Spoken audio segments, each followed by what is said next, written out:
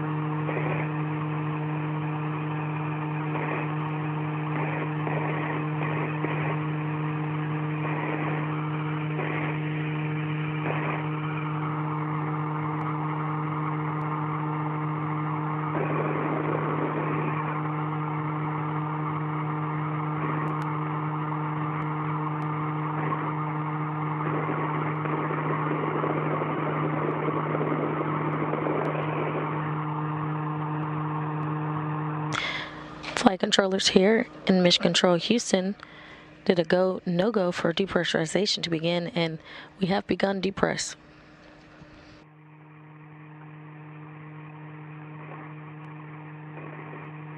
The depressurization of the airlock will be done in a two-stage process. First, they'll take the crew lock down to 5 pounds per square inch of pressure, at which point depressurization will be paused to do a systems check. Following this, depressurization will resume and continue all the way down to vacuum.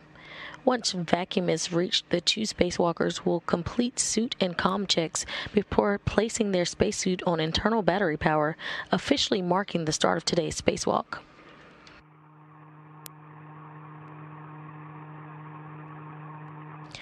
A U.S. spacewalk start and end time is measured from the time the crew places their spacesuit on internal battery power all the way up until the time repressurization occurs and they're back inside the crew lock following completion of their spacewalking task for the day.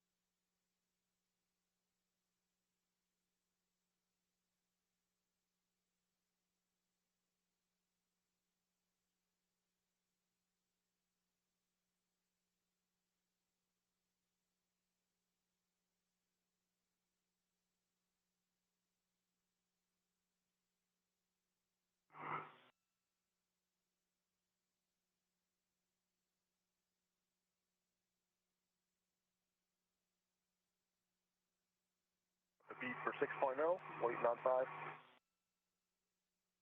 Copy.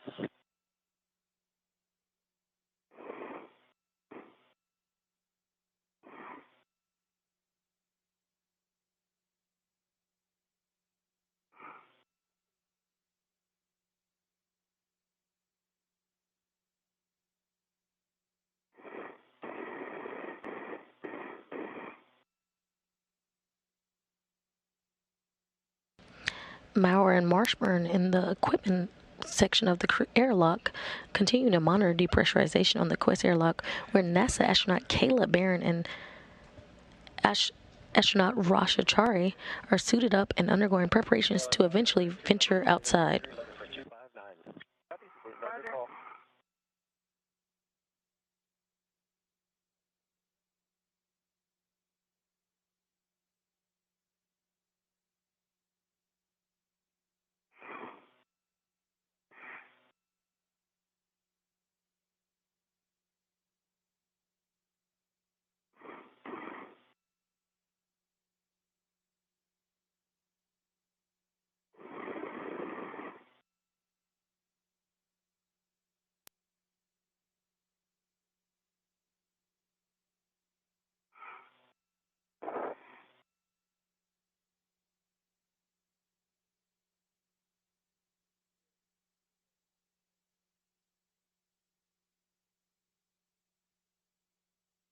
Crew is currently at 5.5 psi inside the crew lock. Again, they will pulse around 5 pounds per square inch and begin system checks.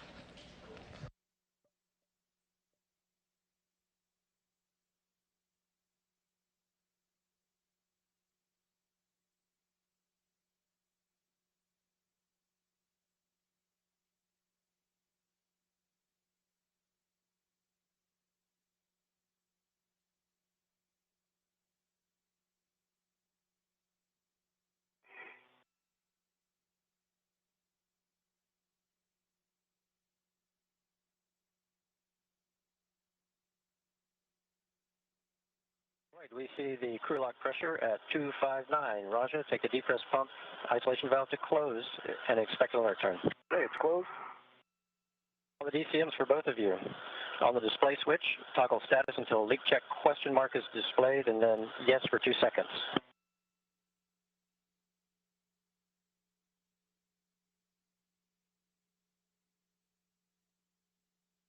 1, 2 leak check wait. EV2 leak check wait. Copy, and you'll just continue to follow the displayed instructions. Roger.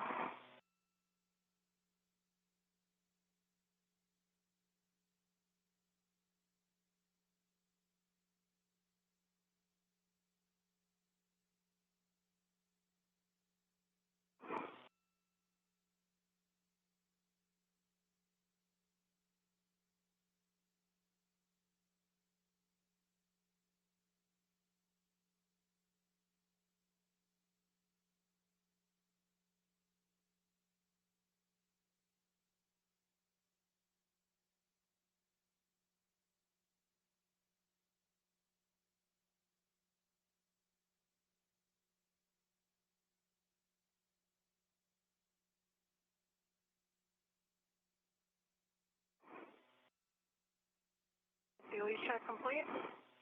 Set O2 actuator to EVA, and that's in work. And EV2 leak check complete, and working on the EVA O2 actuator. Copy, 2 good leak checks, standing by for O2 actuator to EVA.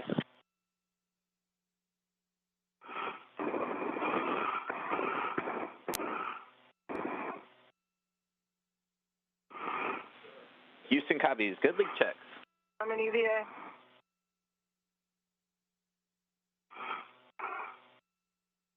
Copy, Kayla, you're in EVA.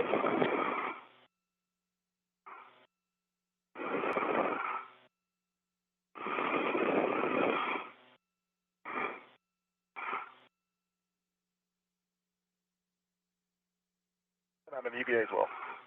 Copy, 1 and 2, both in EVA. Roger, take the depress pump manual isolation valve to open and expect an alert turn. Am I? Work.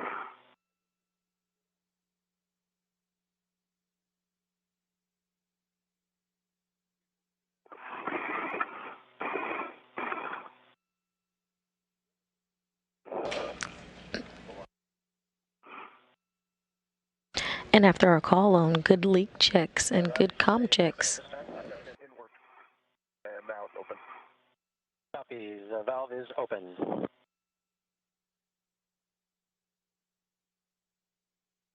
and after our call on good leak checks and good comm checks, the crew inside the crew lock will continue depressurization. Gauge remains less than 5.5. Let us know if it's not. Roger. Copy. Your next step will be at 2 psi.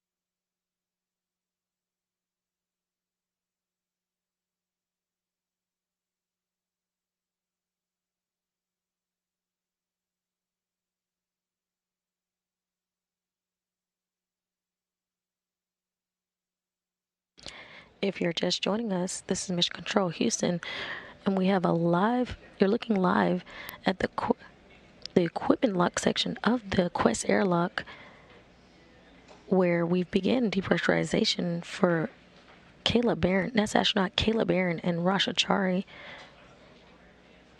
in order to begin the 247th spacewalk on space station assembly, maintenance, and upgrades. You're currently looking at Matthias Maurer of ESA, or the European Space Agency, and Tom Marshburn of NASA in the equipment section, continuing to monitor the depressurization of the Quest airlock, where NASA astronaut Caleb Barron and Rasha Chari are suited up and undergoing final preparations before they head out of the station's hatch today for today's spacewalk.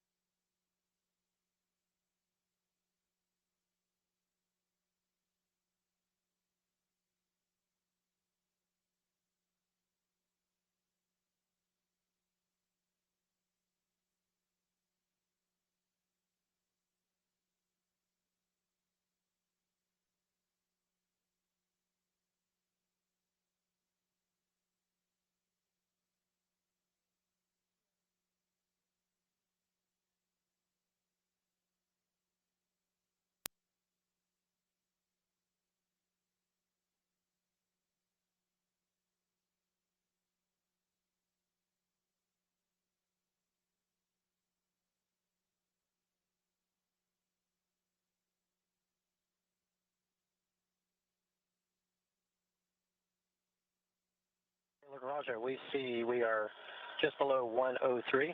Roger, you can take the depress pump manual isolation valve closed. Great, it is closed. Switch on the UIA, the depress pump power to OFF. The depress pump on the UA is off. Copy off. Report your initial tether configuration for egress. Roger, if you could move a little to your right. Copy. All right.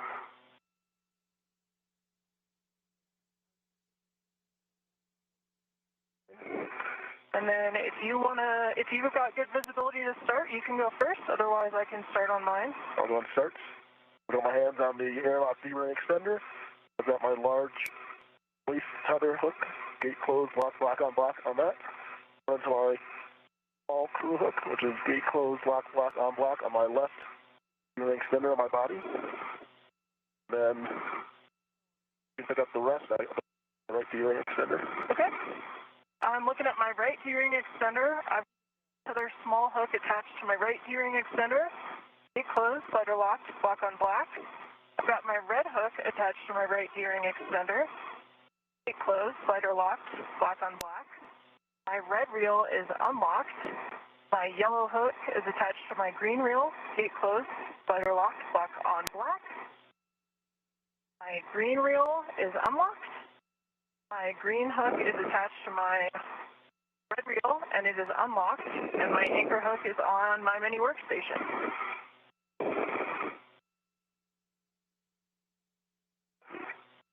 Come back my side here. And Roger, I might be able to help you out with some of that if you need it. I've got my eyes on my right waist ring, the right D-ring extender. On that, I see a red and white striped crew hook, gate closed, lock, block on black. Run to a red reel, which is unlocked. That's the top of that red reel is a green crew hook, which is unlocked. The yellow hook from the red reel is attached to the green reel. Slider lock, block on black. Then off the green reel, I see my anchor hook, which is marked white ED2, gate closed, lock, block on black, attached to your anchor hook, gate closed, lock, block on black. And one correction, it's attached to my waist tether. That's my waist tether.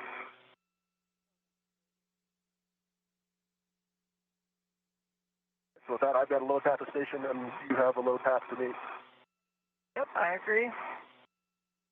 And Houston Station, we see a good initial tether config, if you agree.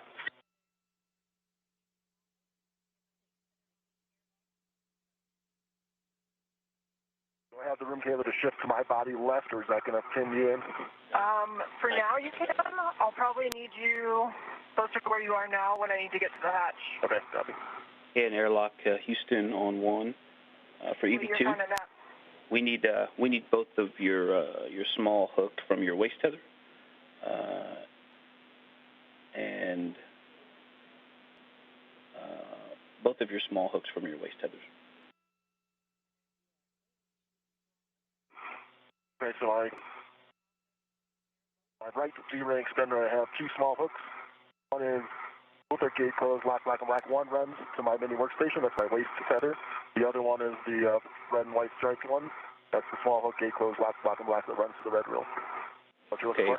Copy. Yep. Thanks for that. And then also the small hook on there is a waist tether on the airlock D-ring extender. Yep. Yeah, I gave you that earlier, but sorry. The airlock D-ring extender, I have running to a large hook, gate closed, lock, block, and black, and the other end of that runs to my left D-ring extender, small hook, which is gate closed, lock, block, on black. And I'm noticing we're kind of got these intertwined. Do you see that, Raja? Might be okay. Is this your waist tether? Fine. See how this is like wrapped? Is it okay if I fix that? Yeah, I can't see it from here, but... Okay. What I'm going to do is I'm going to unlock your waist tether small hook from your left D-ring extender and reattach it. Okay.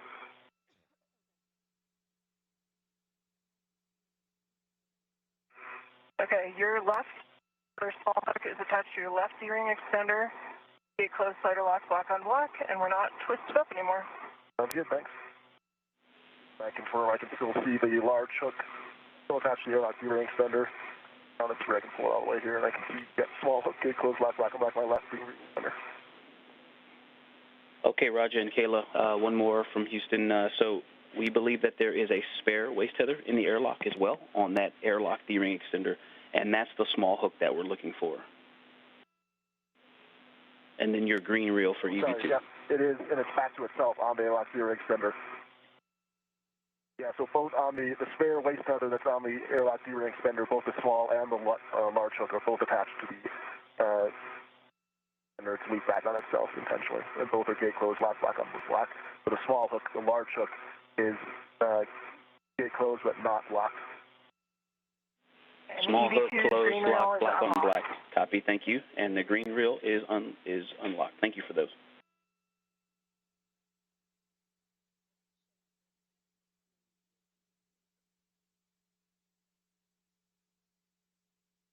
And Houston, from the airlock, if you agree, we'll press on in step 12.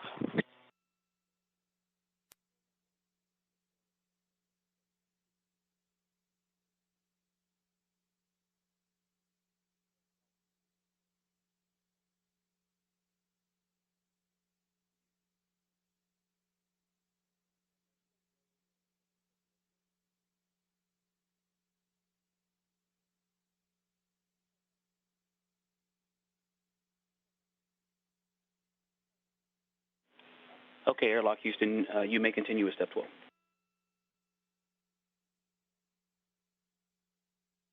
Yeah, we're just waiting for the pressure to come down, and we'll press on. Thank you.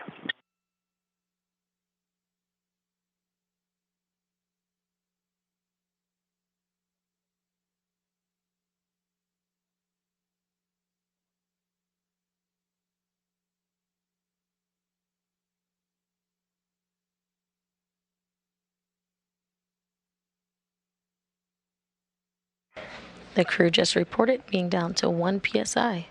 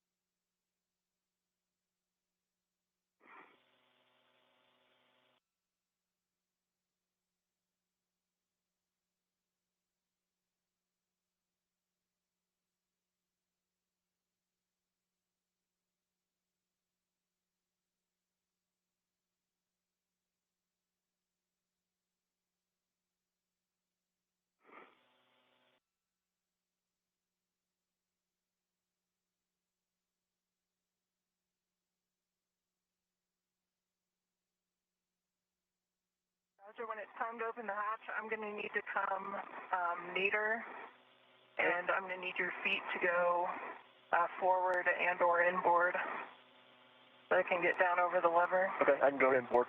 That's far enough. Yeah, that should be okay.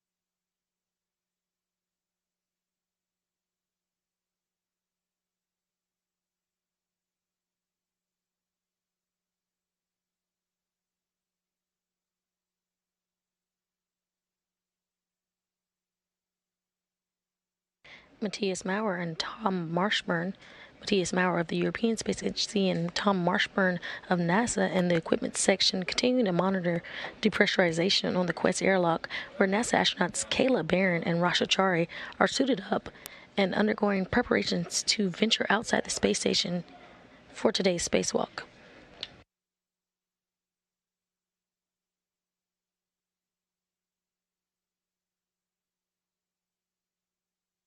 See .6 on the hatch gauge.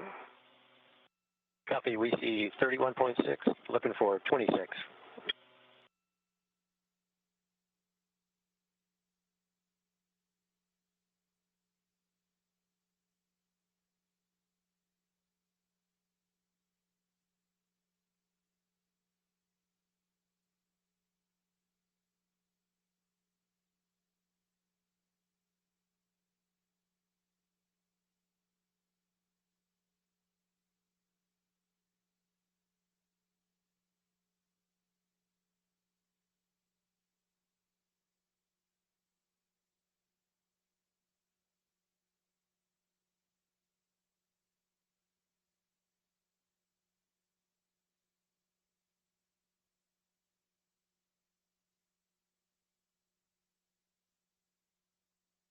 Once at vacuum, we'll look for a call that will say that they've switched to internal battery power. This call will be the official start of the spacewalk this morning.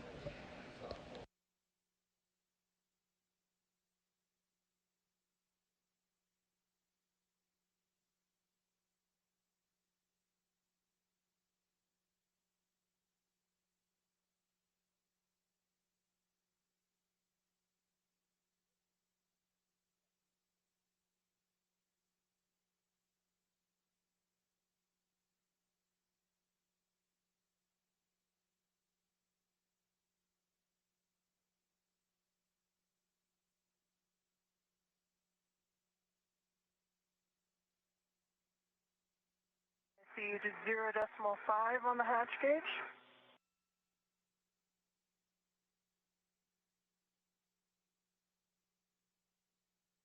Copy, we see 27, looking for 26. Okay, I'll stand by.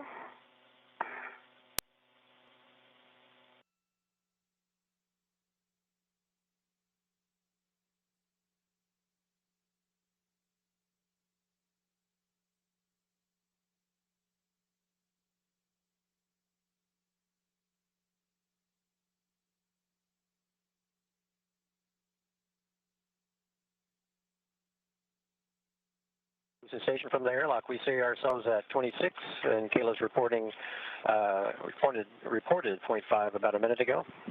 I just want to double check with you. We're good for EVA hatch open. And airlock, you have a go for EV hatch open.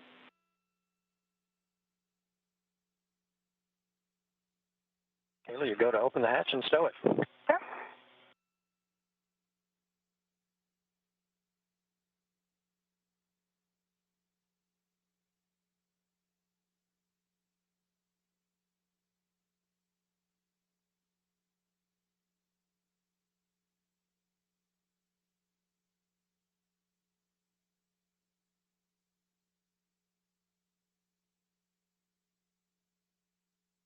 So do you think you can roll onto your side a little bit? Which way? So that you're facing aft?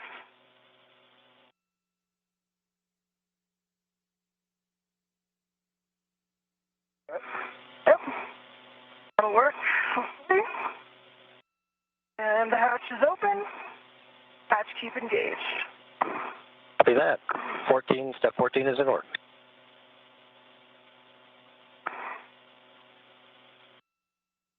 Houston Station emergency IMPAF is closed. Kayla, Raja, Godspeed and have fun. And over to you, Houston.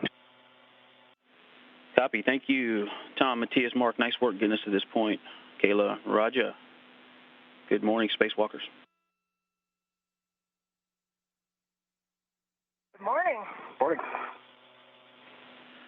All right, we're picking up with the post-depress on your DCMs. Switch power to bat and stagger switch throws. Expect a warning tone.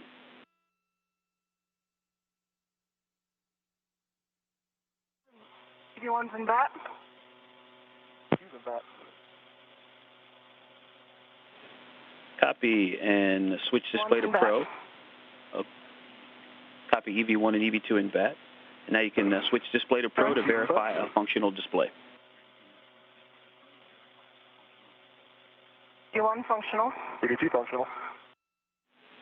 All right, good news. Roger, on the UIA, switch power EV1 and EV2, two switches to off OFF. The power 1 and power 2 are both off. And check power EV1 and 2 LEDs, 4 LEDs total OFF. All 4 LEDs are off. Okay, EV1, EV2, you can demate the SCU from the DCM and install the DCM cover and then stow the SCUs in the pouch.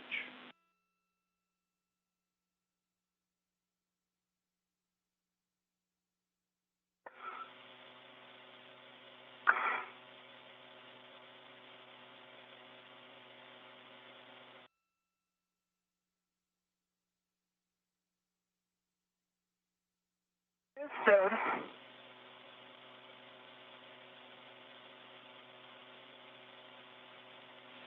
Copy, EV1. EV2, it's off. Still working on stowing it. Copy and work, EV2. EV2 is off and stowed. Copy, EV2. Confirm you're both ready to move on. They're stowed in the pouch. Ready. EV2 stowed in the house, ready. Okay, Roger. Check the depress pump man ISO. And at 7:12 a.m. Central Time, 8:12 a.m. Eastern, the 247th spacewalk in support of station assembly and maintenance and upgrades has begun. Bear and Chari now will work to open the thermal cover and make their way outside the space station hatch to begin their work for the day.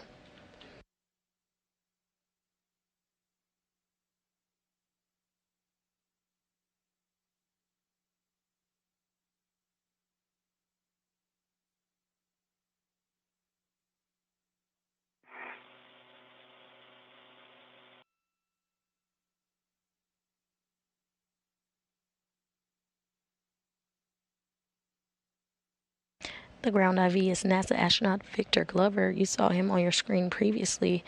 You're going to hear his voice as he speaks to the crew about the International Space Station. He'll be filtering information from the teams here in Mission Control up to the spacewalkers today. EV1 and EV2 max hot. Now you can switch water on, ON.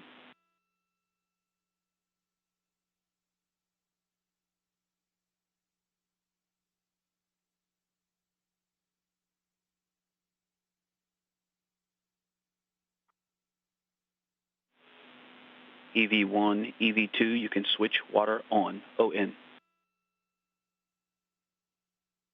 One, water is on, ON. EV2, water's on. Check your DCM blank and bite light off. DCM blank, bite light off. Two's blank and bite light off. Copy. Now you can set your TCV as desired. Let us know where, please.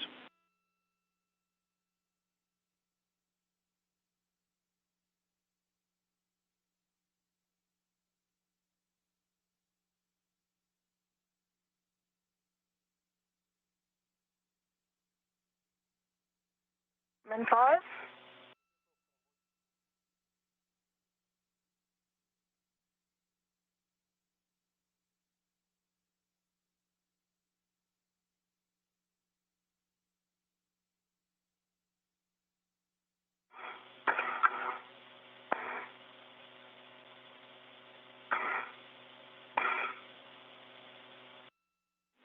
And copy EV1 TCV to 5. And EV2's TCV 5. EV2's 5 also.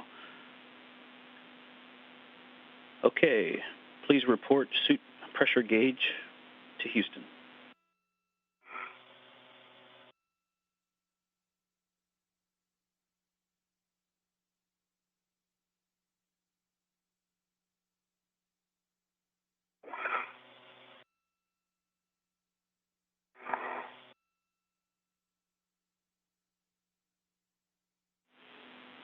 And EV1, EV2, report suit pressure gauge. EV1, 4.2. To 4.4. Copy 4.2, 4.4. Okay, set your visors as required. It is currently night. You're 10 minutes from sunrise and about to pass off the west coast of the United States. Roger that, my visor's up for now. Visor's up, my lights are on. Also have my lights on.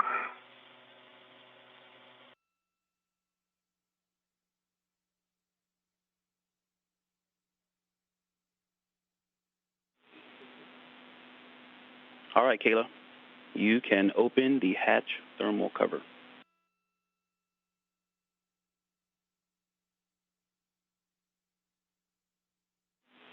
And I've got some detailed steps if you'd like those. Ready to open the thermal cover? Hey, firm, you have a go to open the thermal cover, and I've got some detailed steps if you need them. I think I got it, but Roger, could you either rotate onto your right side or your feet are kind of blocking my access? I need them. Show them if that's okay. There you go.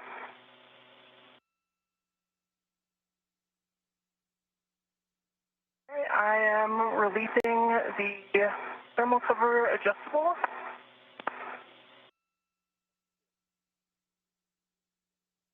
Hold it first.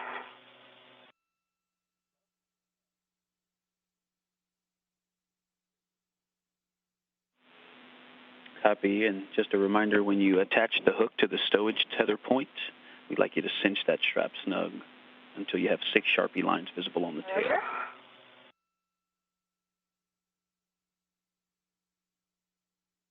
Right on the stowage point and cinching it now. 6 lines. 6 lines, thank you. Thermal cover's open. Looks great. When you're ready, you can egress the airlock. We recommend you position forward on the circular handrail. Okay, it works.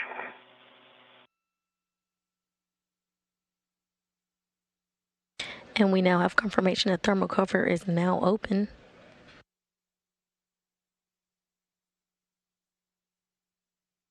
Baron and Chari working to egress the space station.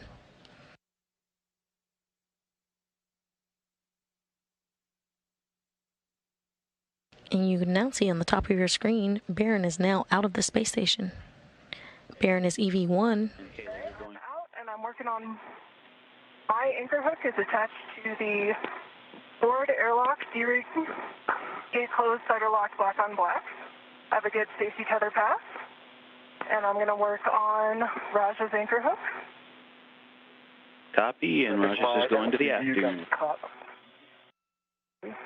Just working on repositioning my FPU. I got snagged. I think I'm the way out. Make sure I can get to it later.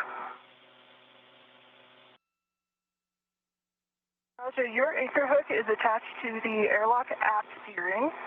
Gate closed, slider locked, black on black. When ready, you have a go to release your waist tether. Copy. I've got to go to release my waist tether. Let me fix the FPU here first, and I'll work on that. Okay, copy that. And Kayla, please turn on your HECA. That's going to work. Goes on, green light.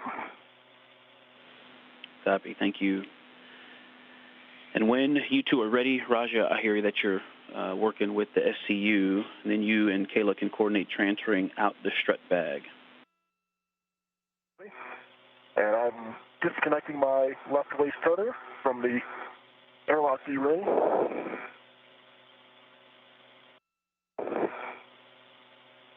And moving up to the strut bag. Okay, yes, and you're going to transfer the strut bag out to Kayla. And Kayla, when you receive the strut bag, you're going to stow it on your BRT with the tape side of the handrail toward your feet. Roger. And Roger, I got visibility under the airlock hatch. I'm ready to help guide it through. Okay.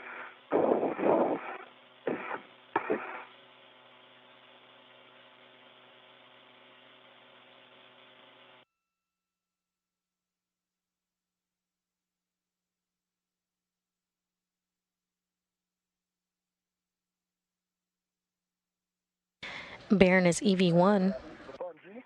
See if I can get the handrail towards you, and then I'll try starting it down there.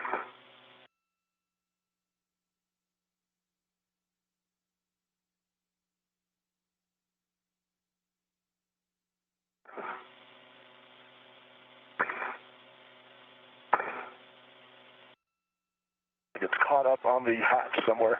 Okay.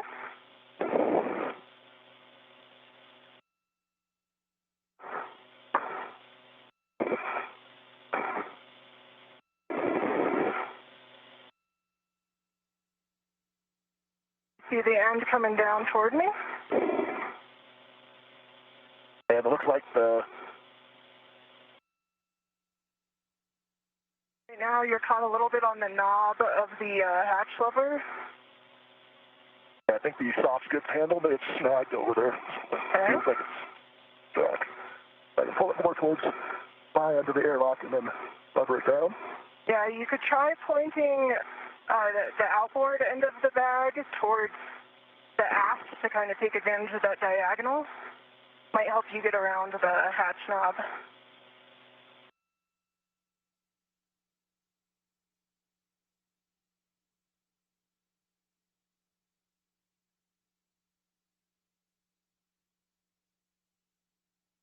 I could come back in a little bit if that would help, Roger. I'm trying to...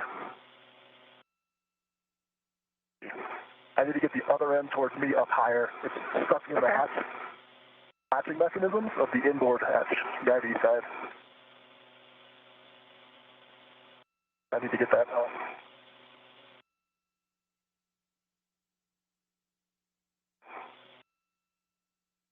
I'm going to try reaching my hand up to see if I can help you, Raja. Yeah, if you can push the whole thing up. The whole bag up?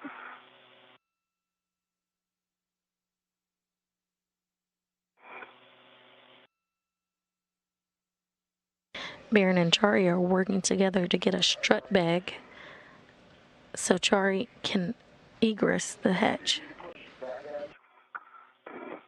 ISS aft. Okay. And that will give us more diagonal. There you go. Okay, now let's see if I can free it up. All right, there we go. Progress. Okay, I'm going to get a little bit out of the way here. And you should be able to work that out here. Yep. All right, I don't think I have the handrail the right way, but I can hold it in position here to get you rotated. Okay. Let's come out a little bit more. Try to get a hand on it here. Okay, let's pause here. Okay.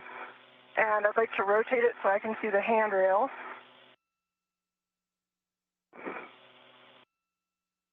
Okay, I see the handrail. Now, Roger, I'm going to put my BRT red on it. Ready? I'm not going to try to catch the one that comes back because I don't have eyes on it, but once it comes back in, I'll try to get it on the airlock ring extender. Okay.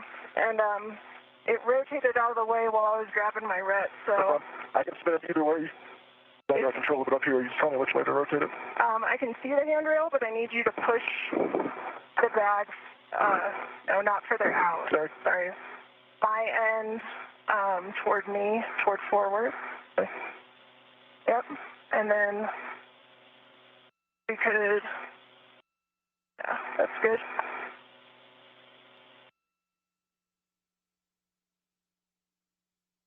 All right, I've got my BRT red on it. Two options, Roger. If you can reach the ret, you can remove it now. Otherwise, let's bring it out another foot or so, and I'll take it off. I can't get to it. It's on the other side of the bag for me, so I can bring it out more. Bring it out more.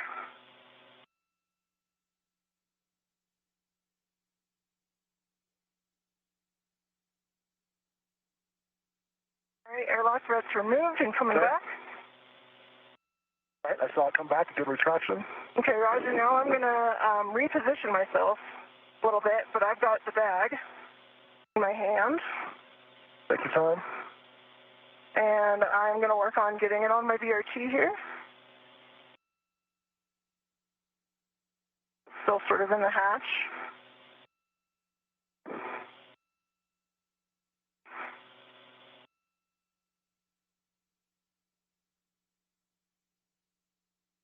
I've got it on my BRT, so I'm going to pull it the rest of the way out.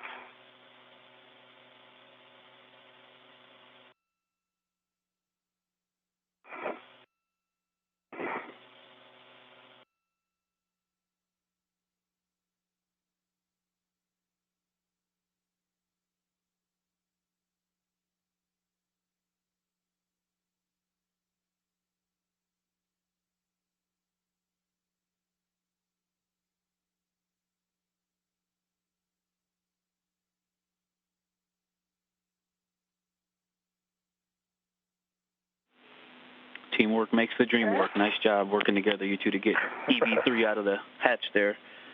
And Roger, I heard you grab. Yeah, I heard that you grabbed your waist tether off that D-ring extender. So the next thing you're going to do is wait for Kayla to give you a go to egress, and then retrieve crew lock bag 1. Copy.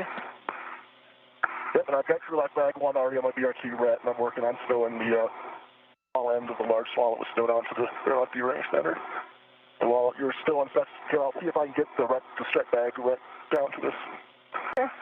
I'm going to change the orientation on my BRT in the jaws just because it doesn't quite want to stay where I want it.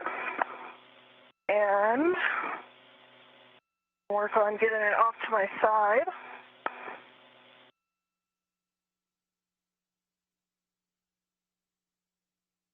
Okay, if I come out partway with my legs, yep, you're go to come out, Roger.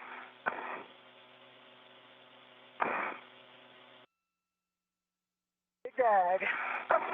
Okay, and I have the small ret that was holding the strap bag that's also attached to the airlock D-ring extender for when you come back. Okay. And Roger, on your way out, there's a depress, repress cue card that's kind of thrown behind the hatch. You have to turn around. I don't know if you're able to, yaw around. It could come out to your waist. I think I see it. Yeah, if you could feed that back in, probably shouldn't have even had it out.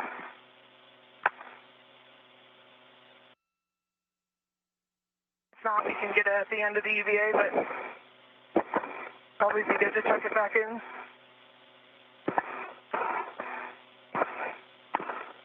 And the sun's coming out, Roger, if you want to put your visor down. Okay, thanks. I'm going to increase my cooling a little bit.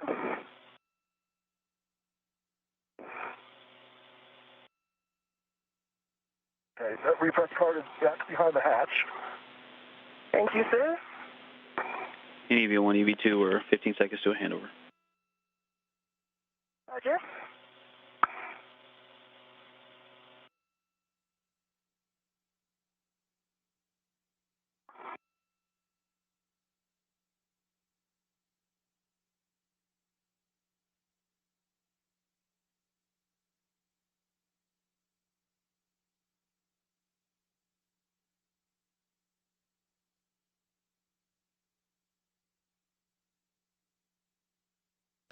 And we're currently in a brief handover between satellites, which you're currently seeing International Space Station Flight Control Room. Right here. Right, I'll move away from you.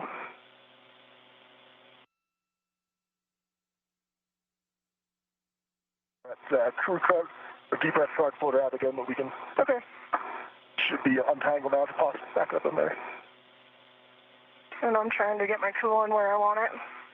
I'm a little bit too far on it. So I'm going to my crew lock bag set up.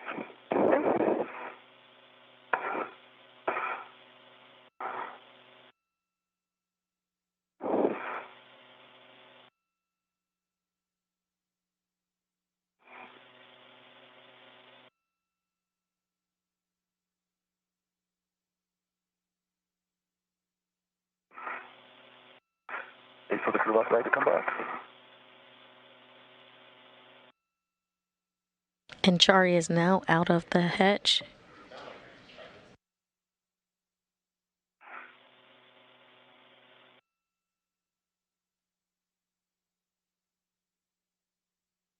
Baron EV1, or extravehicular crew member 1, No problem. is wearing the suit with the red stripes. Chari is EV2, and he's wearing the suit with no stripes.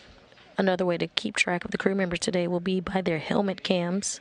Barron has helmet cam number 22, and Chari has helmet cam number 16.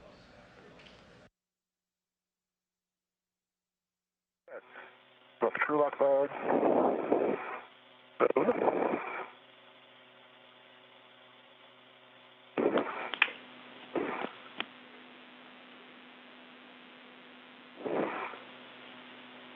Great to see it online, Mark.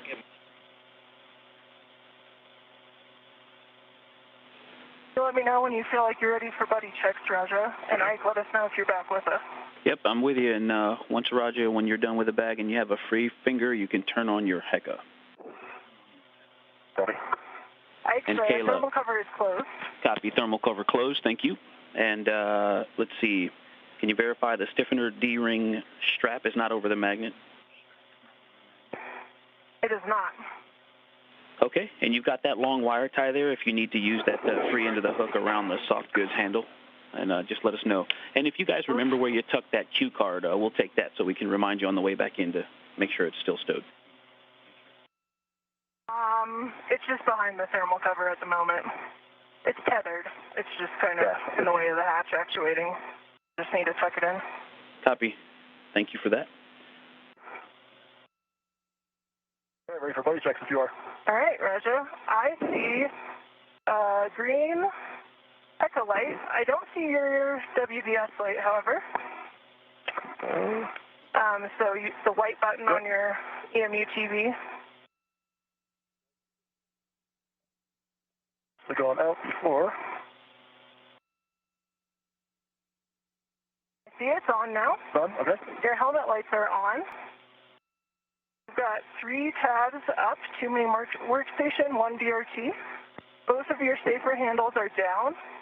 And you've got the crew lock bag on your BRT. That looks really like a good position.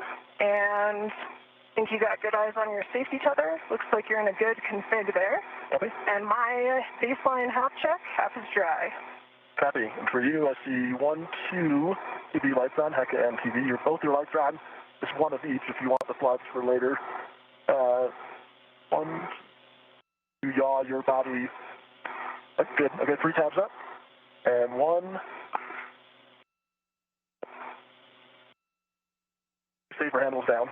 Okay. And the strap bag looks good. It's a little tilted towards your head, but I think that's fine. And then wider at your feet, but it looks like a good stable position, tucked in close behind your arm. Yeah, I see it in your reflection. I think I'm okay with how that is. Yeah, I think that's probably better. If that's a little tighter in by your head, so it doesn't snag anything. Okay.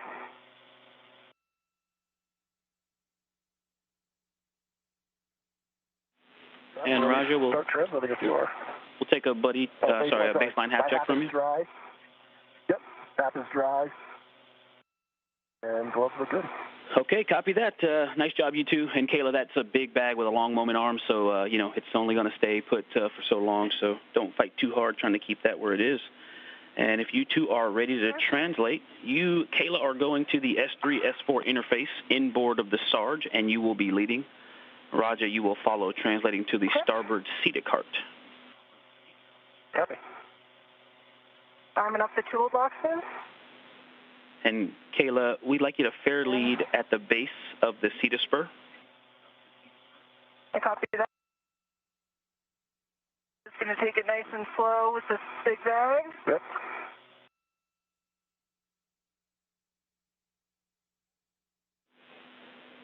Yeah, that's right, Kayla. Slow and steady wins the race. Perfect. And I've got a couple cautions I'll read to you all.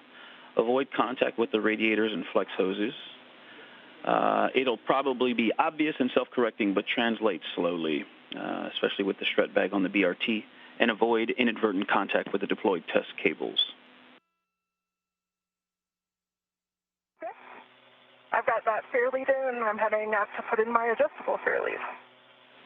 Copy, and that'll be at S0 handrail tree 410 for EV1. And EV2, you're going to do an adjustable at tree 409er. I see 3410. I'll stop here to get that adjustable down.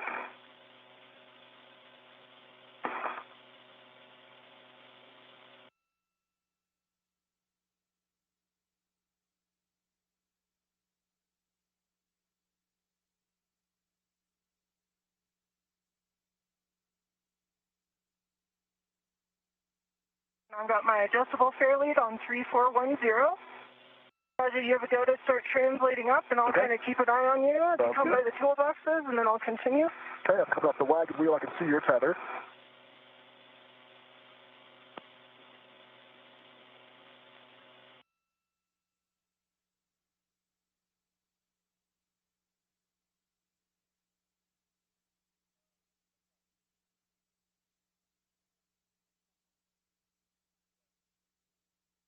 Looking good, Roger. We continue up to the cedar rail. Stay out of your way. Copy. I'll hold to the base of the cedar rail until you're at the top. Okay, I am at the cedar rail. I'm going to start slowly heading out forward, Roger.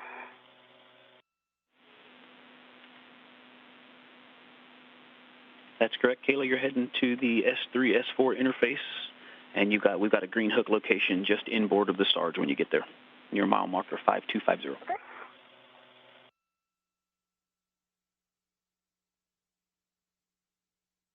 I'm 3409, which is where I'm putting down my adjustable tether.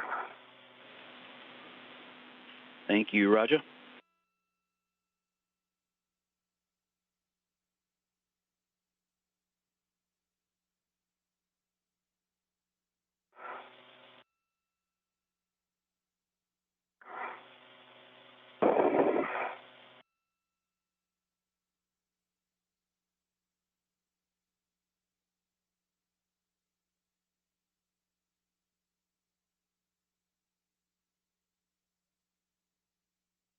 Baron and Chari are currently translating to the starboard truss S4 worksite, where they will install a solar array modification kit. The starboard cedar cart, or correction, port cedar cart, and rotate in underneath it. Nice job. You're looking good. That strut bag is flying formation with you.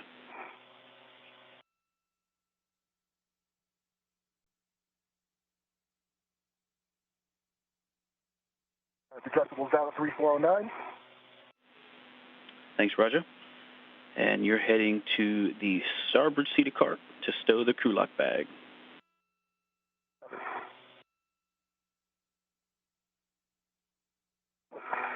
And I'm starting under the MT. I got good visibility on the bag, and it's clear.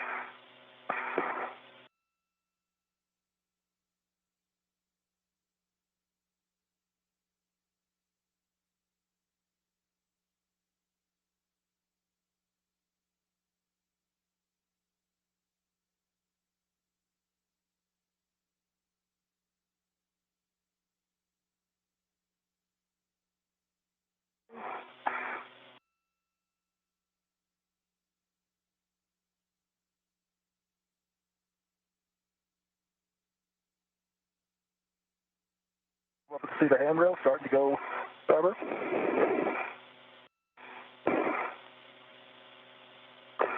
I'm at the starboard cedar cart.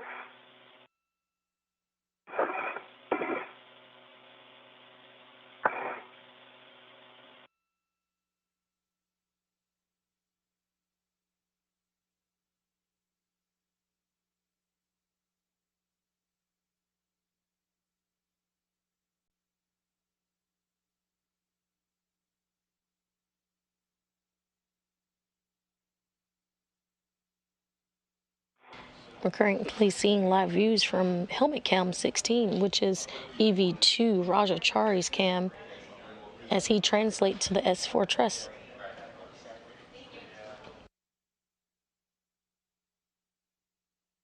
I'm back on the cedar rail, past the starboard cedar cart.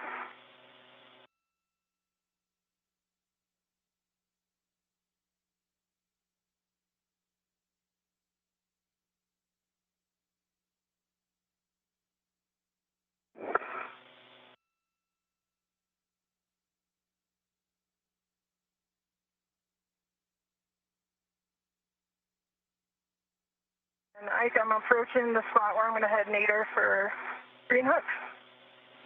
Copy that. Yet just inboard of the Sarge, you're looking for S3 handrail 3060, and yours will be the more nadir of the two vertical handrails there on the nadir side of the Sarge. All right. I see 3060. That is your green hook location.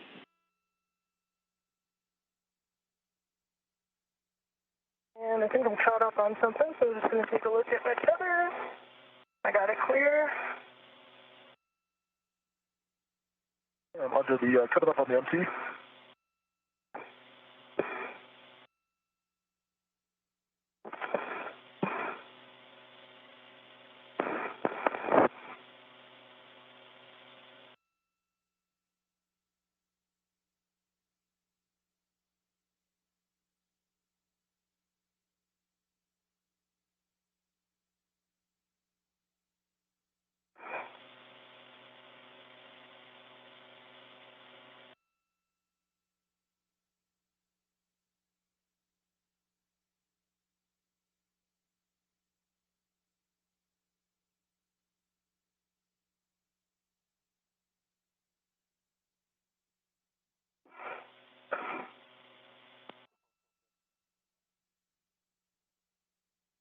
All right, my green hook is on 3060. All right, nice job. And now you're going to translate to the 3 Alpha IEA, non-radiator side. So please check your gauntlets in place prior to crossing the Sarge.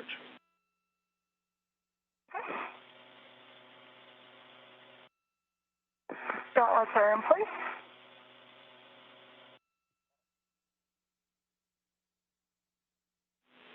Sounds good. You're heading out to the IEA to stow that strut bag.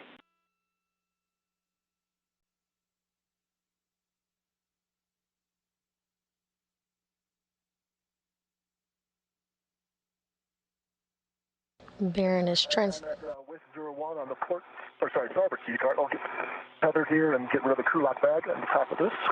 Hey, firm, and just let us know what square grid you drop the crew lock bag on.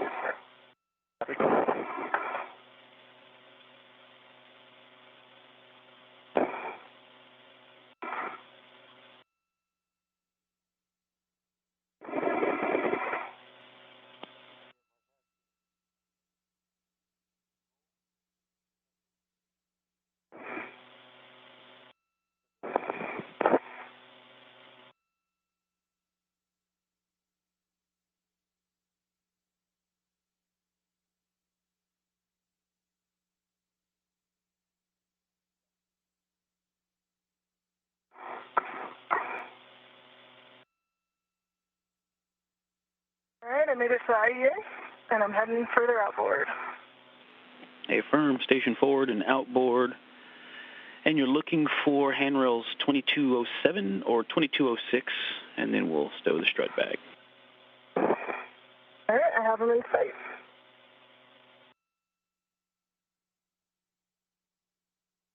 I like the crew lock bags on grid C. Thanks, Roger. Grid Charlie. Now you can retrieve the WIFX and APFR with the ingress aid from WIF 1. Copy. And you're going to stow those on your BRT.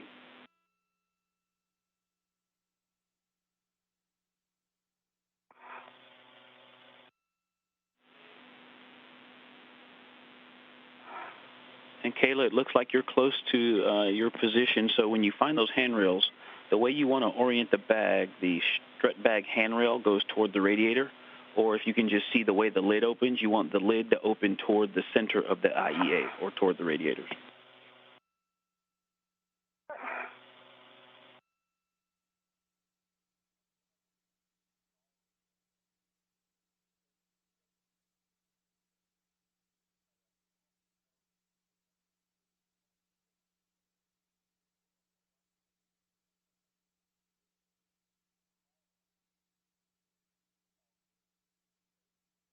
You just heard Baron confirm the strut bag being stowed at the IEA, or the Integrated Electronics Assembly. Kayla, I believe also that means that the tape on the handrail will point toward the mass canister. Copy that. Working on the necessary rotation now.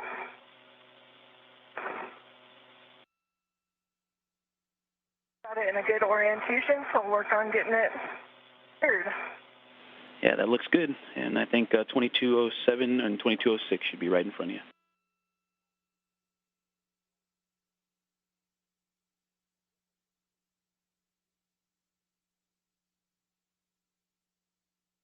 I've got the VRT rent to the APFR, which is locked on the with X, and the with X is in my VRT with the gate closed. Okay, copy that, Roger. And now you're going to translate to the starboard Sarge. And you're going to also, near Kayla's green hook, you're going to drop your green hook just zenith of hers on handrail 3061. Copy, 3061.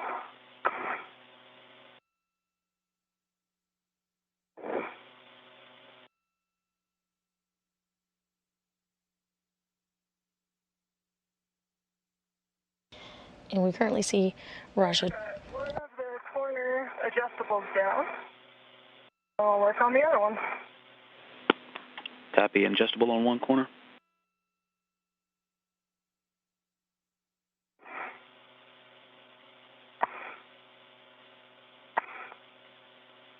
We currently have views as Rajachari translates back to the worksite after retrieving APFR, or the articulating portable foot restraint.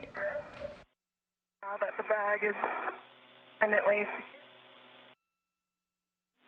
Copy.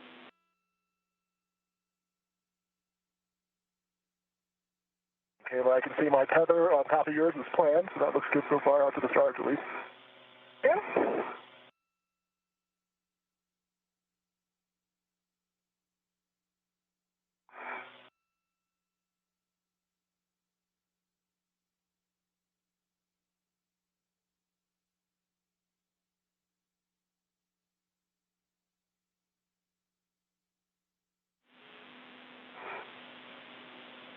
And Roger, I see you approaching the Sarge there, just zenith of Kayla's hand green hook. You're looking for 3061. 3061. Tally 3061. That's not my green hook here. It doesn't work.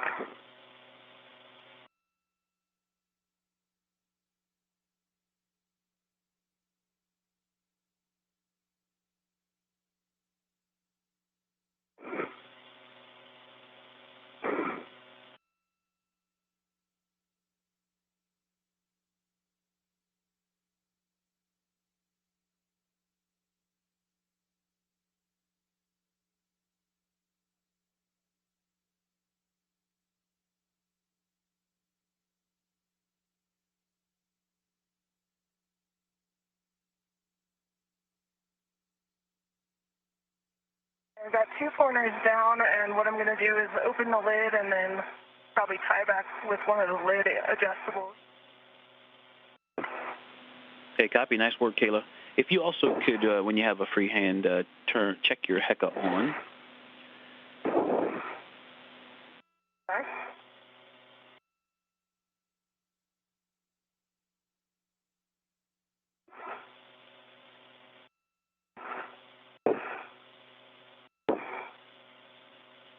Got a green HECA light.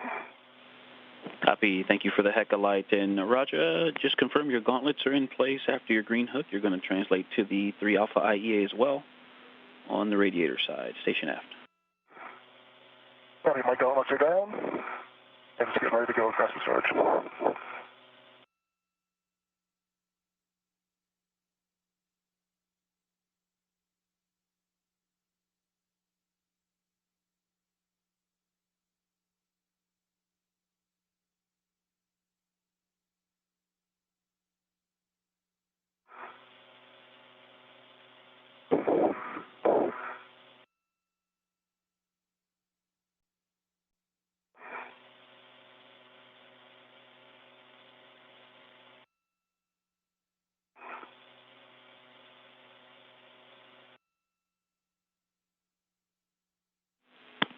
All right, we've got a great camera view of both of you, and Roger, you're just going to head over over the zenith side of the IEA, station aft.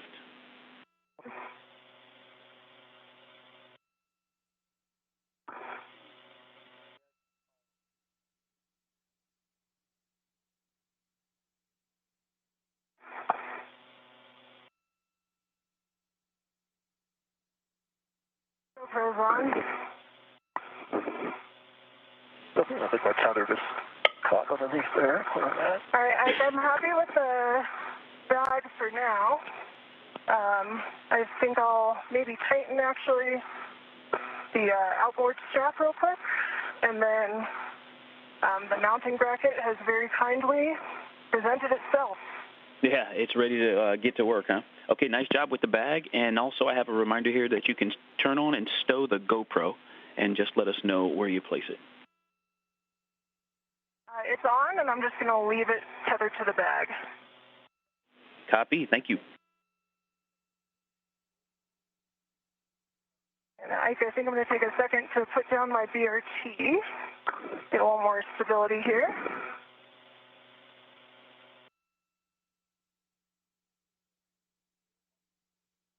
Get that mounting bracket back over here.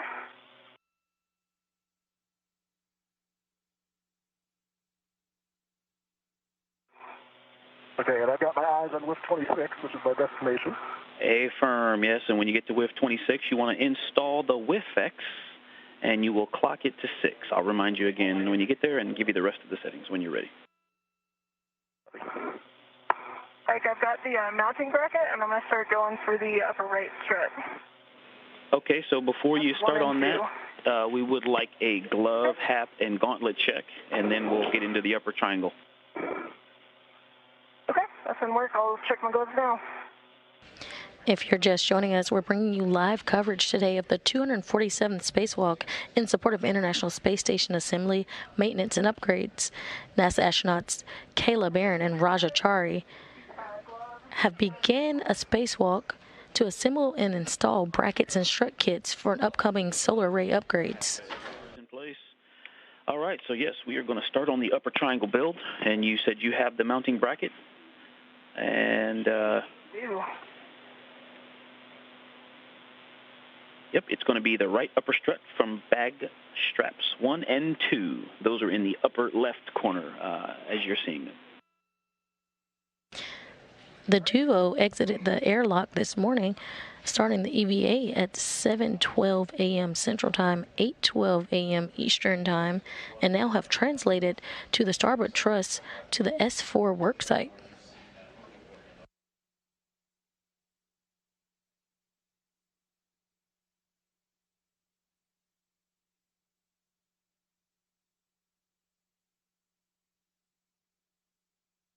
Marion and Tari are now taking struts and brackets out of their stowage space and will begin the build out for the mount.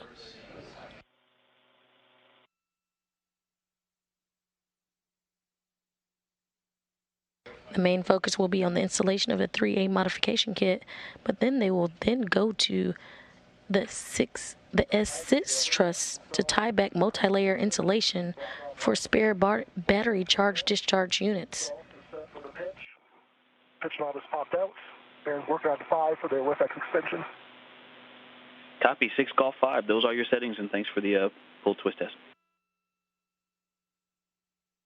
This is the 4th set of brackets, first one on the starboard side of the vehicle.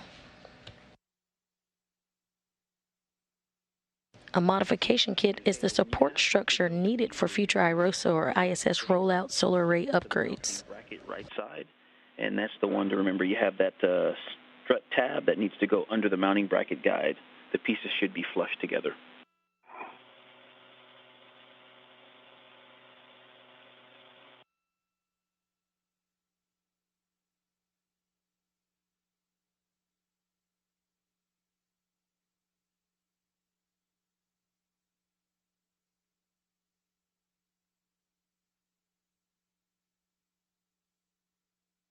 You'll hear some acronyms today. I'm sure you've heard BRT. Before I do the Golf 5, I'm thinking maybe I'll set up the APFR settings just so it's easier to reach it. Okay, copy that. Settings 12, Tango Tango, Fox 12. 12 is set.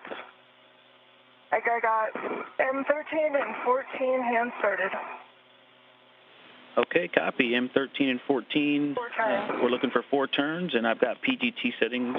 Actually, you've already hand started them, so Next, you're going to retrieve the left upper strut from the bag, and that's the one on the right side, straps 3 and 4.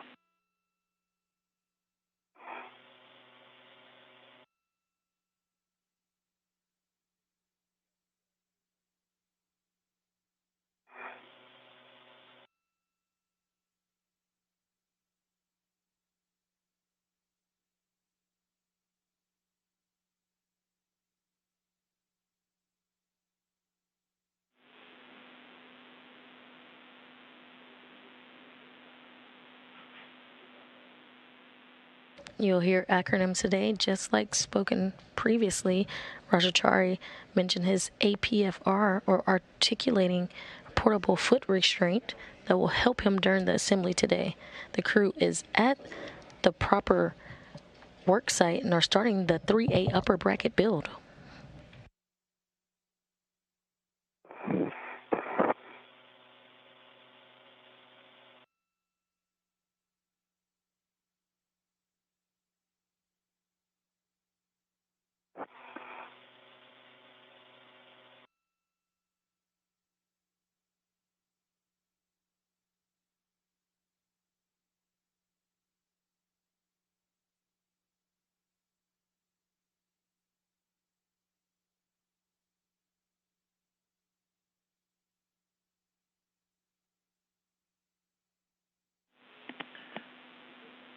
And Raja and Kayla, I've got a warning for you here just about the strut builds. The misaligned or fractured pit pin spring may present a sharp edge. Inspect pit pins before actuating, please. Roger. Copy.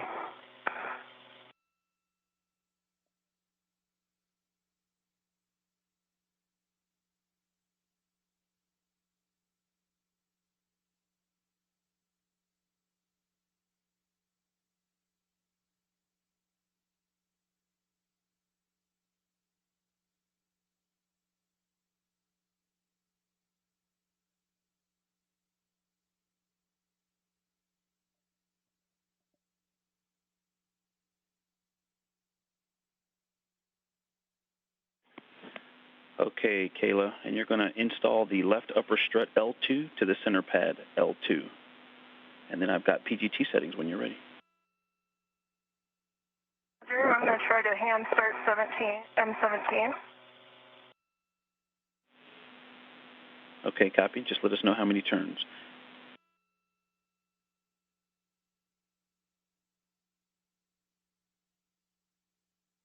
The APFR is 12, Tango, Fox 12. I have not done the WIFX extension yet. I'm going to get my BRT right off there first. Untangle with my safety tether, then I'll work on the WIFX extension. Okay, copy that. And for the APFR, please verify that pitch knob has popped out. It did pop out. Yep, good news. Good Took news. a little bit of course. Okay, All right, copy. I'm hand started one turn on M17. Copy, one turn M17. PGT settings are Bravo 1, clockwise 2. Roger.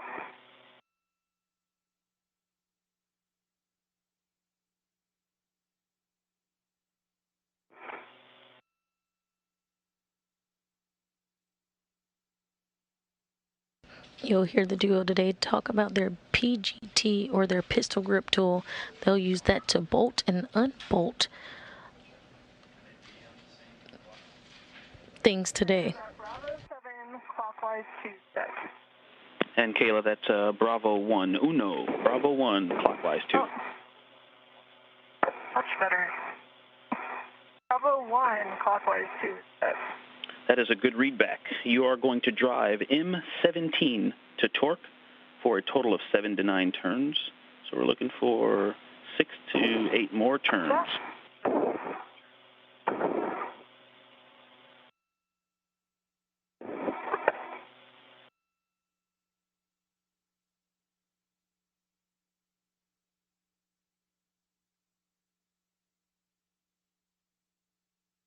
Via Kayla's Barron's helmet cam. I have 10 additional turns, black line flash, green light, 11.9 for torque. Copy, 11.9 on the torque. 10 additional for 11 total turns, and the black line is flush. That is a good bolt to M17. Okay, now, I know we just drove the bolt on the left upper strut, but once your PGT is put away, you can release the ret from the right strut. The ret from the right strut. Understand. That's going to work. And Kayla, if you can see my, I think it just spun up above my helmet. I'll try to come down a little bit and clear it while I was rotating around the WIFAX here. I see it.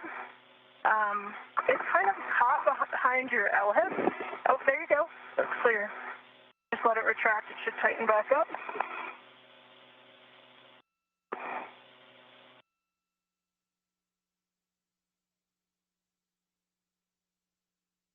And EV1, EV2. Removing the ret from the upper right strut.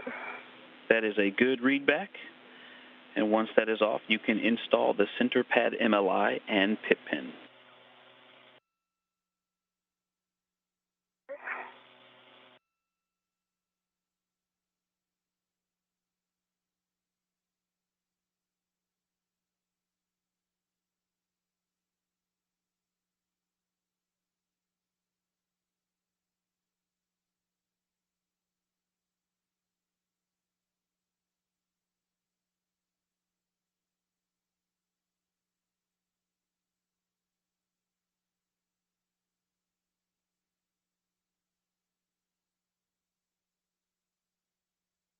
Installed, working on MOI.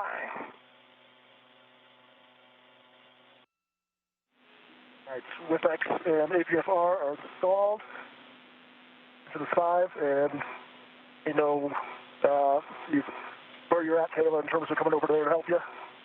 Actually, nice job on the APFR and WIFAX. Raja, we need you to pause. Just give your MEDOX a second, so just stand by and pause EV2. And EV1, will you repeat your last call, please? Pins in place, MLI's in place, and I will move on to M1516. Okay, now we're going to assemble the left upper strut to the mounting bracket. And so we want to install the left upper strut L8 to the mounting bracket left side. And again, make sure that same slide tab is under the mounting bracket guide.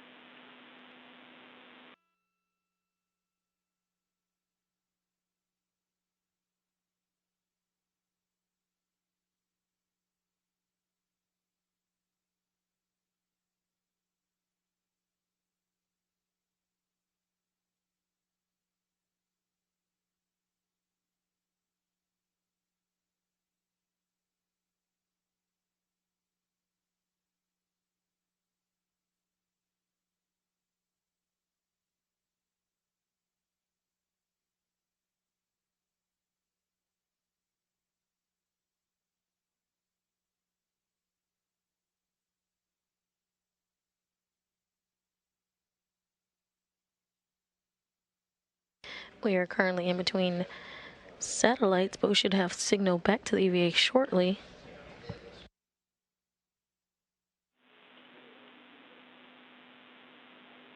And Kayla, I have PGT settings for you when you're ready.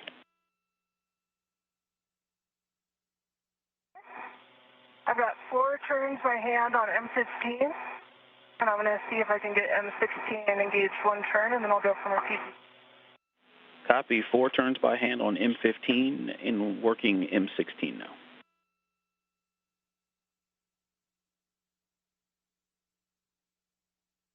Okay, I've got 1 turn by hand on M16, and I'm just going to reposition the triangle a little bit, and then I'll grab my PGT. Copy, 1 turn by hand on M16. Standing by with PGT settings.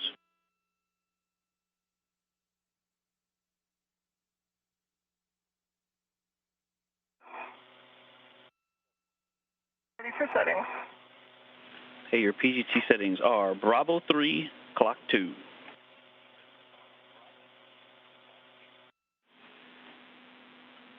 And we're going to drive M16 first. Bravo 3, clockwise 2 set. And starting with M16, you're going to drive 16 and 15 to torque. You have a go. turns. And M16 should be about 25 total turns, so 24-ish more.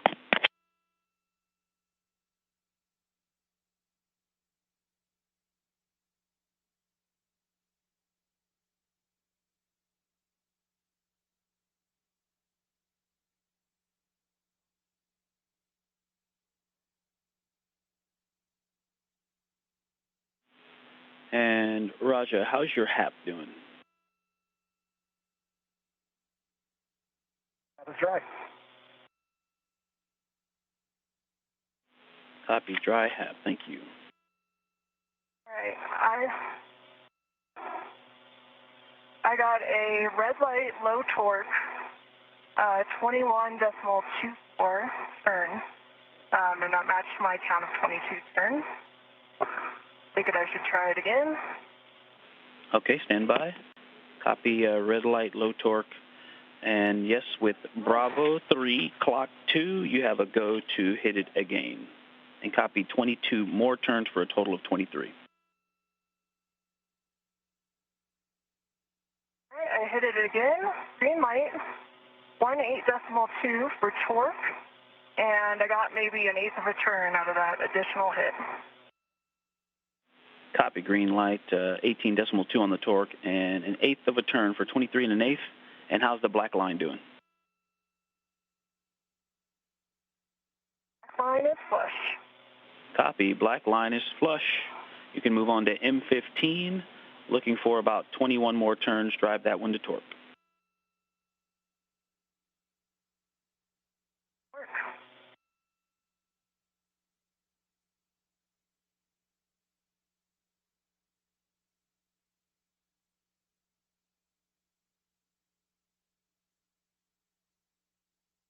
Currently seeing views of Kayla Baring using that pistol grip tool. They'll be using it throughout today's spacewalk. And that is essentially a space drill that is used to help secure and release bolts during the spacewalk. And then we can move over to help Kayla out, building the triangle.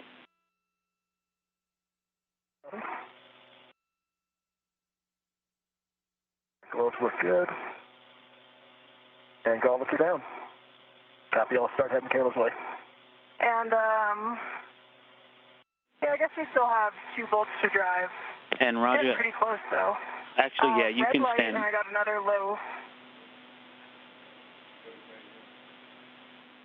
I'll stay here. I can start getting the APFR if you want. Yeah, you can stay there and start working on ingress in the APFR. And Kayla, you stand by. You can go ahead hit it again. Red light, low torque, and that was okay.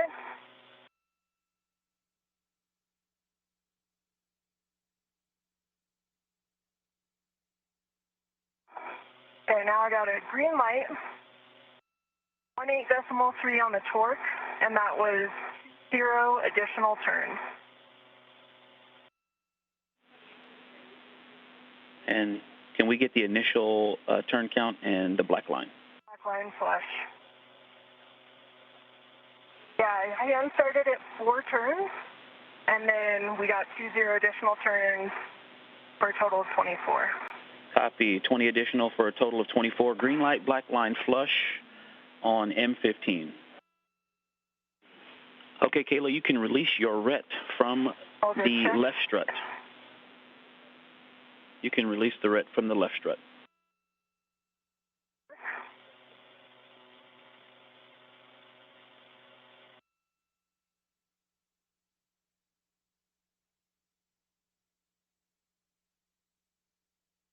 Release. All right, you can install the mounting bracket. Get back to M1314. You can install the mounting bracket MLI. Oh, sorry, go ahead. Mounting bracket MLI. Okay, roger that.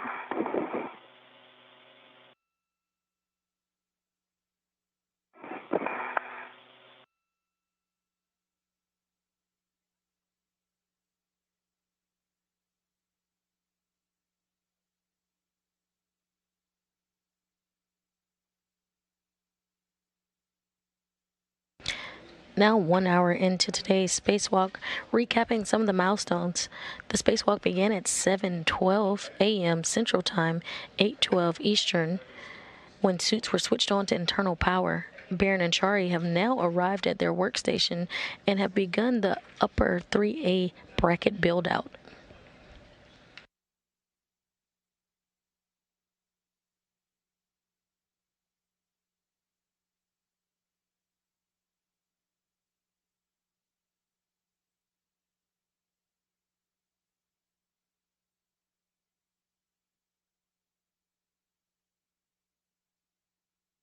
Okay, I think I'm in the APSR too, but there's something behind my left leg though. I'll give you a chance. Your safety cover is between your legs. That's what it is. Okay. Can be a factor for up here when I come back so I can fix it. I agree.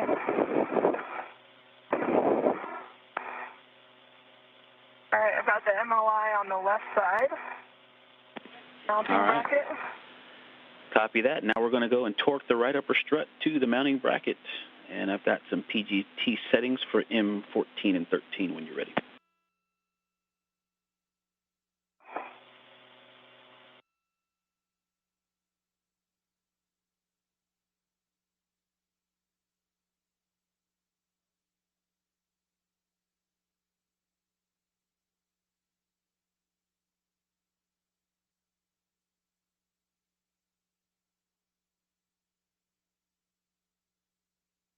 For settings. All right, you're looking for Bravo 3, clock 2. And you're going to drive M13 and 14 to torque in any order.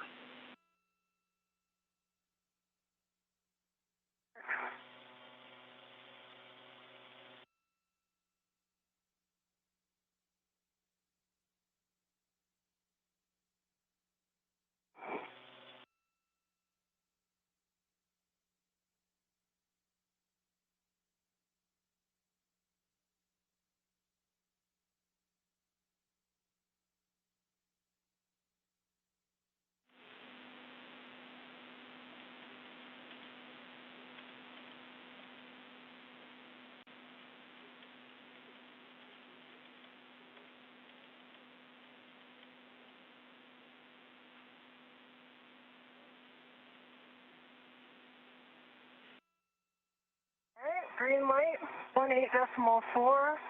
Black line is flush, and that was 2-1 turn additional. All right, on which bolt? 13.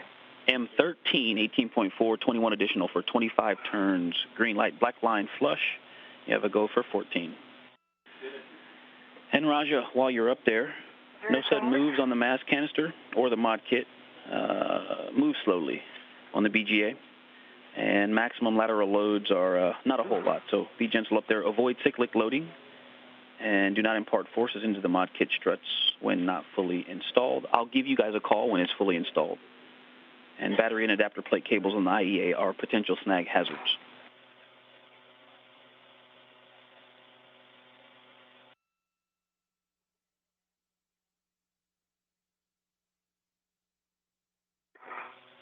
Green line, lights, black line flush, 18.4, 0 turns additional. And I believe I copied 20 additional turns for 24 total green light and a black line that's flush.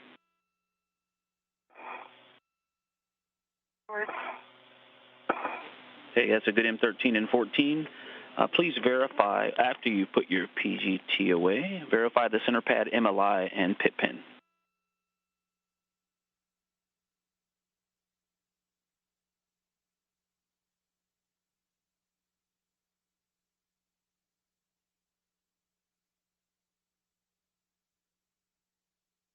Center pad MLI and pit pin look good, and the MLI on the mounting bracket side is in work. Stand by on the other MLI. Okay, stand by.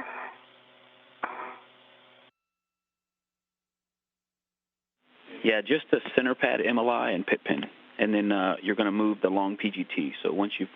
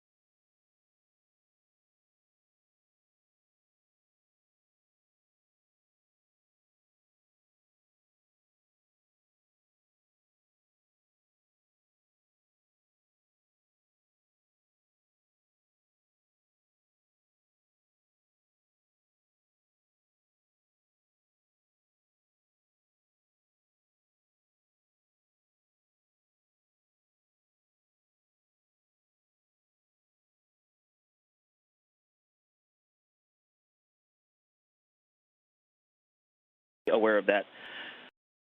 So we're going to set up to hand off the upper triangle so that we can install to the mass canister. Let's see. So now, Kayla, we're going to transfer the upper triangle with the PGT to EV2, and you can leave them on the bag. It's a RET in series.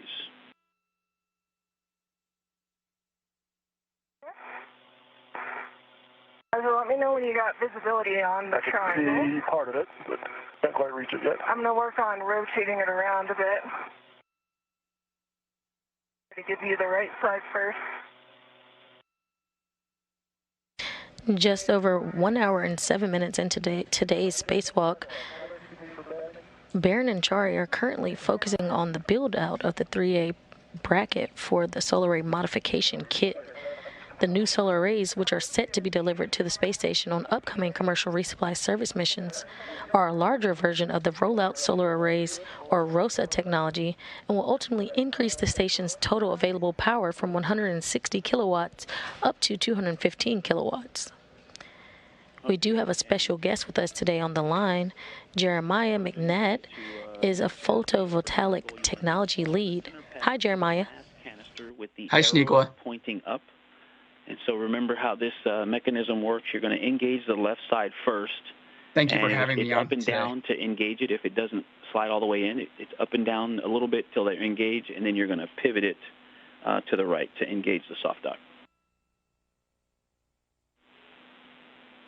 Jeremiah, can you please explain to us what a photovoltaic technology lead is? Certainly. I'm the photovoltaic technology lead at NASA Glenn Research Center, where we do a lot of research and development efforts for new photovoltaic devices through arrays. Actually, and Caleb, my role as the tech the lead PGT, is to oversee all of the projects that we have that we're working on, look for new ideas and new concepts to start to pursue in the future, and then support flight missions such as what's happening with the iROSA arrays and with Gateway and Artemis to photovoltaic systems on the lunar surface. That is amazing. And you did mention just now the iROSA solar arrays. Why are they important technology for us right now? ROSA and the iROSA arrays are super important. As you said at the beginning, they're going to add more power to the space station. The ROSA arrays were developed over the past 10 years or so, and we've seen in the past couple years demonstration on space station, and they were just used on the DART mission. And the benefits of ROSA is that you can store a lot more solar array in a much smaller package. So the arrays that are being deployed with iROSA are about 20 kilowatts each, and they're stowed in one very small, compact rolled tube that can then be put into different commercial resupply vehicles. So a much easier way to get a lot of power up into space. We're going to continue that when we use them on Gateway, on the power and propulsion element, and also maybe on the lunar surface. Okay, copy, Roger. Good job on getting that soft dock. I've got some PGT settings for you when you're ready. That's awesome, Jeremiah. And I know you mentioned the Gateway. Can you explain a little bit about Gateway and how the technology that you guys are looking at now will help for future exploration in deep space? Certainly. So I'll first talk a little bit about iROSA to Gateway. Okay, and then it's going to be... The iROSA arrays are around 20 kilowatt each.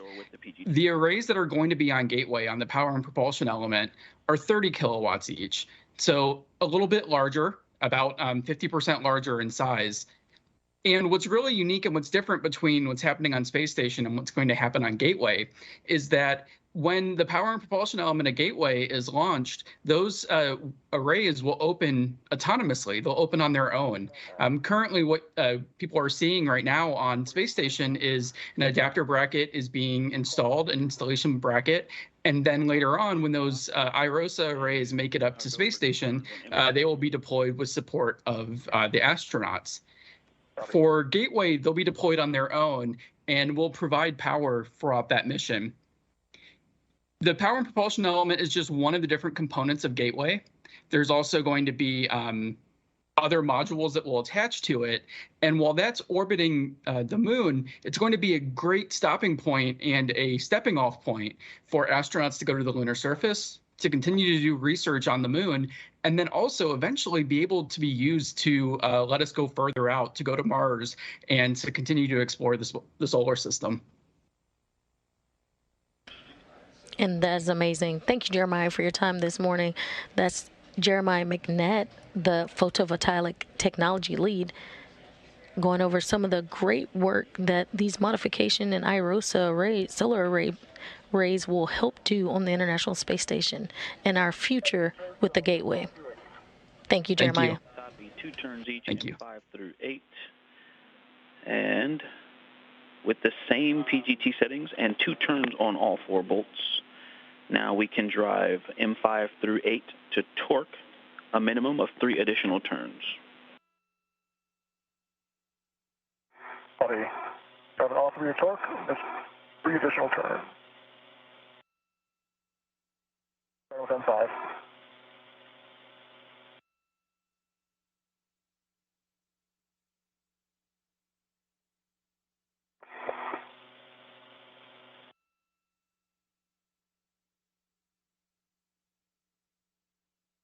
And an update, the crew is complete with the 3A upper bracket build task and are beginning the installation of the center pad to the mast canister. But you guys are already getting some interesting lighting conditions up there.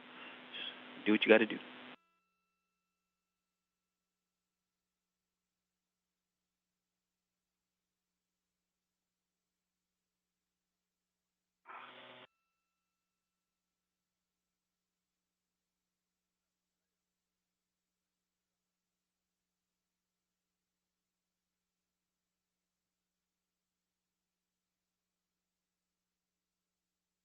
AM5, 4.7 additional turns, good green lights, and 3.1. Copy. Was at 4.7 additional turns, green light on M5.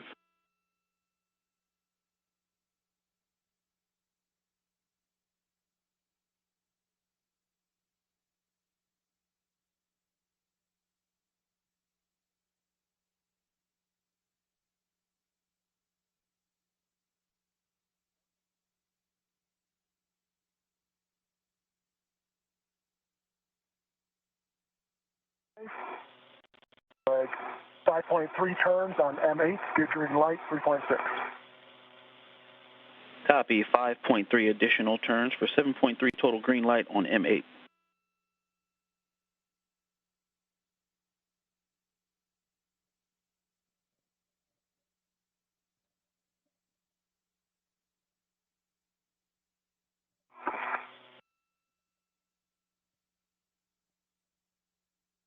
M6, 5.3 turns, good green light 3.8. M6, 5.3 green light.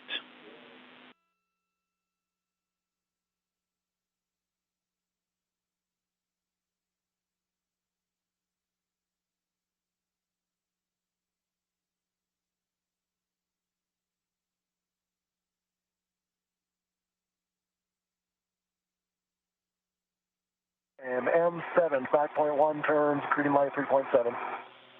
Copy, 5.1 additional for 7.1 total on M7 with a green light. That's a good M5 through 8. Okay, Roger. Now you're going to transfer the long PGT with the RET and adjustable combo from the upper triangle to Kayla.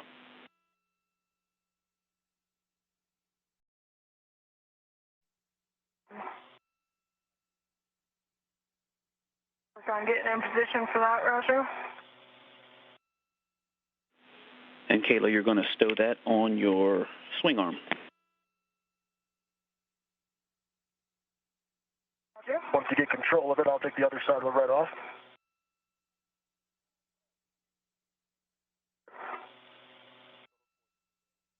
It's above your head.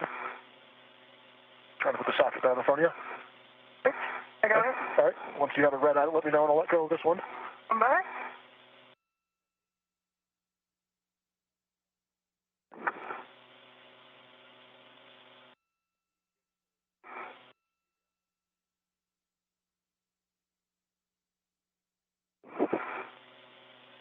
Okay, I've got a mini workstation right on it. Okay.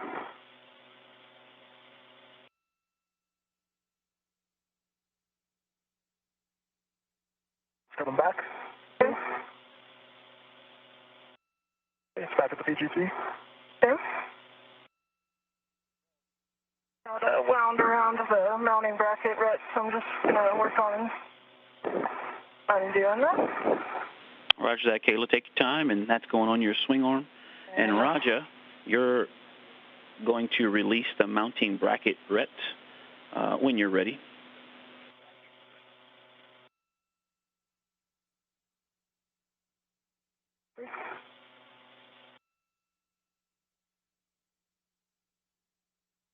Working on my swing arm here. Mounting bracket RET's coming back to the bag.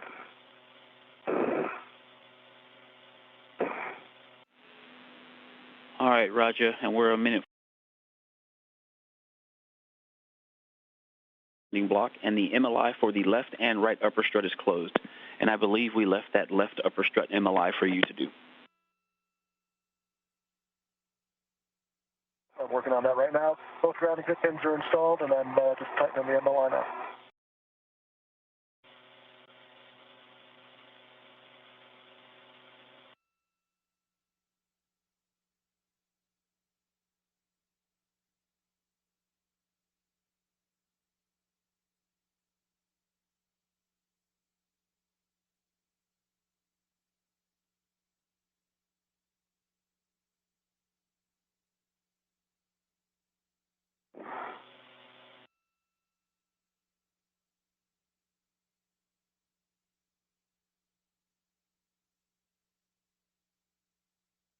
And MLI is closed. I think I'm good to get out of the APFR. Is that correct, Mike? In just a second, yes. Verify the upper triangle is not rotated up. It's not. It is down towards my waist. Copy. And then once you're both able, we'll take glove, hap, and gauntlet checks from you, and then you can egress the APFR and adjust 25 seconds to a handover, and I'll catch you on the other side.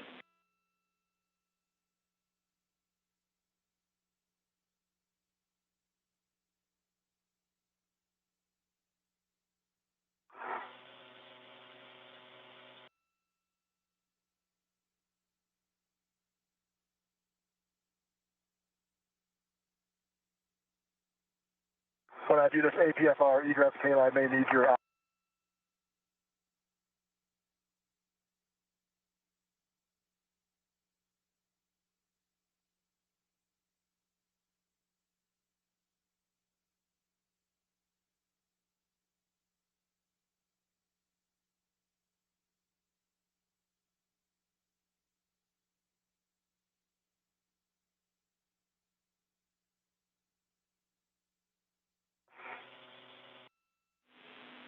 And EV1, EV2, Houston's back with you.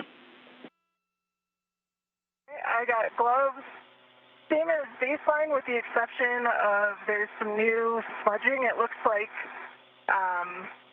maybe some of the labels on the struts are kind of rubbing off onto my gloves because I can see some mirror image letters on my fingers, but everything else looks good. My hat is dry, and my gauntlets are down.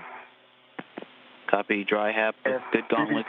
And for EV1's gloves, you've got some smudging. You believe it's ink from the strut labels. Good copy. And for EV2, you've got a dry hat, gauntlets are down, and some smudges on my right pinky, ring finger, and index finger, and left ring finger, just some like smudge marks. Copy, dry hat, good gauntlets, and smudges on the right pinky, index, and ring finger, and left ring finger. And with that, I'm going to egress the APFR if you're ready. You have a go to egress. And I've got... I got eyes on your grinder. And be mindful of your safety feathers between your legs, so you may want to... That's why I'm... Yeah, that's right. Yeah, we can see it in the camera view, too. And so you may want to point your feet back toward your fair lead on the corner of the IEA and try to work it back between your legs into the front.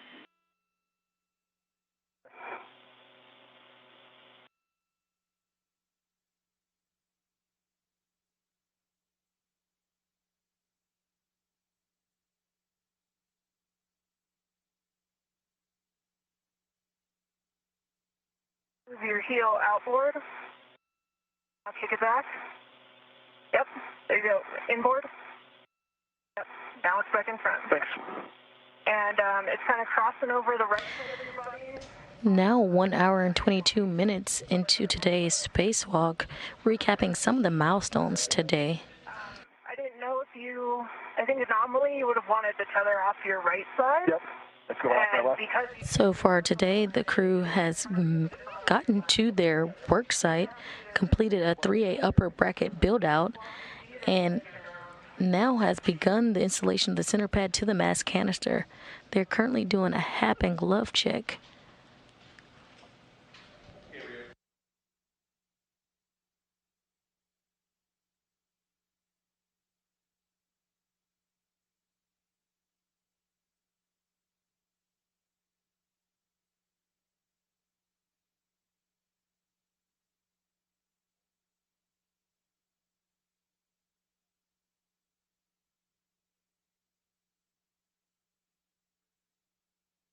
There you go. Off to your right now. Thanks.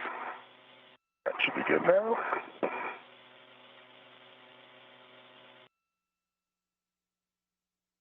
I got to go into 12 Papa Hotel 12 on APFR and shrink in the WIFX. Yep. Good APFR settings. Upper left strut. Or mid left strut. And confirm, Roger, you said adjusting the WIFX extension to 1. Correct. Copy.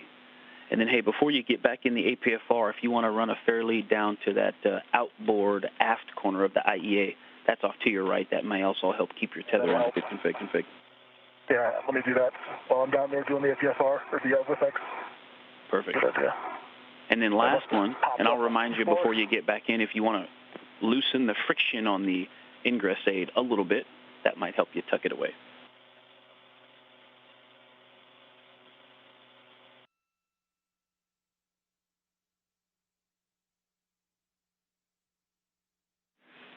And copy, Kayla, I heard you say you're grabbing that left mid-strut, straps 12 and 13, bottom right side of the bag. ready to go. Copy. And so just something for you guys to think over. He can ingress, and then you can pass it, or you can pass it to him, and then he ingress the APFR. Over to you guys. You are going to do a ret swap on that one to Raj's BRT. We plan on the ingress. Over.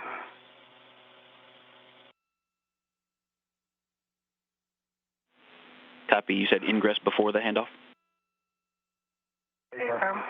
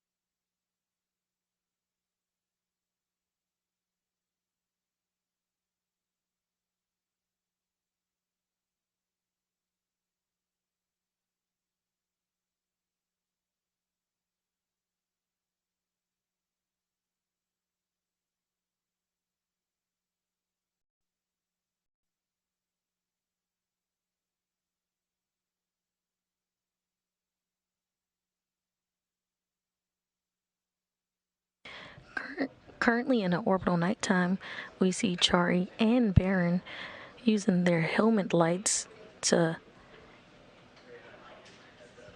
fully install brackets.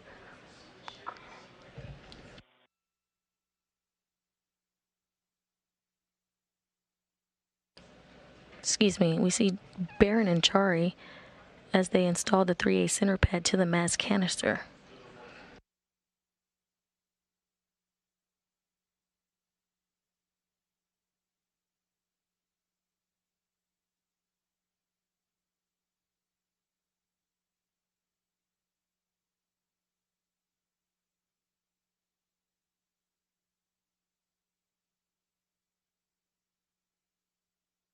The crew has completed the center pad install, and they are now moving on to the installation of the left struts. We came up again, so when I'm done setting this, I'm going to go back and maybe put an adjustable down there. Roger that. We copy.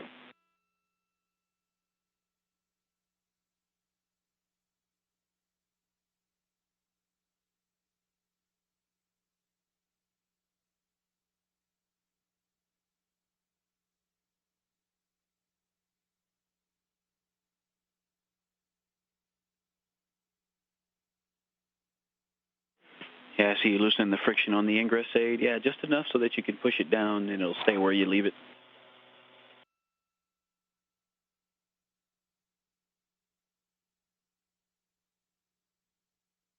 All right, we got 12, Papa, Hotel 12. The lift X is back down to 1. Copy. Those are good settings, and confirm the pitch knobs popped out. They pop out, yep. I'm going to go work on trying to put this tether somewhere so it doesn't keep snagging on me. Roger, you may want to give your waist tether a tug just to get it a little higher. You reel? There you go. I wanted to get caught behind you again. Thanks. I popped off this handrail, so it's behind my legs, though. It's crossing your body over your left knee right now. There you go. You should see it now coming around. Tally, thanks.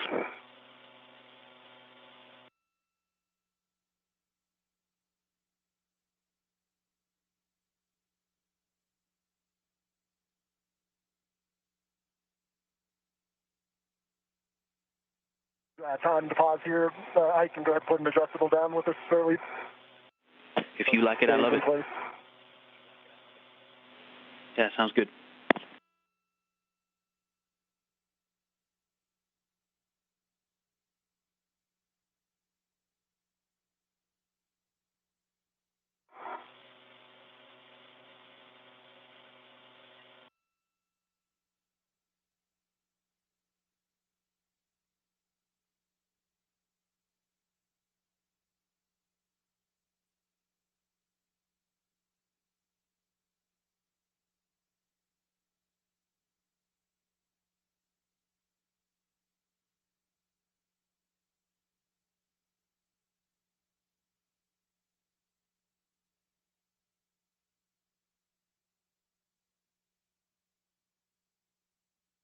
All right, Kayla.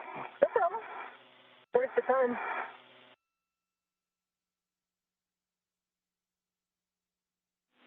Yep, take your time, Roger, and then if you could, let us know the handrail that you put the adjustable on, or where you put it. That's inboard recessed one. The one just after. 42. Say again, Roger. 242. Is that 2242? I think it's the place that. Yep, yeah, it was the original one we were going to set. It's just I put an adjustable there instead of wrapping it around.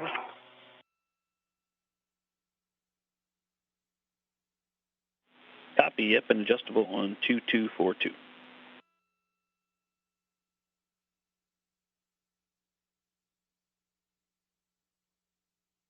What eyes on you for the thin gross grinder? Okay.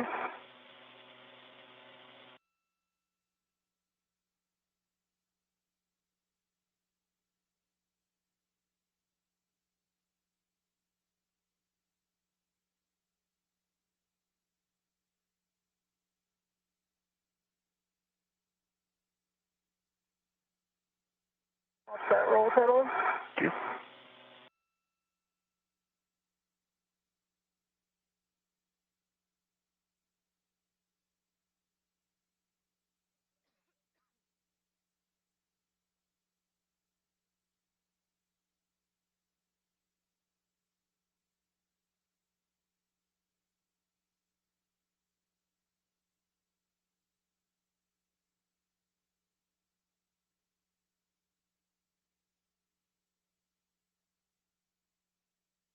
Reels. Yeah, there you go.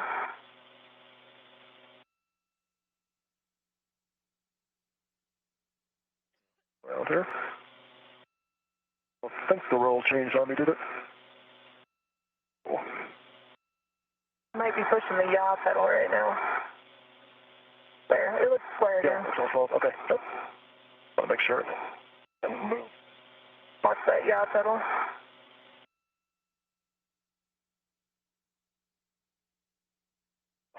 Unfortunately, I made this ingress aid too loose now.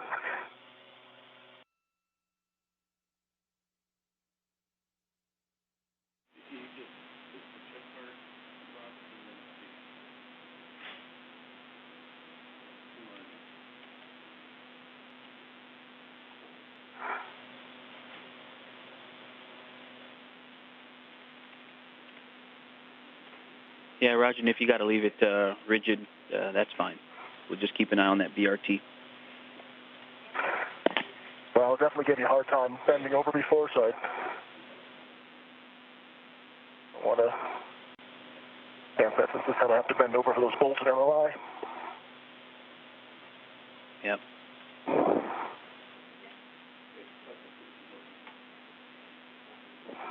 And then just a reminder, Raja, not to use the mod kit for the APFR ingress or egress. Gotta say it. No, understood. That's why it's taking me trying to avoid touching that triangle.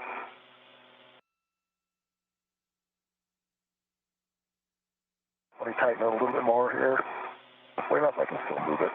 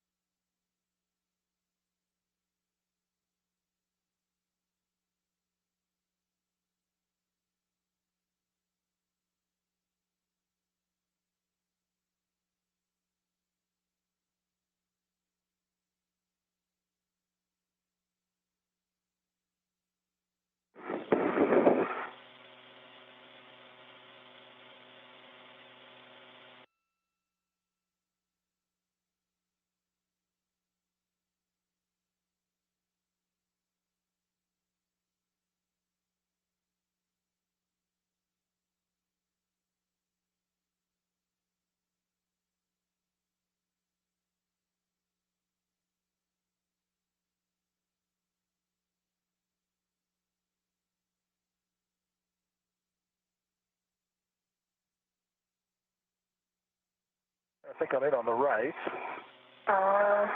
No? Right heel doesn't look locked into me. Might be in too deep. Maybe if it feels good, I have kind of a weird angle. First station.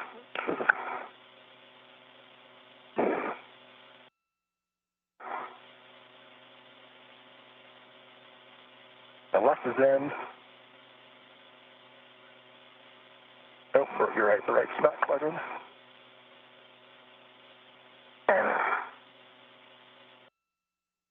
I don't think your left is in either. I think you have your toes in too deep. Okay. So you need to back the one you're going to actuate out before you rotate inboard.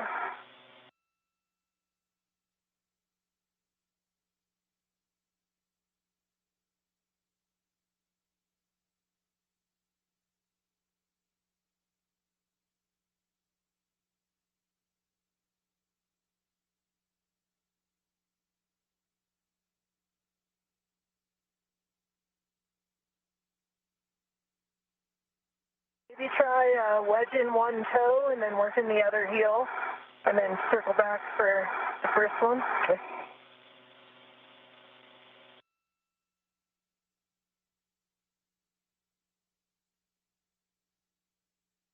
And a little, if you're working your left, you might be in a little too deep, so back your toe out a little bit.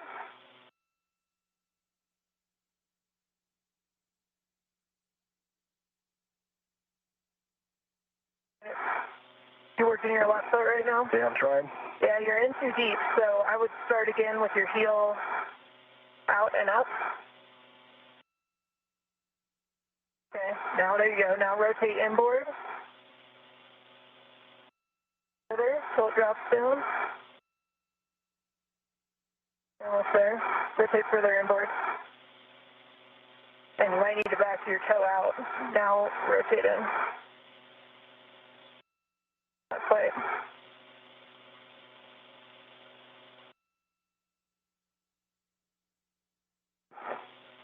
Almost like my toe got wedged in there.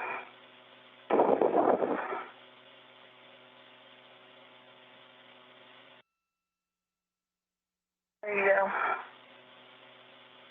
That's the roll pedal.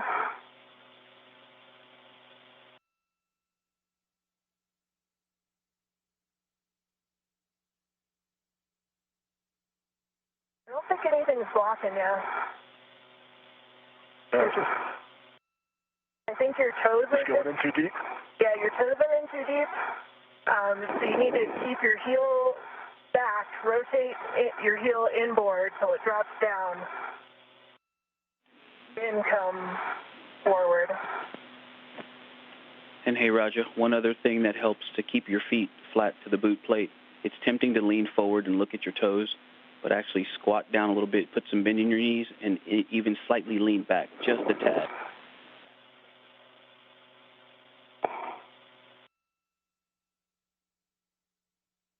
On my right side.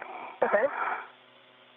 I don't have great visibility on it because of where your safety tether reel is, but I might be able to check once you think you're in.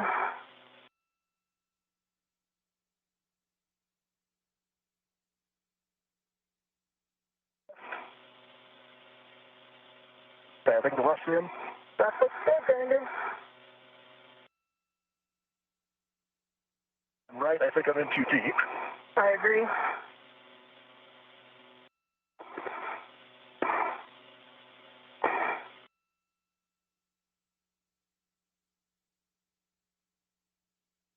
I'm caught on my reel or something. It feels...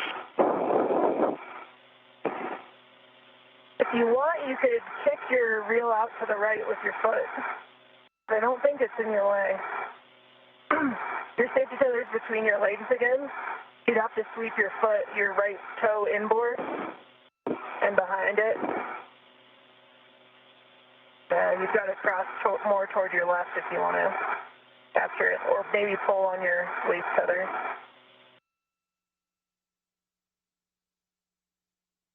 It's almost there.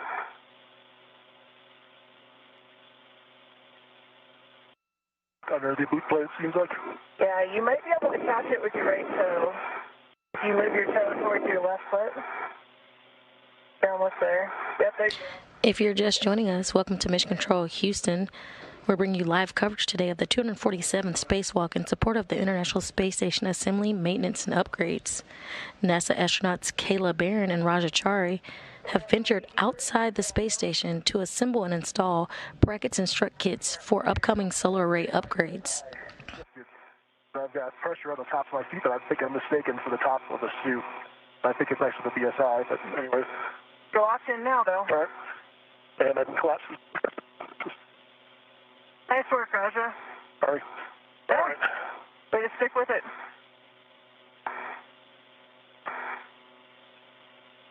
Go a little higher. This is going to get my BRT red on it. Hey, firm, you're going to red swap and then stow that one on your BRT. To recap some of the milestones, at 7:12 a.m. Central Time, 8:12 a.m. Eastern Time, NASA astronaut Kayla Barron and Raja Chari turned their suits onto battery power, marking the official start of today's spacewalk. They are currently working on the starboard forward truss at the 3A power channel. So far, they have successfully installed the upper brackets and center pad to the mass canister. They are currently working on the left struts. All right, Kayla, looks like you're back to the bag, grabbing the left lower strut, straps 5 and 6. Can work.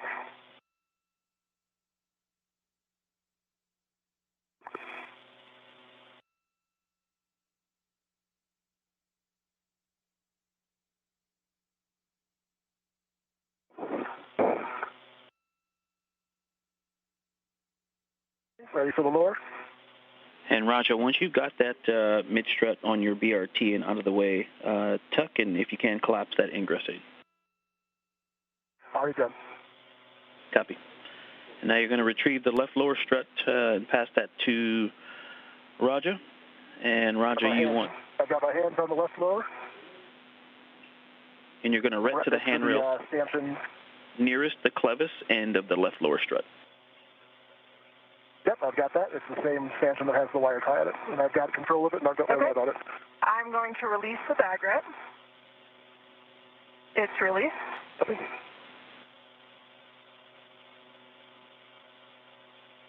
You have the strut. I have the strut.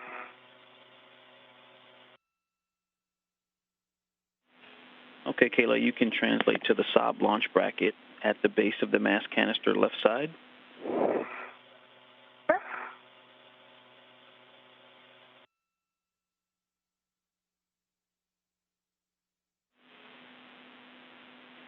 Hey, we're 5 minutes to sunrise. And then, Raja, if you can verify the grounding pit pin is removed from the strut stow location.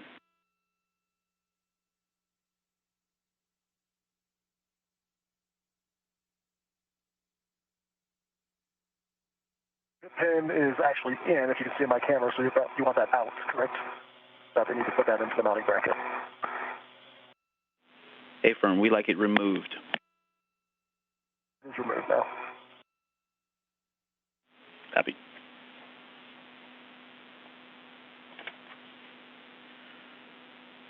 Okay, Kayla, once you get to that Saab launch bracket, you're going to report the spherical bearing alignment, and remember that's a pitch point. Keep your fingers clear of the lower strut pad and BGA interface when you guys go to install this bolt. It looks pretty straight to me. Okay, we copy. That's good news.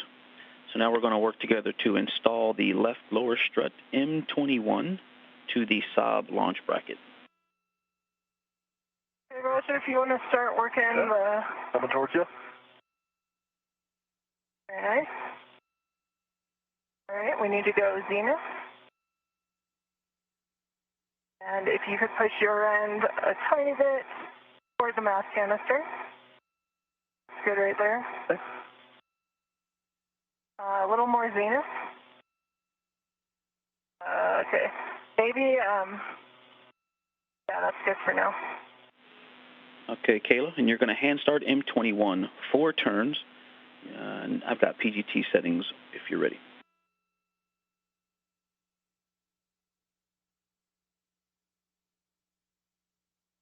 And started 4 turns. Copy, hand starting 4 turns on M21, and I've got PGT settings if you're ready. It's already done 4 turns. And Copy. do I start driving now, or does Roger do his end first? Yep, copy 4 on M21, and so we're going up to Raja. Standing by. Okay, we're going to... PGT, looks like I'm doing Bravo 1, clockwise 2. Affirm, Bravo 1, clockwise 2, and 2 turns on M22. Copy. I'll use this PGT, so I'm going to count it. And Kayla, you're going to PGT Bravo 7, clockwise 2 next.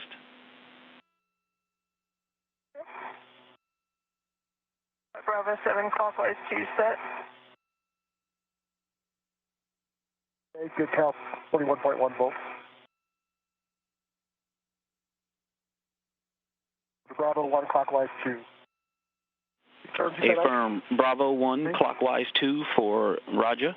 And this is that bolt that has the multiple diameters, and so you've got to get the thinner part that threads through, and then the larger part has to come through. So there's going to, you can kind of wiggle to get that bolt all the way through the different brackets there. And then you want to put 2 turns on M22, Bravo 1, clock 2.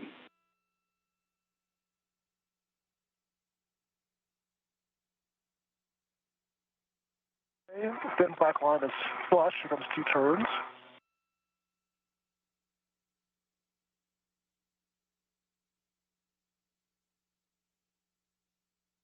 Okay, 2 turns. Copy, 2 turns on M22. And Kayla, we're going over to you now. We're going to drive M21 to torque. And again, it was Bravo 7, clock 2, so get in a good position. Yep. Bravo 7, clockwise 2 set, and I'm going to start turn.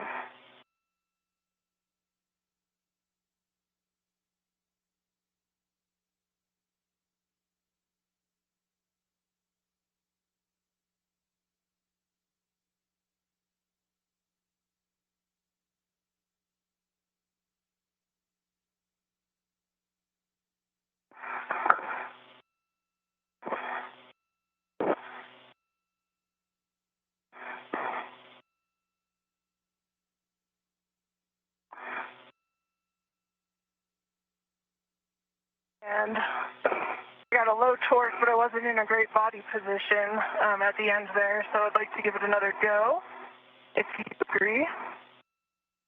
Counted 9 turns. Okay, I think I heard 9 turns with a low torque, and you have a go to hit it again.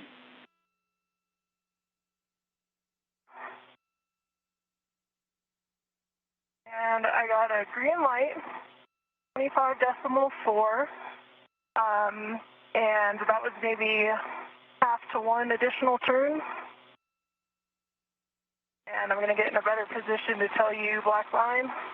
Copy, half to 1 additional turn, so I'm showing 13 and a half to 14 turns with a green light, and you're checking the black line now. Actually, we aren't in final torque yet, so the next thing you're going to do is socket swap the 2-inch socket off of your PGT to the torque wrench, and we'll final torque with the wrench.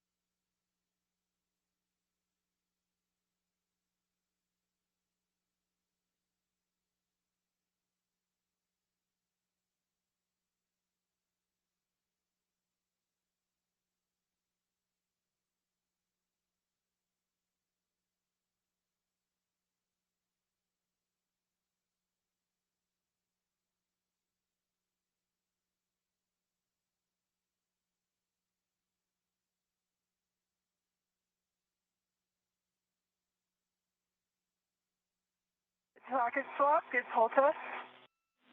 Thanks for the pull test. Good socket swap, and now you're going to final torque with the torque wrench, and it should be set to clockwise and 60 foot-pounds. This is the untaped torque wrench.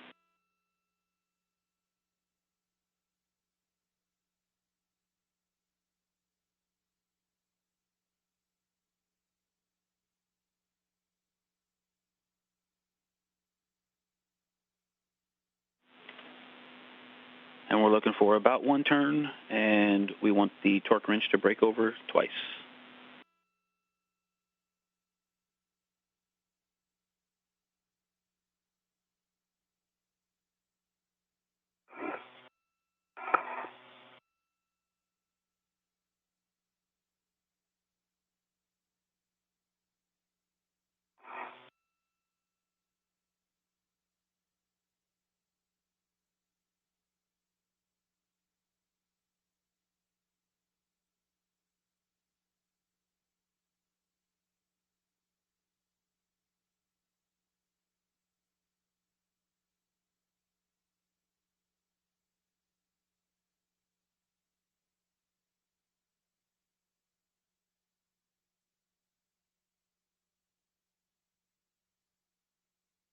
Top.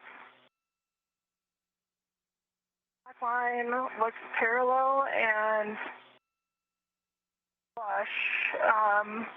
There's maybe a tiny bit of metal still showing, so maybe not, like I would say maybe a millimeter.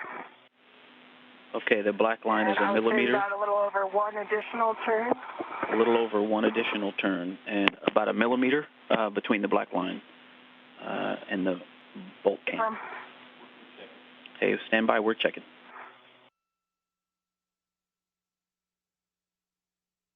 Okay, Kayla, and if you could check the gap between the strut boss and the bearing surface, and also give it a wiggle test.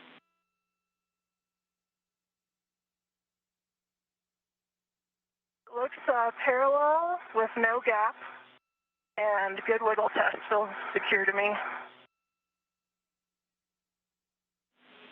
Okay, we call that a good M21. And you can socket swap the 2-inch from the torque wrench back to your short PGT. And Raja, I've got PGT settings for you when you're ready. Yeah, I've got throttle 1 clockwise 2 and ready for number turns and drive. All right, you can drive M22 to torque. The torque.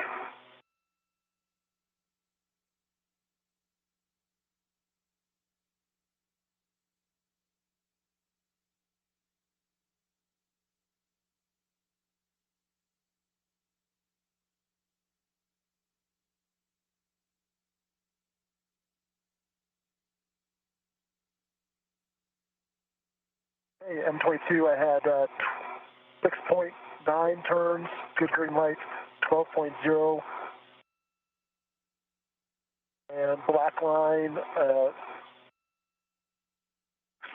flush, but from the parallax here. With the mirror, it's flush, maybe a half millimeter. I can try hitting it again. Okay, 6.9 for a total of 8.9 turns. Green light, and you're saying a half a millimeter between the black line? Yep. That's, it looks like more from my angle, but when I put the mirror up to it, I'd say a half millimeter at max. Parallax on it. I'm trying to get a straight on look at it. That's a good M22, Roger. Socket swap complete. Good full test. Copy. Thank you for that. Roger, you can show your PGT, and Kayla, please verify the lower strut MLI covering the lower strut pad. Lower strut MLI is covering the pad. I'm working the pit pin on this side. All right, thank you. And you can install the grounding pit pin to the grounding block and then install the MLI. And Kayla, check your left and right safer handles down, and then you can translate to the mass canister left pad install location.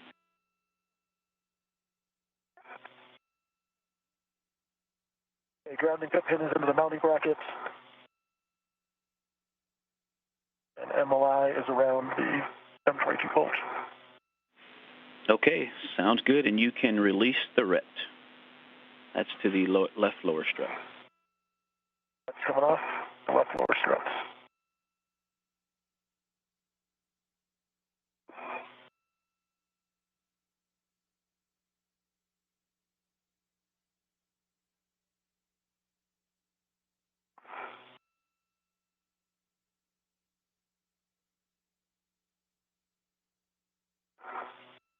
Mike, I'll check my safer handles when I get up to the side pad. I can see your right side is down. You're good on that side.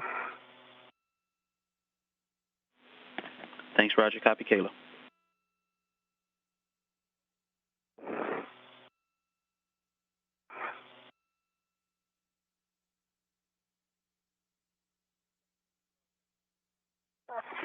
Safer handle is down.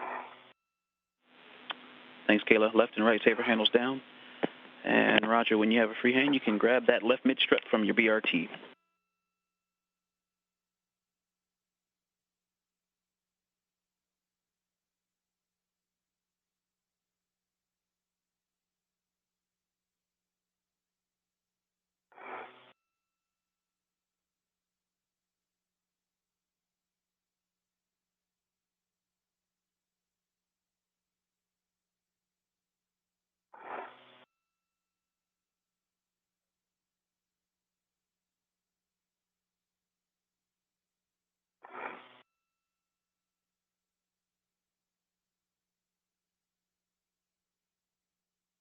And confirm I can take the locking pin out of it and start extending it.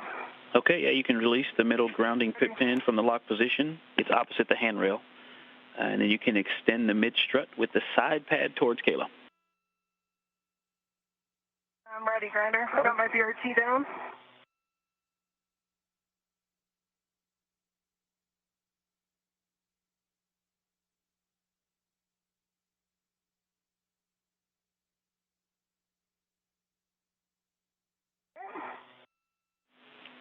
All right, Kayla, and once you have that side pad, you're going to engage the right side first. Remember, it's a little up and down to engage that clevis, and then you're going to pivot it outboard to the left to engage the soft dock.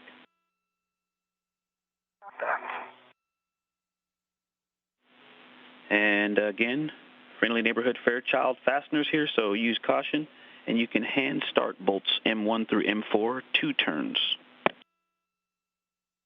I'm going to plan to use my PGT for these ones. Copy that. PGT, it's the long PGT for M1 through M4.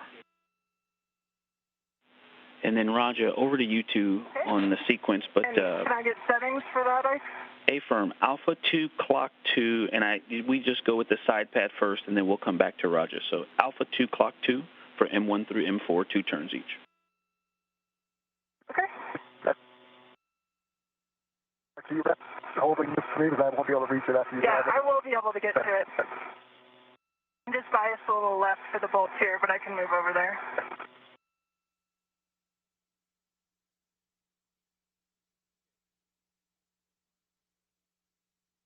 Turns on M1.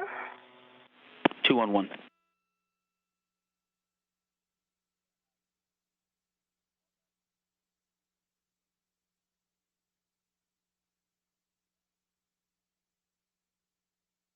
Turns on M2. 2 on 2.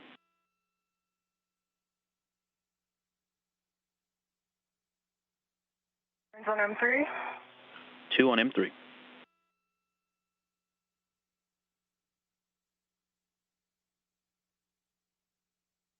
Turns on M4. Copy. 2 on all M1 through M4. And Roger, if you can install the left mid-strut L8 to the upper strut L8. If you need to pop a foot out, you can do so from the APFR. And then I've got PGT settings for you when you're ready. Okay. I think I've got it hand started, actually. Got 1 turn by hand. Copy. 1 turn by hand. Now 2 hours into today's spacewalk, recapping some of the milestones of today. Okay, I got 2 turns by hand if that works. Otherwise, I can deal with the PGT. Okay, Bravo 1. At 7:12 a.m. Central Time, 8:12 a.m. Eastern Time, Barron and Chari turned their suits on battery power, marking the official start of today's spacewalk. And this is on M28. You say you got 2 turns. You're going to drive M28 to torque. M28 to torque.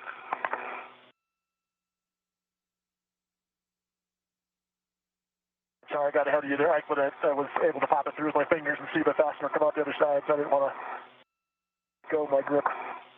I hear you. Get it while you can. All right. The crew then translated over to the 3A work site on the S4 truss, where they have now completed the 3A upper bracket build, 3A center pad to mass canister, and they have just completed the left lower strut install. The IROSA mod kit is in a good minimum configuration, and the crew is continuing to be on time on the current timetable.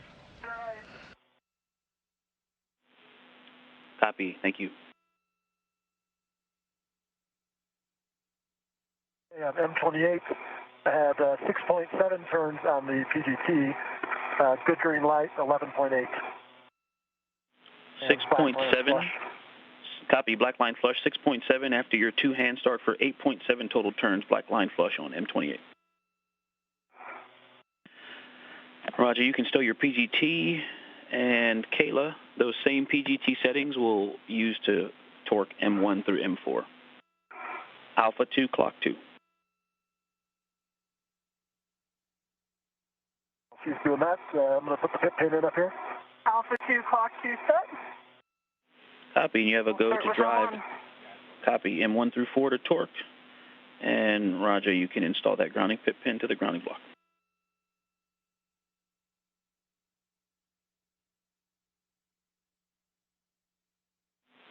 One minute to handover. Roger, you can get a nice long glove check. We'll take a hap and gauntlet check on the other side. And Kayla, you can drive M1 through M4 to torque at Alpha 2, clock 2. M1, green light, 3.7, 4 turns. 4 turns, green light M1.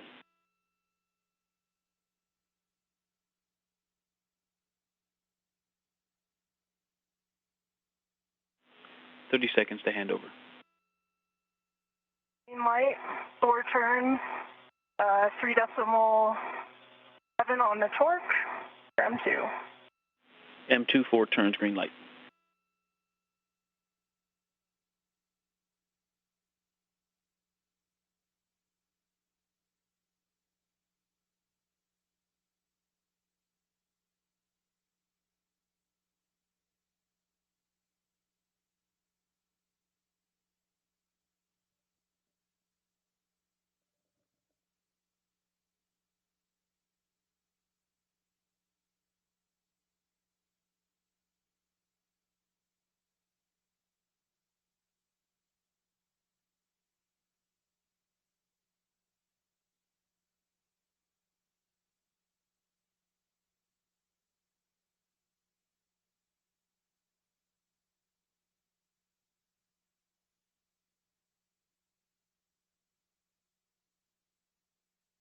Little piece of metal sod right there.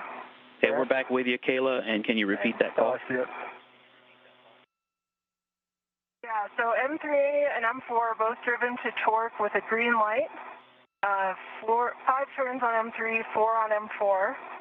And there's a small piece of metal sod. It's like kind of looks like a curved wire, like not quite a half circle. Like maybe it's a piece of a spring or a washer. And I first saw it near the side pad M3, but I didn't see it separate. I didn't think it. It looked more like the same size spring. I can see beads of wire. It looks like that kind of thing. So I don't think it was the back of the Fairchild fastener. Yeah. All right. I had good checks on that bolt. Okay. Can you guys verify that the pit pins are all still installed? The side pad pit pin is installed. Yep, and the two, both the lower strut and the mid strut are installed. And I can see the upper strut to the center pad are installed as well. Copy. And Kayla, being careful of any sharp edges there, if you could give a wiggle test on each of the bolts M1 through 4.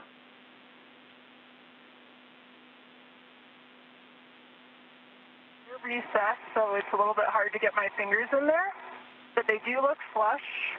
I didn't encounter any resistance while the bolt was turning, and I watched it engage, and I got good torque in light. and I don't think they're wiggling. They all look good to me. Okay, copy. Thank you for that report. And I copied your M3 and 4 reports, 5 turns on 3, 4 on 4 with green lights on both.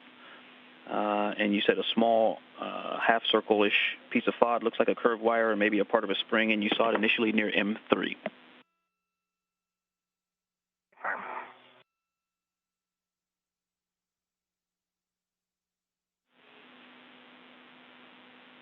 And Kayla, do you see where that piece of FOD is now? It floated toward Raja and then away. I tried to stop it with my glove and then it bounced station forward. Copy. Thank you.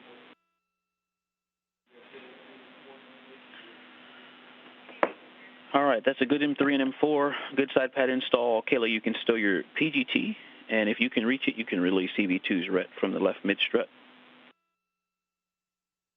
Ready, Roger? Yep.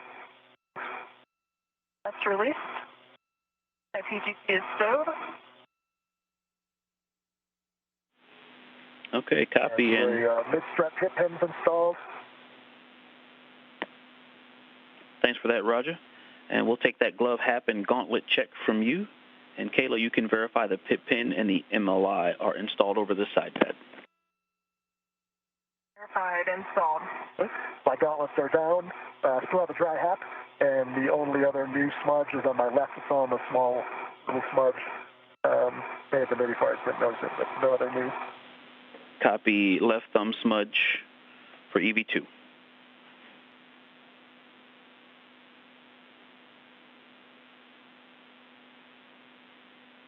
I think I'm egressing the APFR and reconfiguring it. Is that true? That is true. And Kayla? I think I'm headed to get the torque wrench and PGT. Affirm the short PGT and the torque wrench from S4 handrail 2240 and the torque wrench from the left lower strut. And you're going to bundle them together and take them to the strut bag. And Raja, one other thing, if you could power on your WVS. I think we saw it power off.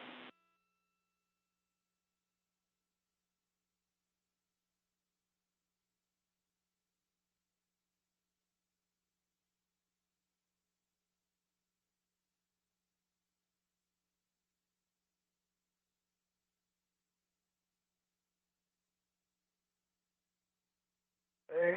I push the button. It looks like the light's still off. I'll push it again. Still don't see a green light. Try it one more time. Okay, I see a green WVS light. Copy. Good config. Thank you. Mm-hmm. All right, Kayla. So, yeah, you're grabbing that short PGT and that torque wrench from the left lower strut. You're going to bundle them and then attach them to the right lower strut, which is in the strut bag.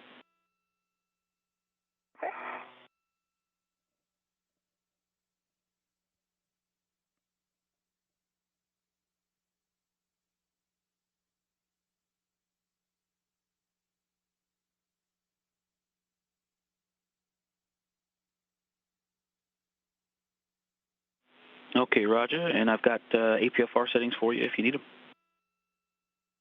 So Papa Charlie 12, I can just change the roll. Good copy.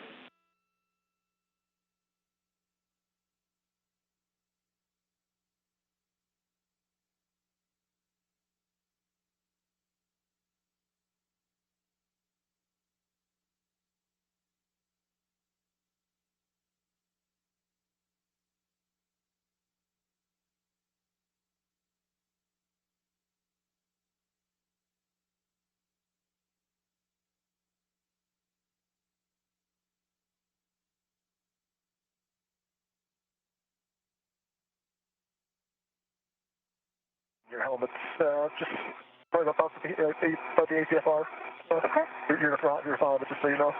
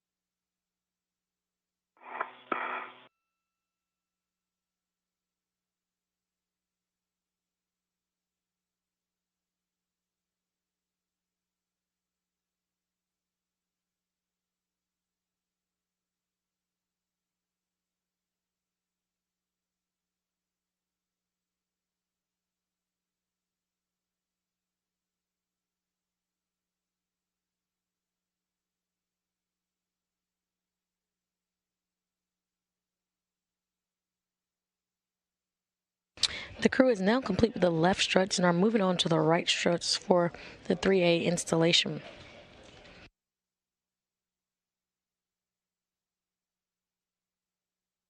If you're just joining us, we're 2 hours and 12 minutes into the EVA, where the crew has gone to the 3A work site and has built an upper bracket build, as well as completed the center pass to mass canister install.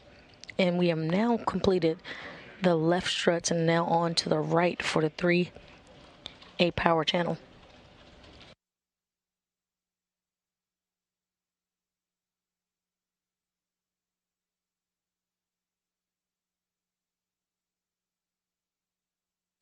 On your screen, you see EV1, Kayla Barron at the top of your screen, and you see Raja Chari in the articulated foot restraint. His suit is designated with no stripes, while Kayla Barron, EV1, has the red stripes.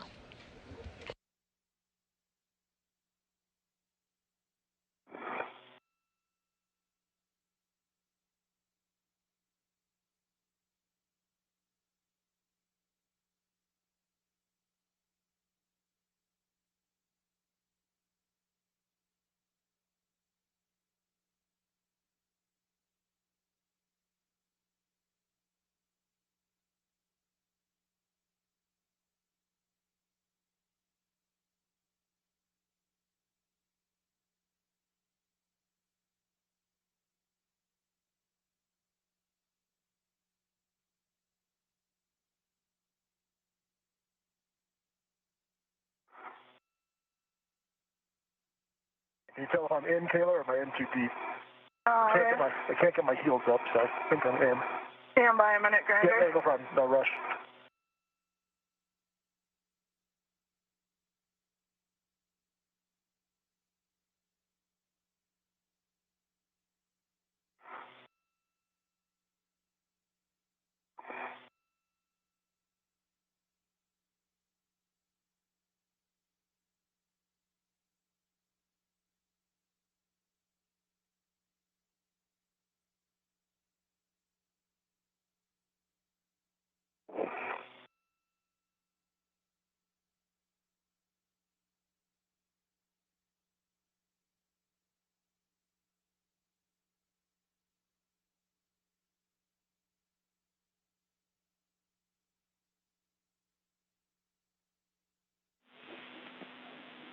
And I've Kayla, got the PGT and torque wrench to the left lower strut, handrail assist to the sub. And go ahead, Ike. perfect. I was actually going to just remind you where you wanted to put them, and then you can lock the PGT ret and or use the strut wire tie to stow the tools as needed. And then we'll take a glove, hap, and gauntlet check from you. Yes, stand by.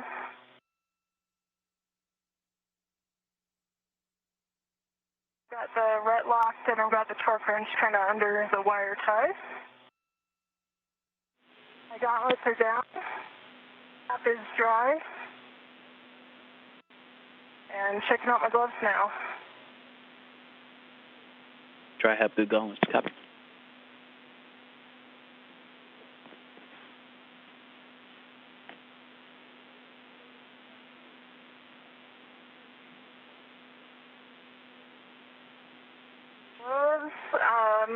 Data baseline. Trying to remember if I saw this before, but there's a little bit of RTV wear below my right index finger. Okay, copy. Was that? Spot that's come up. Did you say below your index finger or on the right index finger? Just below it, in the transition between like the pad RTV and the turtle skin RTV below it. Okay, right index finger, and we've got a good video of that as well. Thank you. We copy. Right index finger RTV wear. And Raja, just because of your orientation, I can't tell for sure if your heels are in. Yeah, I can't pull them up, so I've either wedged in so good or I'm in, but either you way, look pretty secure to me. Either way, I can't move.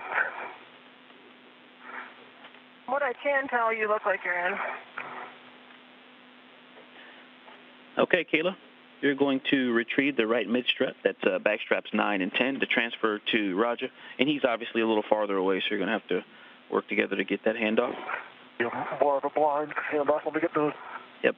And you're going to stow that mid-strut on your BRT, doing a ret swap to the stanchion closest to the side pad.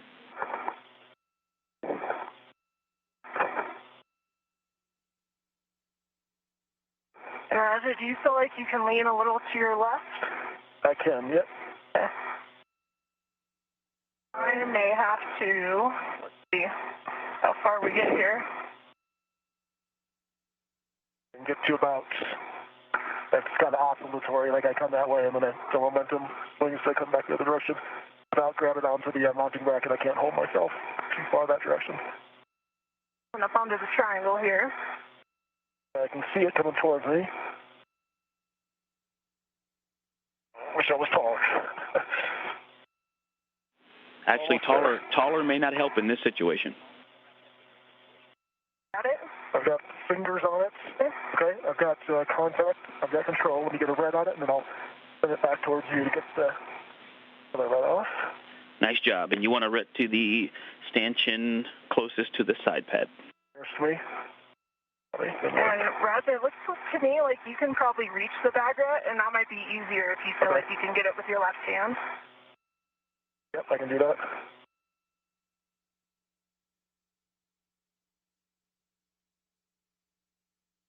Coming back. Go for it.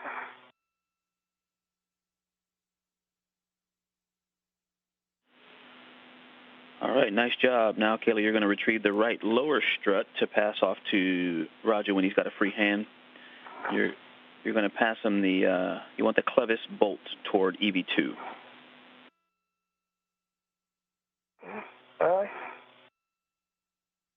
And that's backstraps 7 and 8, right in the middle of the bag.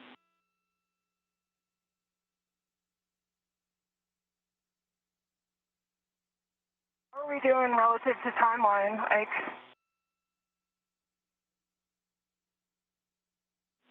EV1, EV2, you're about 15 minutes ahead. Slow and steady. Very nice. Here. All right, ready for the lower.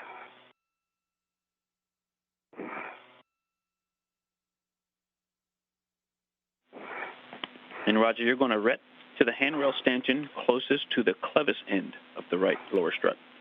Okay. Could you tip it towards the mass camp or towards the center? And then a little towards me. I've got a hand on it, don't have control yet. Now I've got control. And you said the handrail closest to the clevis? Affirm. Handrail stanchion nearest the clevis end. And Ike, am I good to start translating around? Once he does the ret swap, you're going to have to release the bag ret. I've got my red on it. Turn back to you. Yep. And then Kayla, you can translate to the mass canister right side sob launch bracket. We recommend going outboard of the mass canister to the radiator side, and please fair lead so that your tether stays off of the BGA. You can use S5 handrail 2102. Bag ret's removed. Okay, I've got it. And Roger, just a reminder, there's a PGT and a torque wrench on the bottom of this one, so you've got some tools down there as well that you're moving. Perfect. Okay. And I can see the spherical bolt from here. It looks flat. The right side. Thank you for that. Right side spherical bearing looks flush. Yep.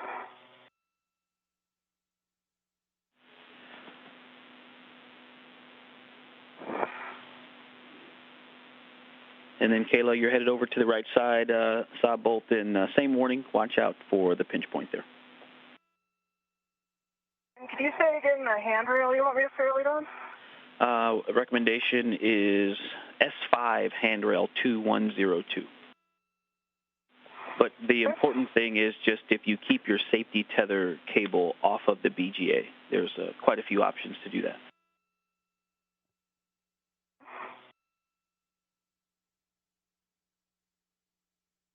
That fairly under the recommended handrail. I'm not sure if it'll stay as I translating, but I'll keep an eye on it.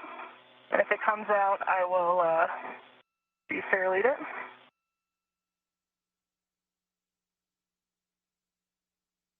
Okay, we copy.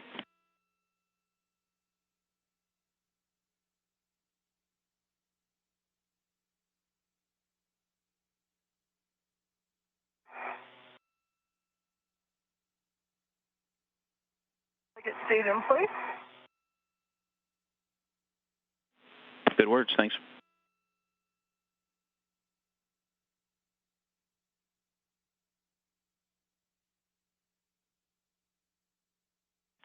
And Roger, if you can verify that the grounding pin is removed from the strut stow location.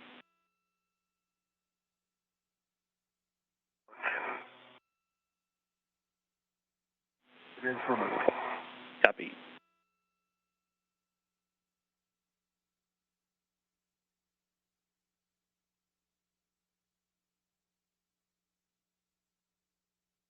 Currently 2 hours and 23 minutes into today's EVA, we see Kayla Barron translating over to the right side of the 3A mass canister to help Raja Chari install the 3A right struts.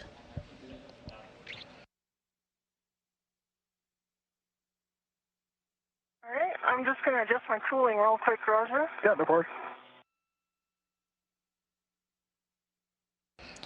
Recapping some of the milestones today at 7:12 a.m. Central Time, 8:12 a.m. Eastern, NASA astronauts Kayla Barron and Raja Chari turned their suits on battery power, making their way out of the hatch to start today's spacewalk. They are currently on the starboard 4 truss at the 3A power channel. They have successfully installed the upper bracket and center pad to the mass canister, as well as the installation of the left struts. They are currently working again on the right struts for install. This is all for the modification kit. Let me check in my rear seat and I'll see if I can get a hand on that bolt.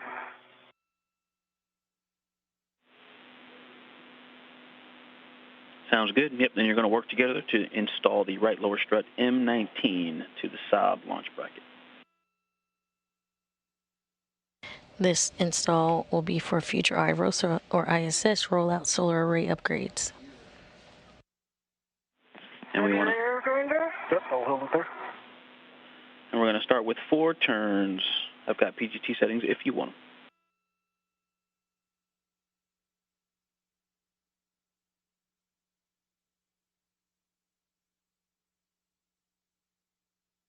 All right, there's 4 turns by hand. Copy. 4 turns by hand on M19. All right, so we're going to move over to Raja, and we're going to hand start the right lower strut L6 to mounting bracket L6. That's both M20, and we'd like 2 turns.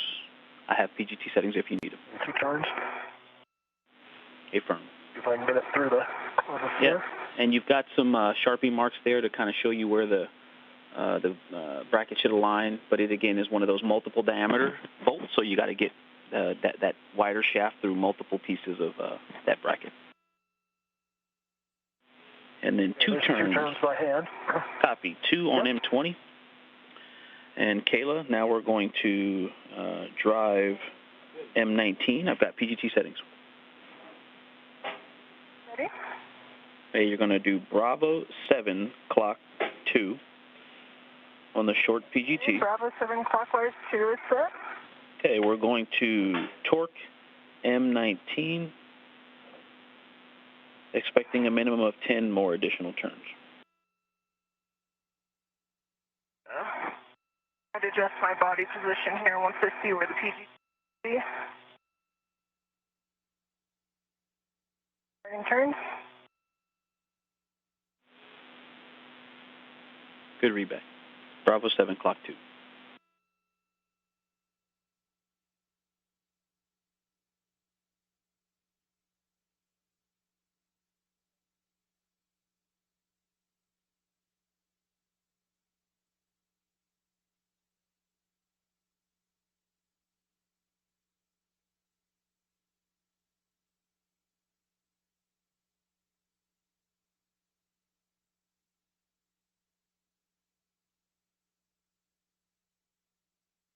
Unlocking the strip.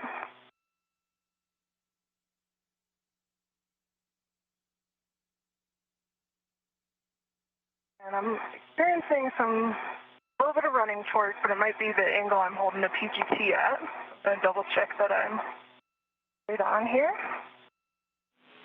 Okay, copy some running torque. It was just close to the end there. And I believe I counted 8 turns there. I green light 25.4 on the torque. And actually the PGT is telling me it was 7 turns. Okay, copy 7 on the PGT, green light 25.4. Okay, and now you are going to swap the 2-inch socket from the short PGT to the torque wrench, and we're going to final torque with the torque wrench again.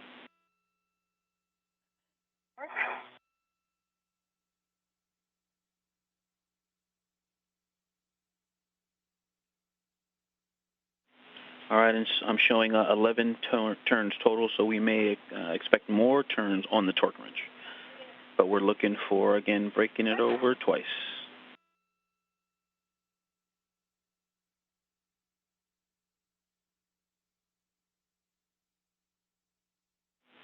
Okay, copy, and maybe 3.5 turns on the torque wrench.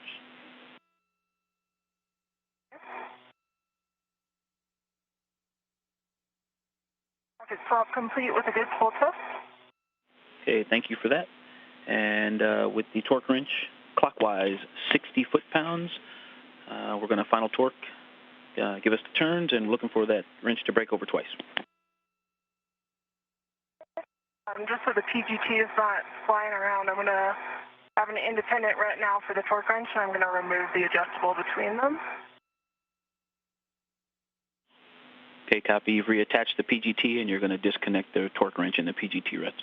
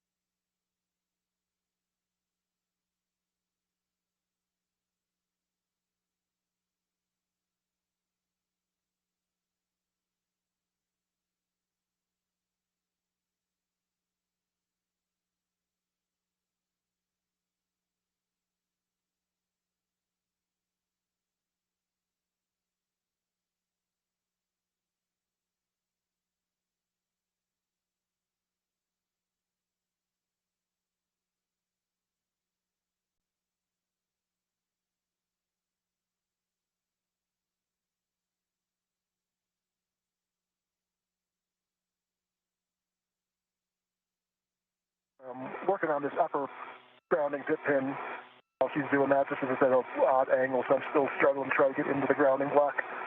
I know it's only getting harder once we drop the bolt. Copy. Yeah, it looks like that cable's got a little memory making it hard to line up. Yeah.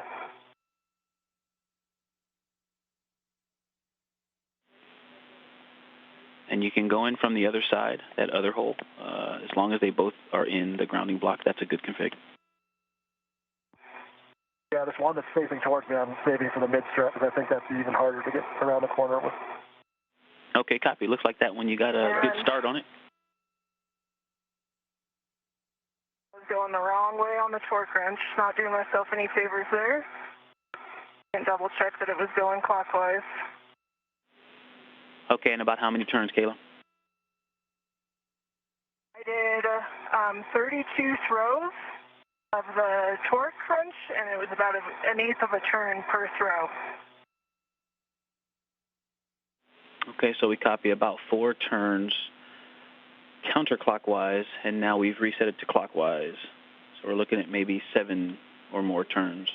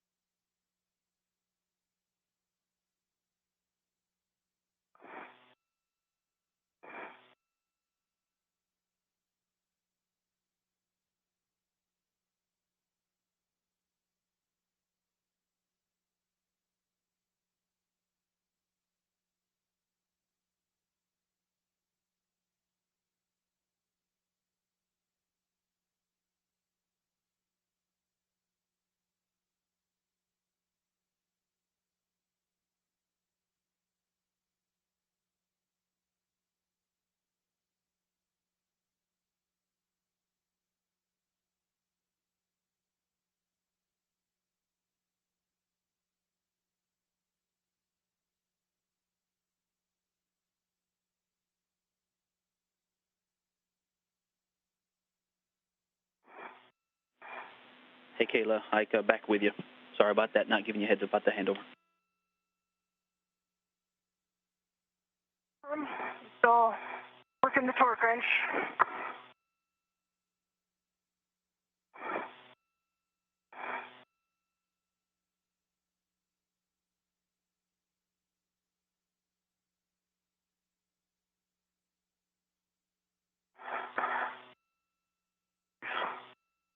Two pops. That was 120 throws. And I think it was still about an eighth of a turn per throw. Okay, so... What counted? Yeah, somebody down here is going to do that math, but copy 120 throws, about an eighth of a turn each one. We're going to talk that over. And you got 2 breakovers on the torque wrench? Affirm. Okay. Take a breather, and when you're ready, we'll take those lower strut checks, the black line, the gap, and a wiggle test. Black line looks parallel and flush. No gap at the bearing. Wiggle test.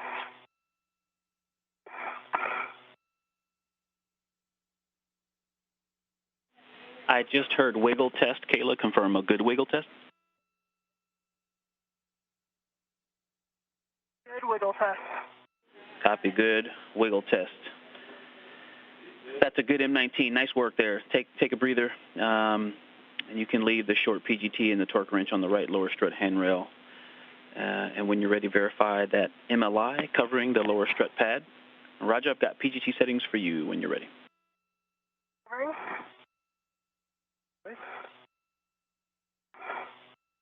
Got number 1 clockwise 2, if that's still good. That is a good readback. You can drive M20 to torque, looking for a minimum of 5 more turns. The M20 to torque, looking for 5 turns.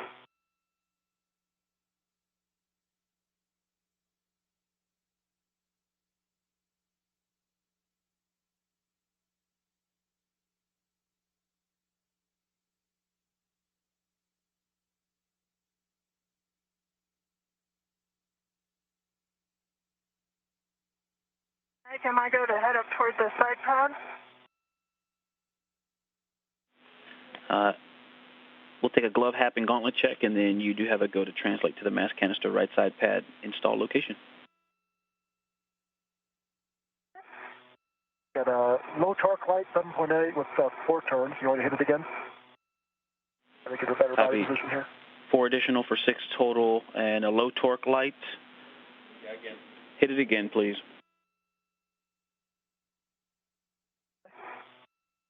Bravo 1, clockwise 2.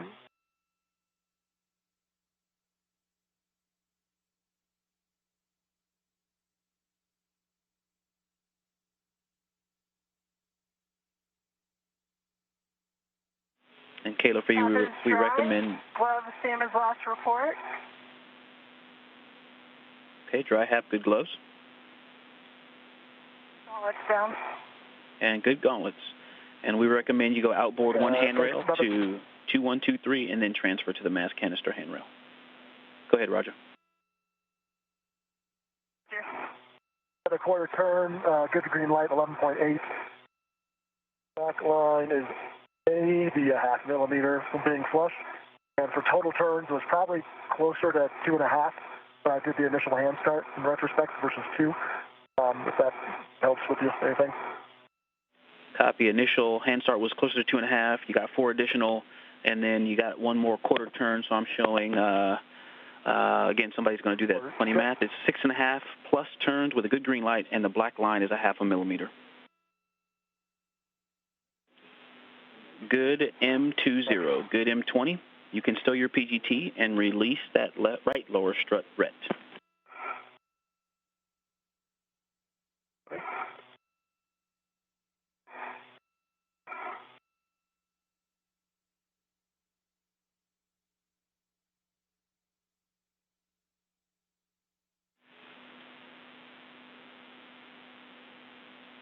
pit pin is in. We know you got the pit. MLI on the upper strut here. The ret is released. Perfect. Good ret. Did you say the MLI is in work and the pit pin we heard you install? We'll take a glove, hap, and gauntlet check when you're done, and then we'll start on the right mid-strut.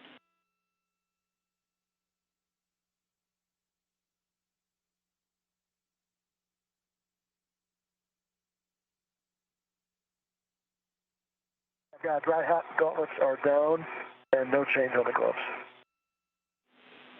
Copy. Good glove, hap, gauntlets. Okay, when the two of you are ready, Roger, you can grab the right mid-strut from your BRT. Release the pit pin from the locking position, and when Kayla's ready, you can extend that side pad toward her. I'm ready.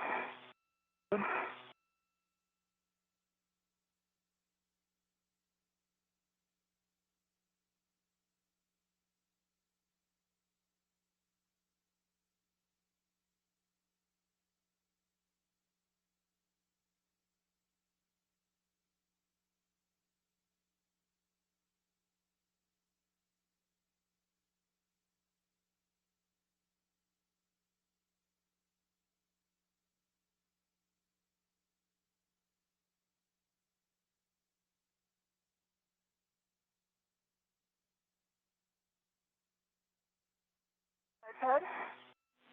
All right, Kayla, and same as the other side, you're going to engage the clevis on the inboard side.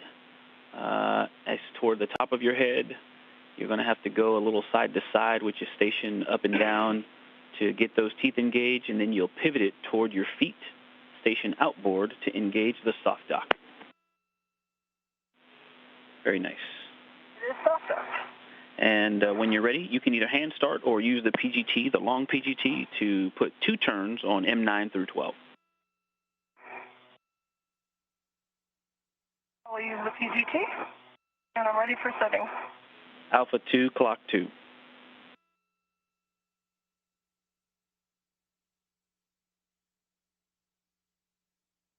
Alpha 2, clockwise 2.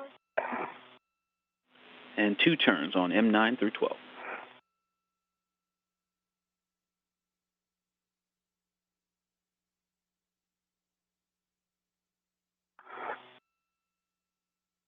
On M10.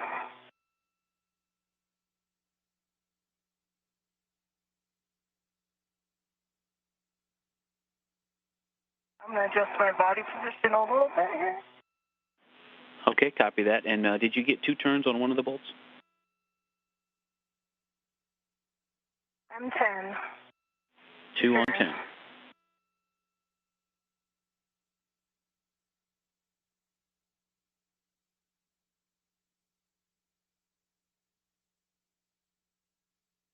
Turns M9. 2 turns on 9.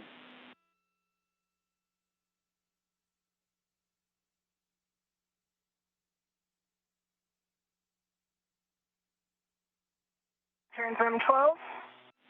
2 on 12.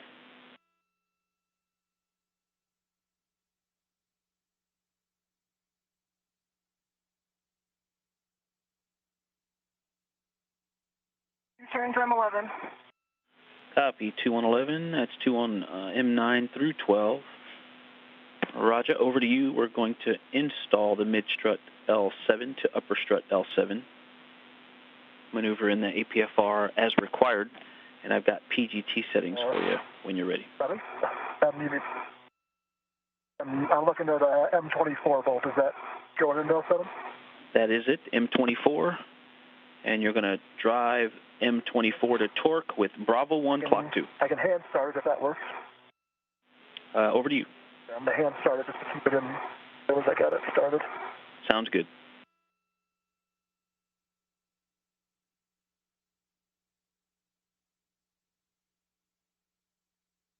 There's 2 turns hand started, and Bravo 1 clockwise 2. Copy. 2 turns hand started, Bravo 1 clock 2. Good readback. You can drive M24 to torque.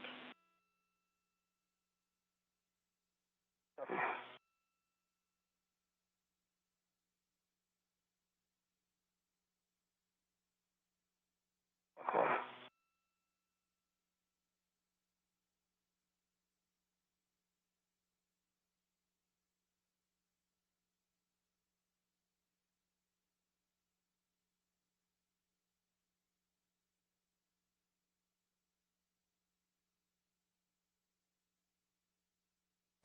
Now 2 hours and 45 minutes into today's spacewalk, Rajachari is currently installing a mid-strut to the upper right strut, previously installed to the 3A mass canister.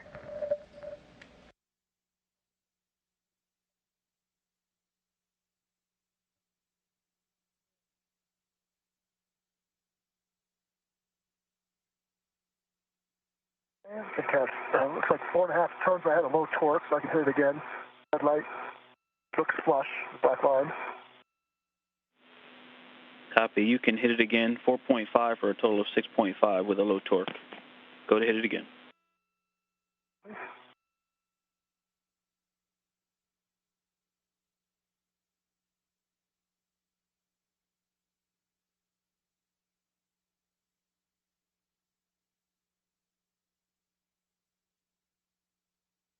Okay, good green light, maybe a quarter turn, 12.0. Like 0.4 turns is what the PGT says. Good green light, and I heard you earlier say the black line is flush.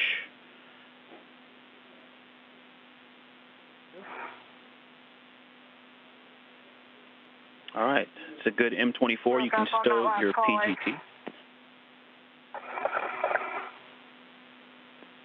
Say again, Kayla? On the PGT. I just said you broke up on your last call, so we might have missed something you said. Okay, that's a good M24. PGT, and I'm looking for a go to drive M9 through 12. You can drive M9 through 12, the torque.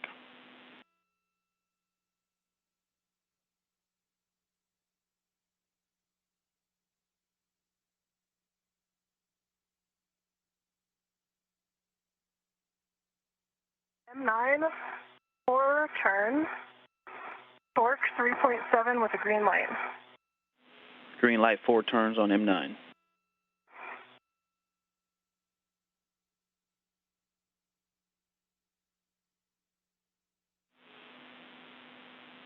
And Roger, if you haven't already, you can install the pit pin to the grounding block. Pit pin's installed. 5 turns on M10, green light, 3.6 on the torque. M10, 5 turns, green light.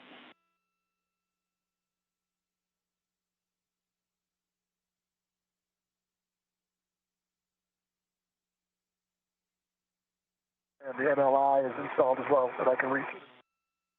MLI over the mountain back. Green light, 3.7, 4 turns on M12. 4 turns, green light, M12. And stand by on the MLI there. Getting a good spot for M11.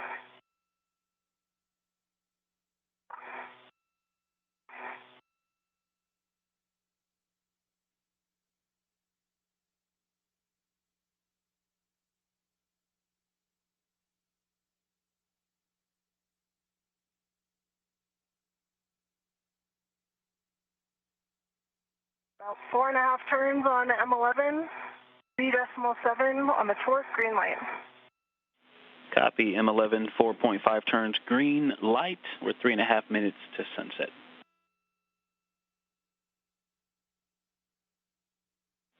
Okay, Kayla, once you put your PGT away, you can release EV2's RET from the right mid strut and then verify that MLI is covering the side pad clevis.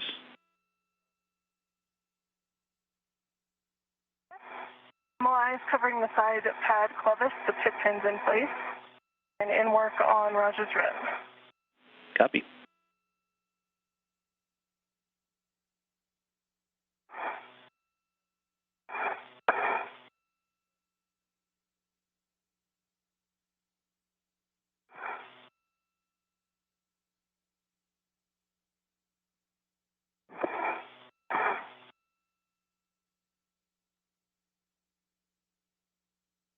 Coming to you. All right, so next thing we're going to work on is the clamps and the MLI. And so the right mid-strut adjustment collar, all the struts have been good so far. And so Kayla, if your BRT to the mid-strut handrail, minimize normal and torsional loads into the mid-strut. Counter torque wrench loads, please. And so you can translate to the right mid-strut collar bolts. Roger. And then verify the middle locking tip pin can reach the receptacle, but do not install it yet.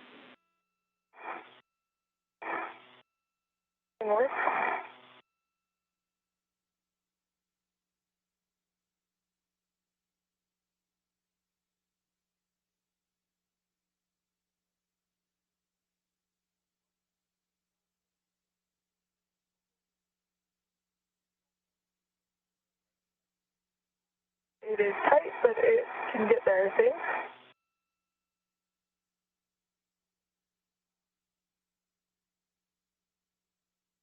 And that is.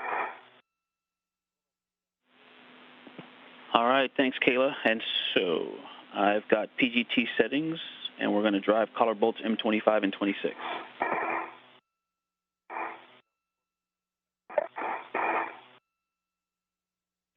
We're looking for Bravo 7, clock 2 with the long PGT. Kayla Barron. Bravo 7, clockwise 2 is what we're looking for. Affirm. That's a good read back. And you're going to drive bolts M25 and M26 to torque.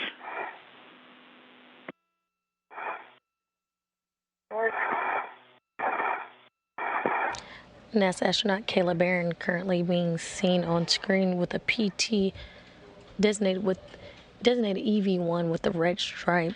She has her pistol grip tool where she's driving 2 bolts on the mid-strut collar. Get a little bit higher here.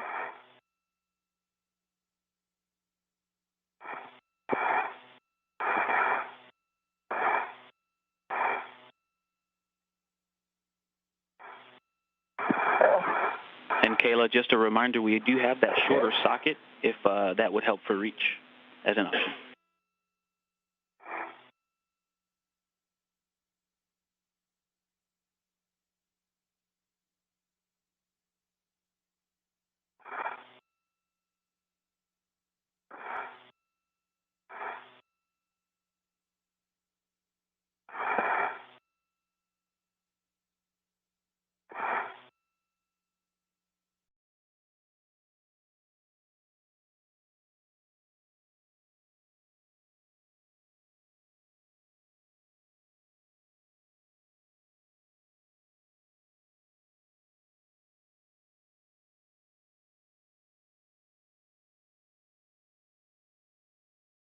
Left turns green light.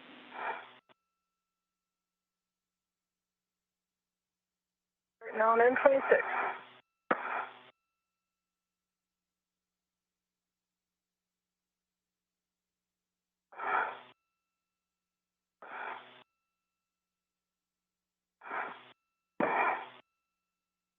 Alright, that was 4 turns on M26 with a green light, 25.4, but I'm still seeing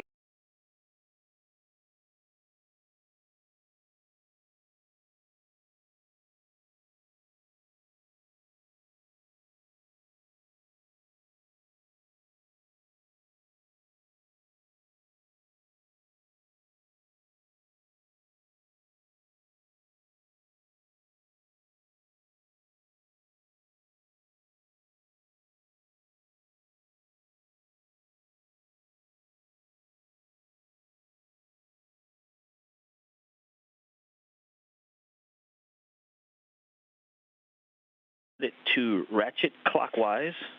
Check the MTL to 30.5.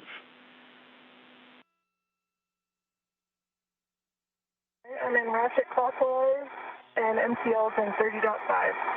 Okay, we're going to manually ratchet M25 and 26 to torque. We're looking for 2 pops on each one.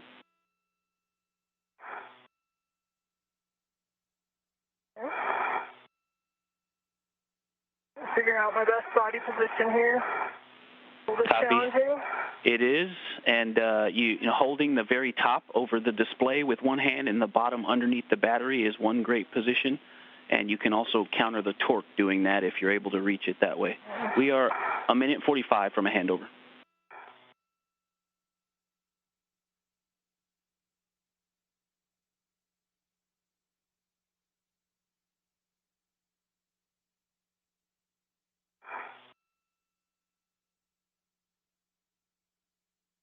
to get any leverage on this. Oh, there's one pop. Yeah. Copy. We heard one pop, and we just a reminder, we have that shorter socket if you think that'll help.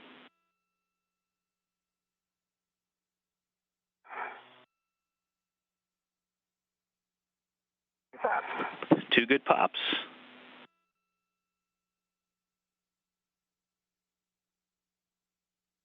The right struts have been installed. The crew has begun torquing down the adjustment collar bolts, and the crew is currently 25 minutes ahead of the timeline.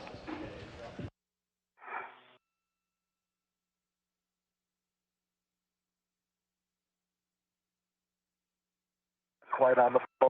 And it came off there.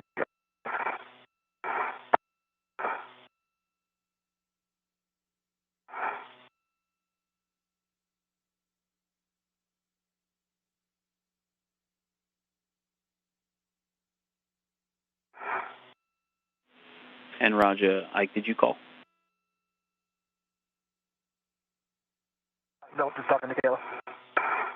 One pop. Copy, one pop, and we're 10 seconds to a handover.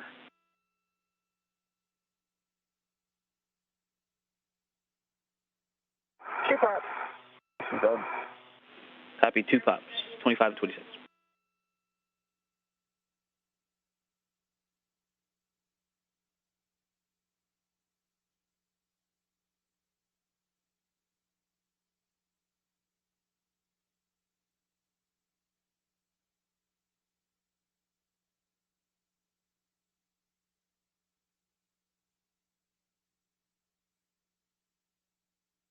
My next thing is Allies and wire side. yeah. All right, Kayla, Ike, back with you. And did you get any additional turns on 25 and 26? Hard to say, really, Ike. I was throwing the PGT, the butt of the PGT, maybe an eighth of a turn, probably 4 or 5 times. Okay, so maybe a half a turn, somewhere between a quarter and a half a turn. And is that on each? Yeah. Yep. Okay, we copy. Thank you. You can reset your PGT to motor. Verify MTL is still 30.5. Actually still it, so I'll reset it to motor next time I get it out. I go to install the pit pin. Okay, and your last call was quite choppy. Yes, you can release the folded MLI and install the middle pit pin in the final location, routed under the same side of the MLI as the lanyard anchor.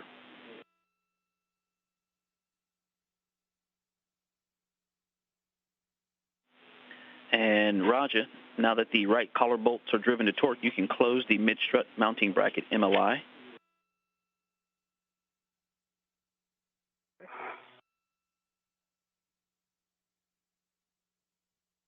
All right, we may have a problem with this pit pin. Yeah. Say, Pushing back.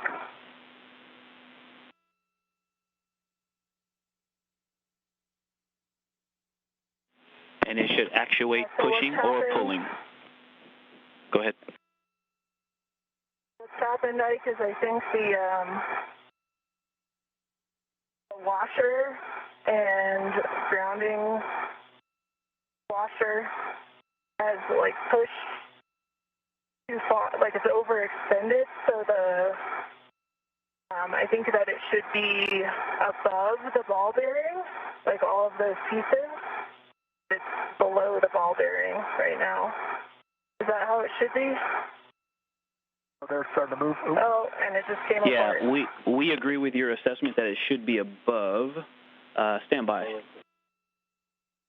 The two pin just came apart, Ike. Yeah.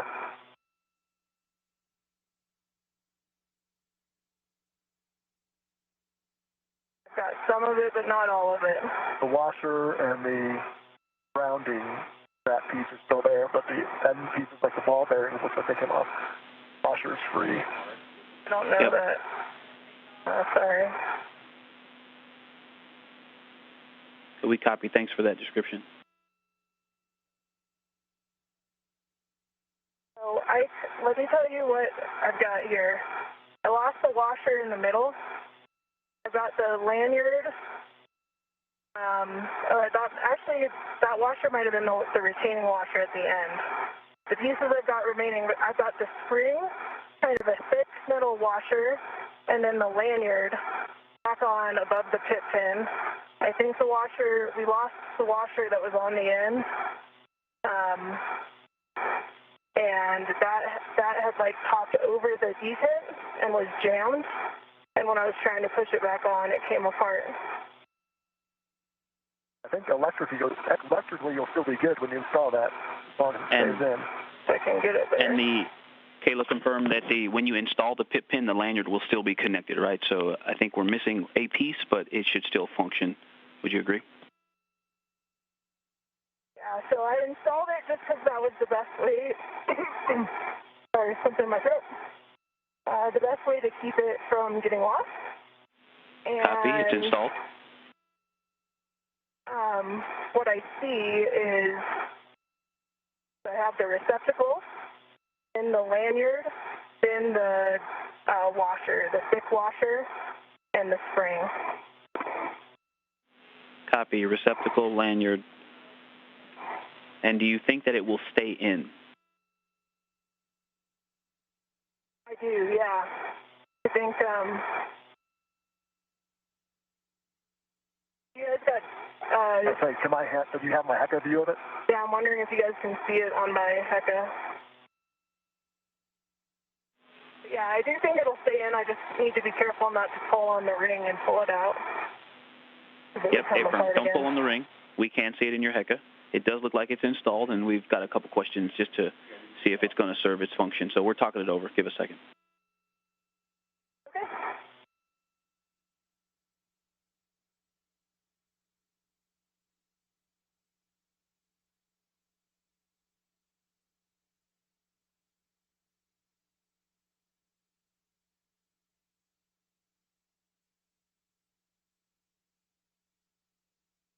Nice job keeping the parts that were on there.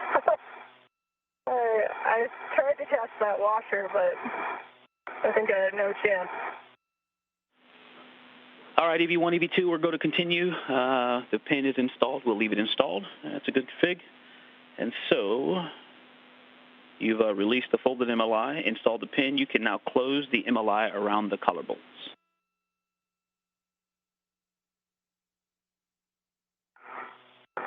Can you reach that, Roger? Yep.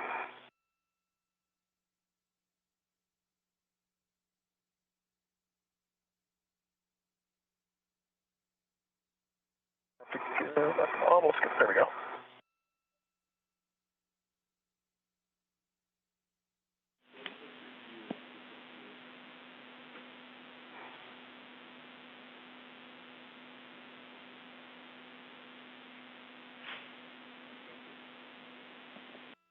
Assume there's no more slack on that end. There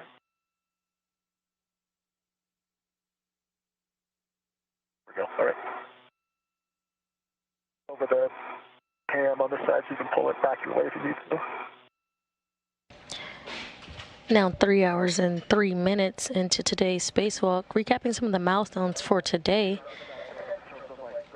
NASA astronauts Kayla Barron and Raja Chari switched to battery power at 7:12 a.m. Central Time, 8:12 a.m. Eastern Time.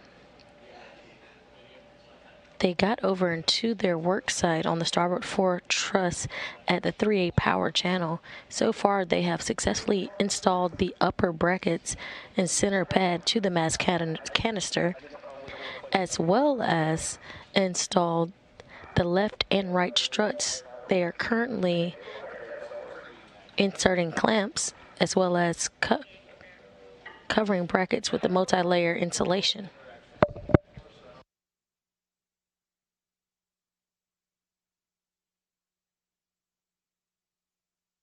Confirm I'm going for a short wire tie. I'll have to give you one of mine. I think I have enough that I can do this side, Roger.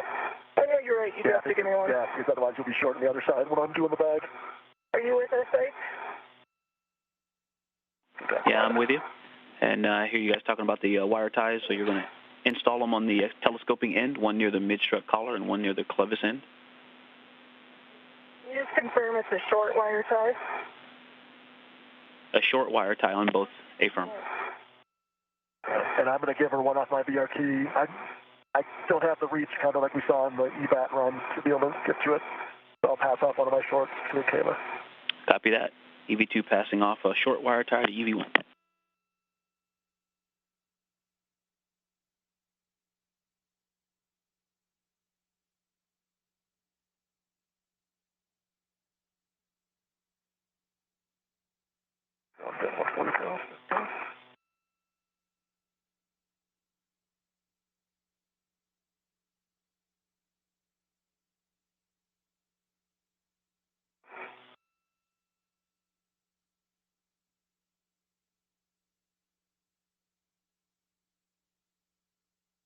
Alright, I've got one installed with 3 half twists. I'm going to get a little closer to you, Roger, and then okay, good. Let me grab it right.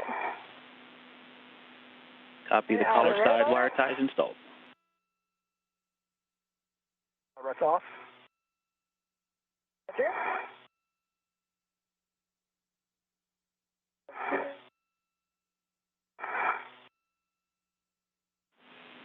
All right, Caleb, working on the second wire tie, and Raja, you can egress the APFR and retrieve the short PGT and the torque wrench from the right lower strut. The ratchet.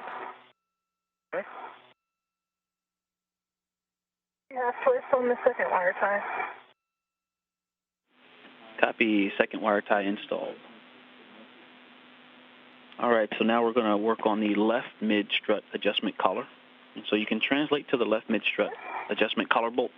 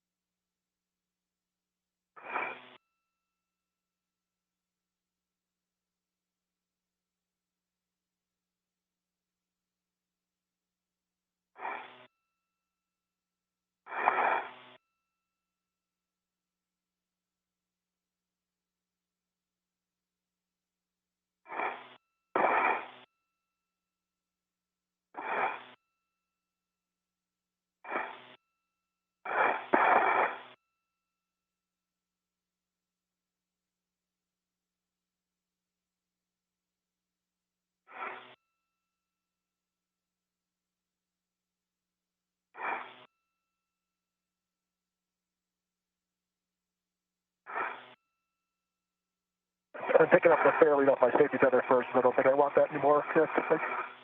Hey, firm, you can grab that off of 2242.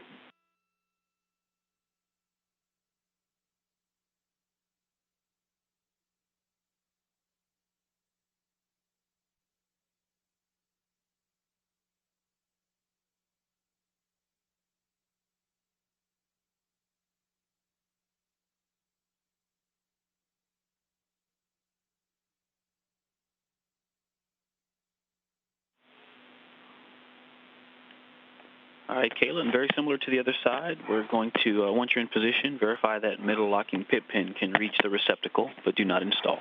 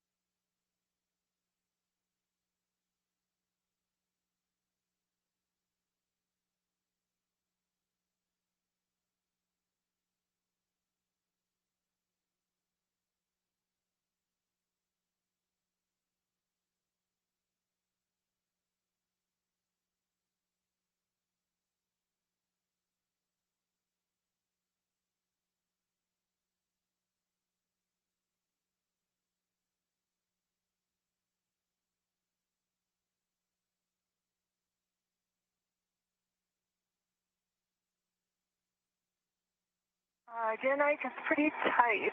Hard to verify without attempting to install it. Okay, so one thing I am feeling cautious about tugging on it too much because of what happened with the last one. Yep, good idea. And just make sure you're routing it along the side that it is anchored on at the handrail. So just check the base of that cable and make sure you're routing it from that side. I am.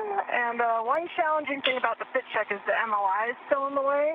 And you can release the MLI. This accordion to MLI. You can release the MLI.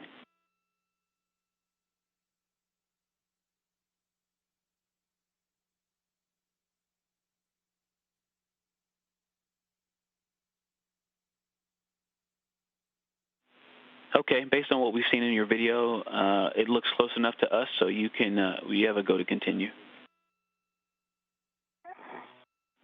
I agree. Okay. All right, so I've got PGT settings for you, and we're going to drive collar bolts M30 and M29.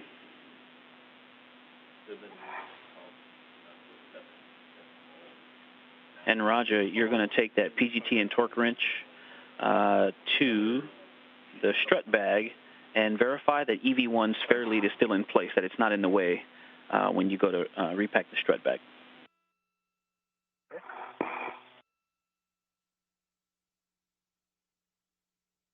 I got my PGT in hand. Okay, your settings are Bravo 7, clockwise 2. Okay, I'm back in motor, and Bravo 7, clockwise 2 is set. All right, with a long PGT, you can drive bolts M29 and M30 to torque.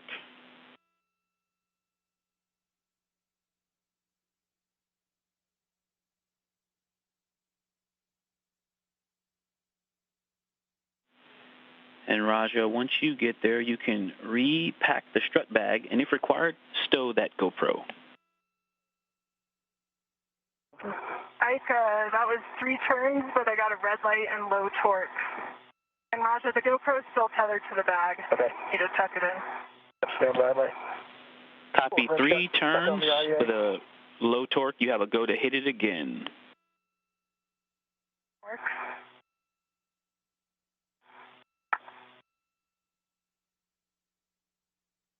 Green light, but it said low torque, but I do have a green light, no red light. Torque 21.6. I think it's a little low, Ike. Copy, and how many more turns? That was 1 additional turn. Copy, 1 additional for 4 total turns, and which bolt? That was M29. Copy, on M29, we got a green light. You said you also saw low torque? Yeah, there was a low torque message, but then it cleared and the green light came on. And the actual torque is 21.6. Programmed is 25.5. Okay, copy. You can move on to M30. Move on.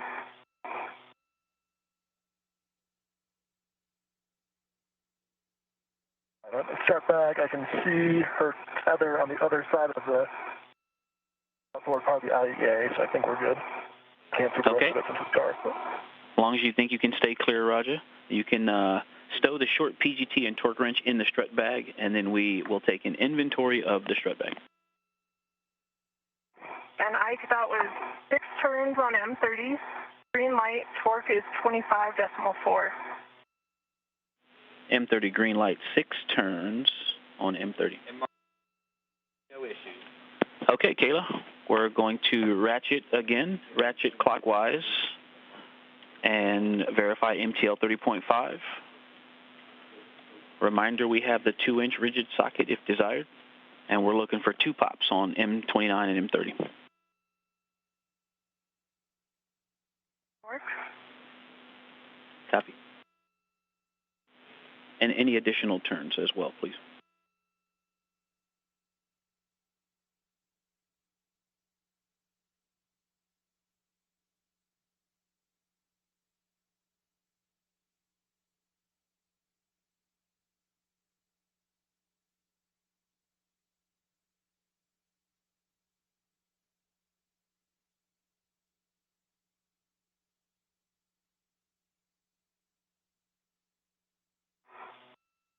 All right, I'm just going to call out, go from inboard to outboard of the strep bag and tell you what I've got, okay? That works. We are ready for the inventory. M29. And 2 pops on 29. Calls in real quick, guys. That's M29. That was about 1 additional turn.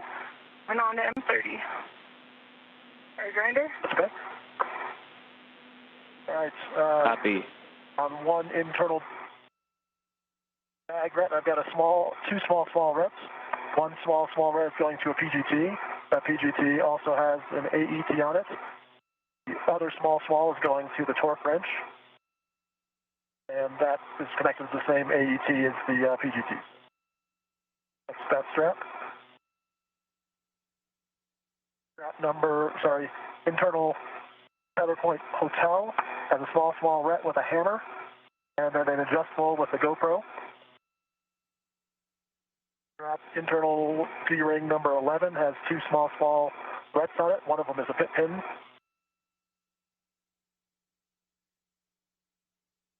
Internal D-ring Echo has 2 small rets. Internal D-ring India has 1 small ret with a taped torque wrench attached to it.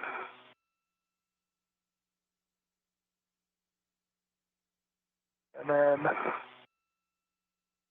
internal D-ring Juliet has 1, 2, 3 small rets, and one of those small rets has another small ret attached to it.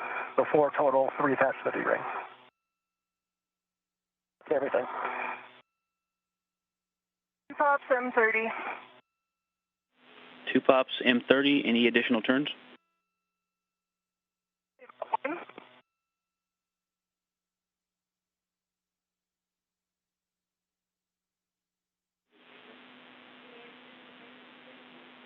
Kayla, any additional turns? Probably about 1 additional turn.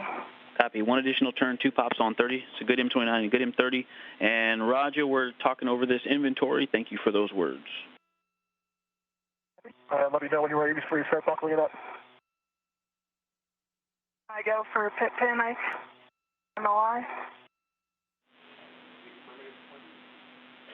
Stand by. Bye.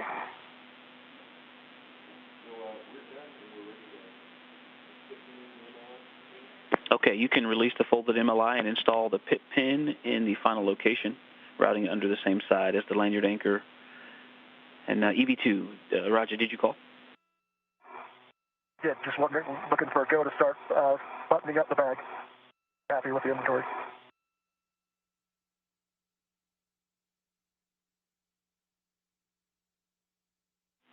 Okay, Roger. Hey, question about the bag. Verify that there are sockets on the torque wrenches and that the GoPro is OFF. There are sockets on both torque wrenches. There's not a socket on the PGT, and working the GoPro right now. Okay, that with the GoPro off, that's a good config. And then you can start to fold and cinch the bag.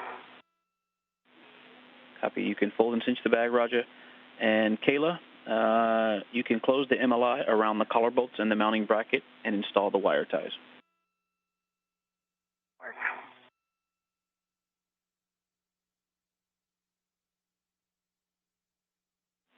EV1, EV2, 2 minutes to sunrise. Okay.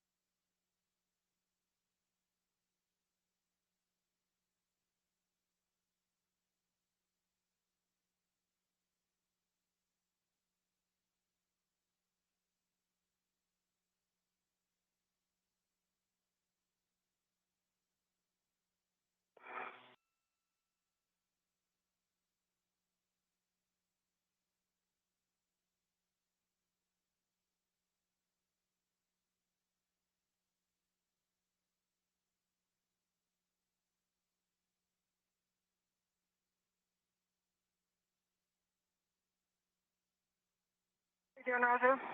Good. Backing it up.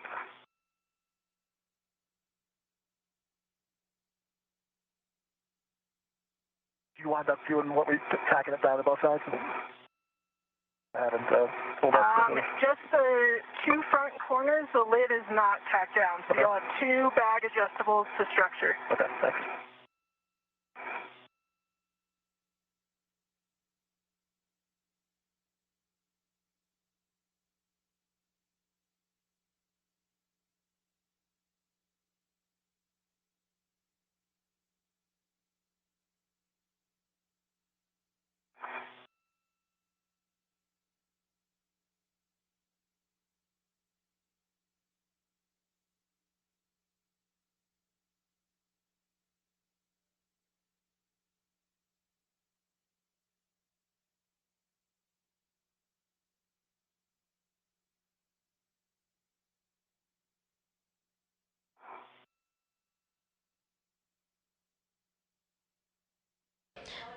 If you're just joining us, we are 3 hours and 22 minutes into the 247th spacewalk in support of the International Space Station Assembly, Maintenance, and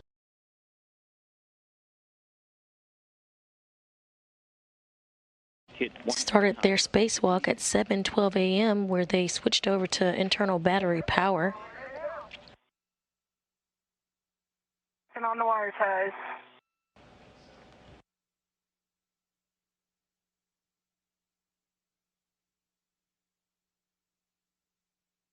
They translated over to their work site, the starboard truss of the S4.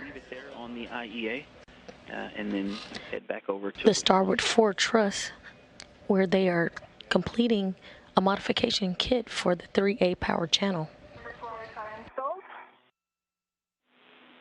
Copy, one wire tie near the collar bolts installed.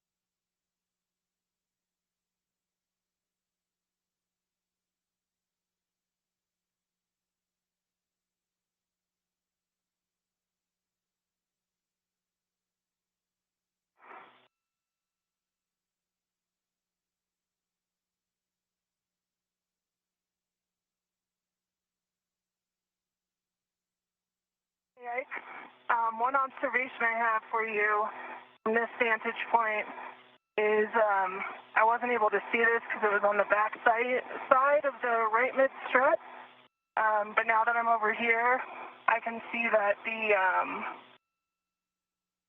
upper collar bolt is not fully covered by MLI. I'm not sure if you guys can see that in my helmet cam right now. Copy, on the right side, upper collar bolt, right mid-strut upper collar bolt is not covered by MLI. I'm double checking the left side now since I'm here. Copy. Thank you. Thanks for those words.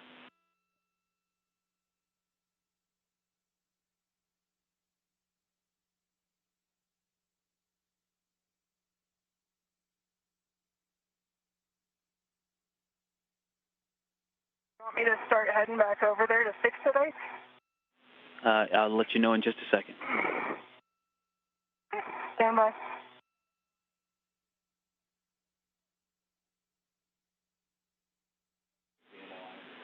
Okay, Kayla, yes, we would like you to head over once you're done with this one and verify that these collar bolts are both nicely tucked in. You can go over to the right side and cover those collar bolts with MLI.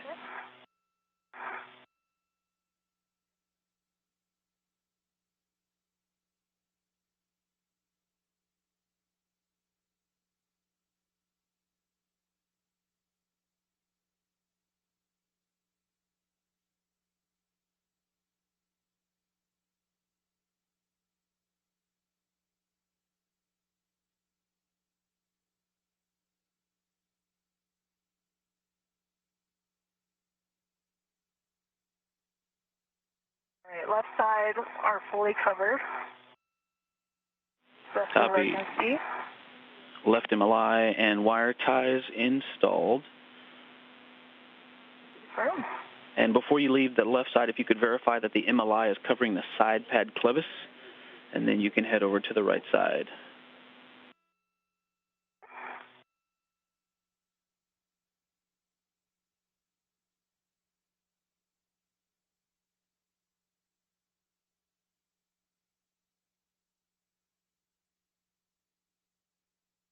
Is covering the side pad clevis. All right, nice job on that left side. And you have to go to translate over to the right and adjust that MLI. Gotcha.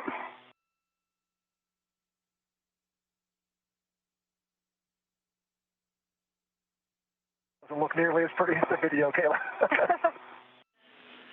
And hey, Kayla, we're going to have you get some photographs. Your preference if you want to get some of those now before you move. Looks like you're already on the way. Okay, yeah, maybe.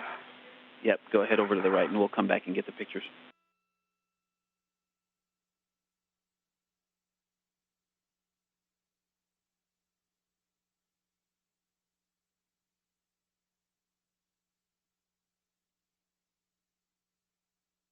Currently having views from the HECA or the HD camera that is also attached to NASA astronaut Kayla Barron's helmet.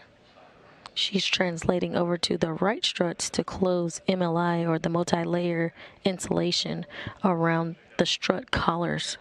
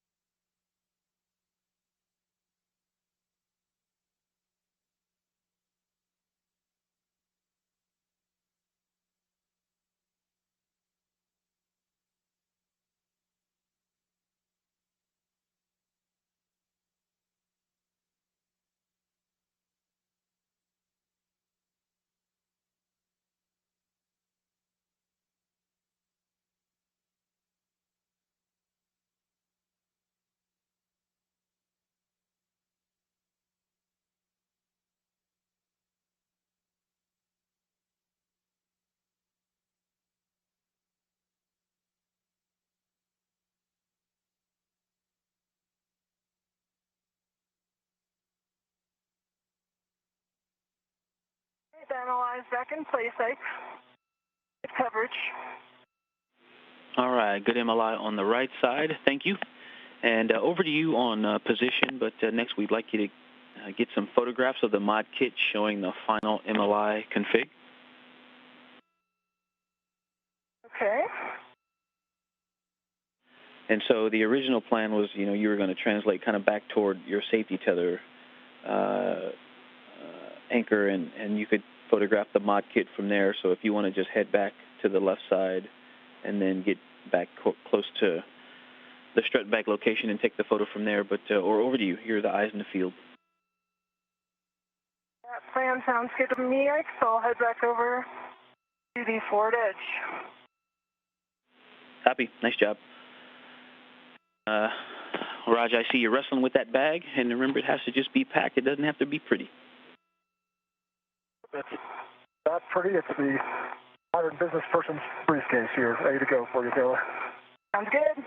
I've got the handrail kind of facing up on the IEA, and then there's one adjustable tether. The bag that's holding it down, that's on the outboard edge that you originally had. So you should be able to just put your BRT on this and set up. Nothing could be worse than the full strut bag, so I think you probably did a good job, Grinder. Definitely an improvement over the full strut bag. Nice job. Nice job. And when you're done with wrestling the bag, you can head over to S4 WIF 26 to grab the APFR WIF X.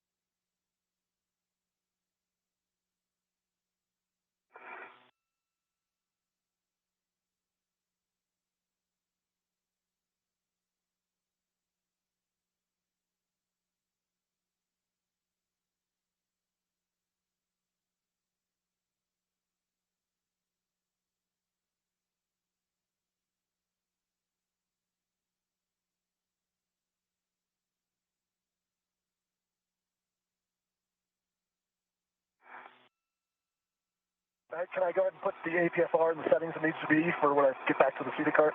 Do you have those? Affirm, I do. The duo has completed the installation of the IROSA mod kit.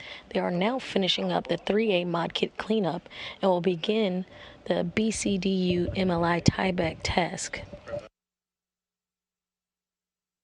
I think I got good pictures, machine gun style, on continuous high shutter. So, as far as I know, I've got the pictures you're looking for. All right, nice job. And since the strut bag is already packed up, we'll take a glove, hap, gauntlet, and safer handle check from you. And work.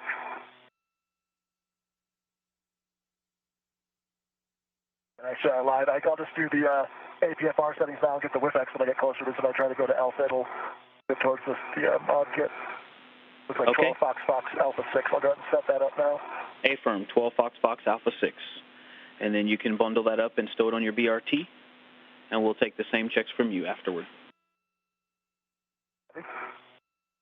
Make no changes to my gloves with the exception I've got some new smudging on my fingertips. Some of the old smudging wore off, and I've got some new fresh smudges. But otherwise, they look good. My hap is dry, and my gauntlets are down. Copy, dry hap gauntlets down. Translating smudges, you've lost some but gained some new smudges on your fingertips, and how your safer handle's doing. Oh, and work. Forgot about that one. Check.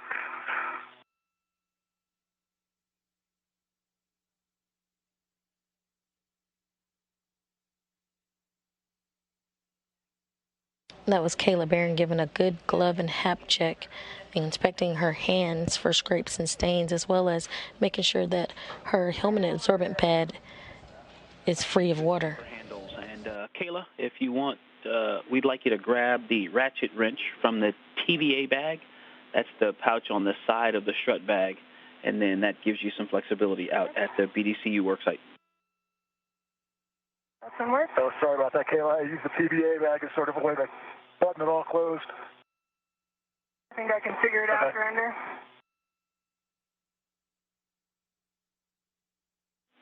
And Kayla, there is also a ratchet wrench in the crew lock bag, so if that's too difficult, we can just wait for the crew lock bag one.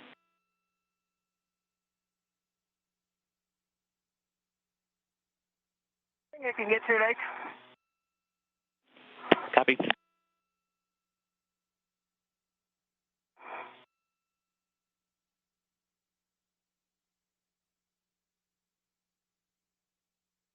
After finishing the 3A cleanup, Chari and Barron are looking to tie back multi-layer insulation on spare battery charge discharge units to support robotic replacement or relocation on a later EVA or spacewalk.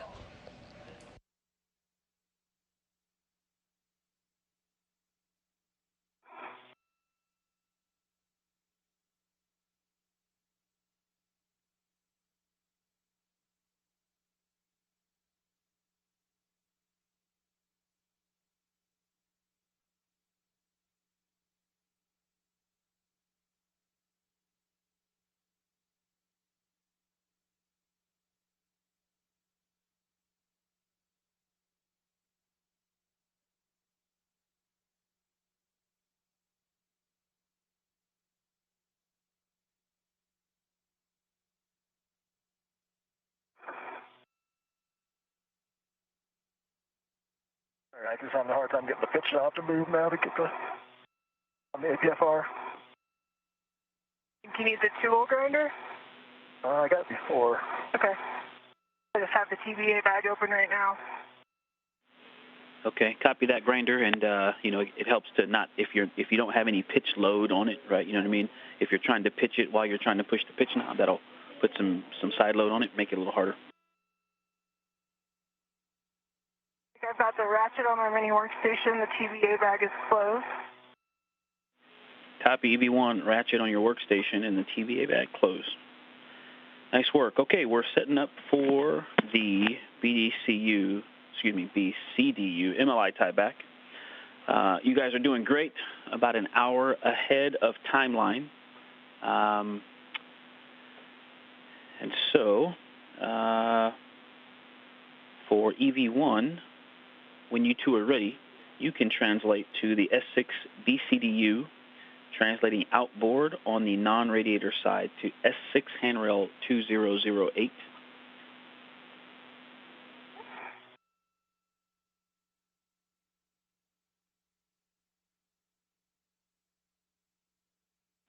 And Raja, if you want to wait to get those APFR settings. I got the APFRs there, 12. Fox Alpha 6, and I'll get the width extender when I get there. Like I said, I can't move that now without getting the nav canister. Copy. Sounds good. Nice job, Grinder. All right, you can pick that up, bundle it up on your BRT, and you're going to head to the starboard seated cart.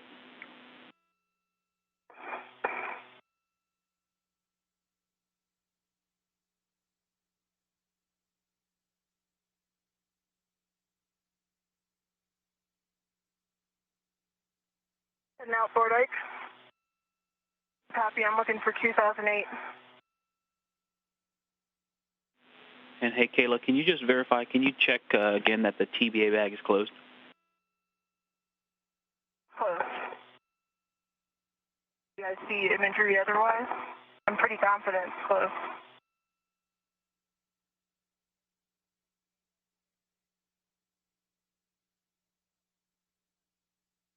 Okay, Roger, you have to go to continue outboard. Yeah, I velcroed it and engaged the little wire tie closure hook. Sounds good.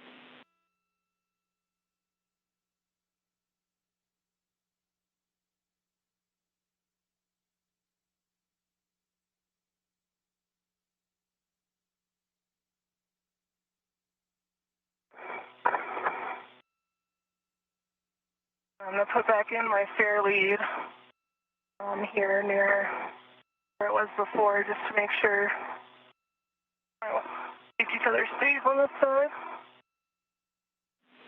Okay, copy. Sounds good. We're 10 seconds from a handover. And Roger, before you head back inboard, we'll take a glove, HAP, gauntlet, and safer handle check. See you on the other side of handover.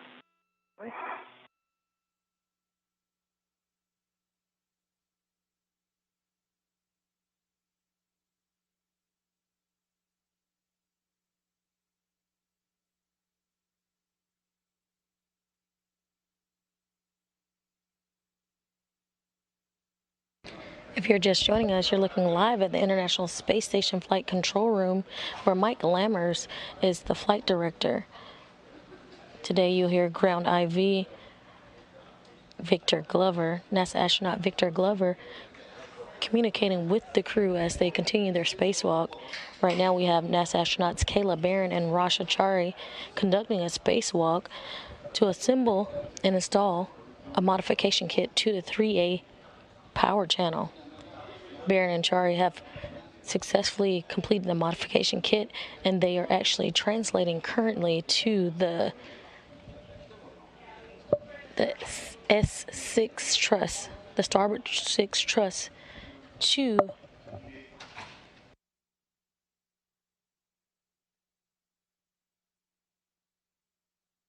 they're translating to the starboard 6 truss to do some tiebacks of the multi insulation. 2008, and I'm going to start working my wire ties.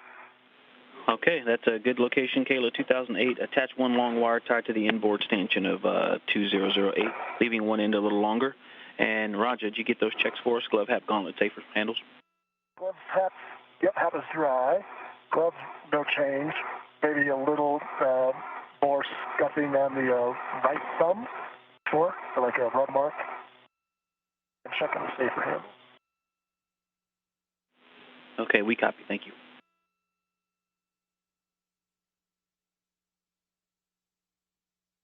Write that down.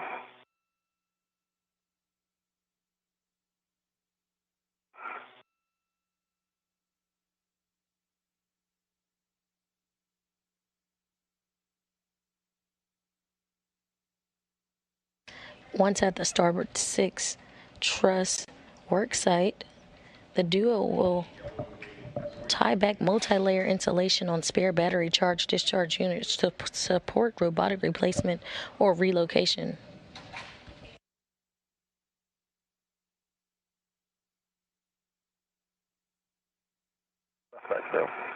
Safer handles down. Copy, good, safer handles, and you can translate to the starboard seated cart with one. You can leave your green hook in place, and you're going to stow the APFR with They will break torque and reset bolts on spare battery charge discharge units to support future robotic replacement or relocations. Copy that. We see you. We've got a great helmet video. Looking good.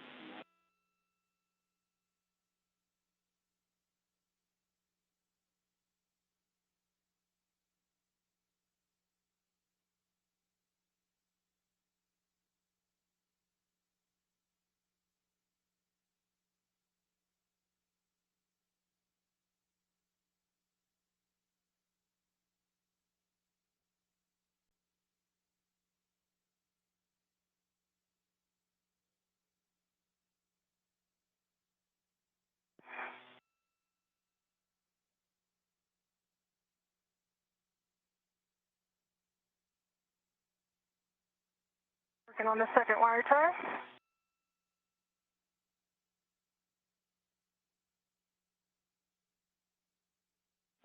Copy, Kayla. And yep, this one just goes to the outboard stanchion of the same handrail, 2008.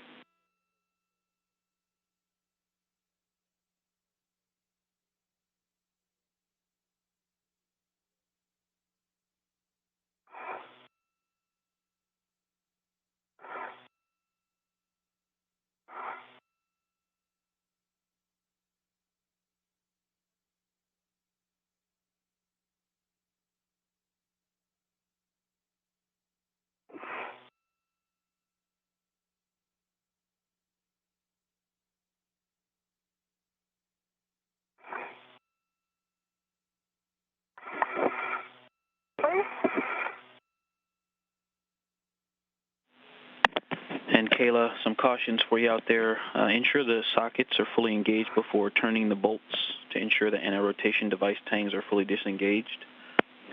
To prevent bolt damage, do not exceed 1/2 turn when breaking torque.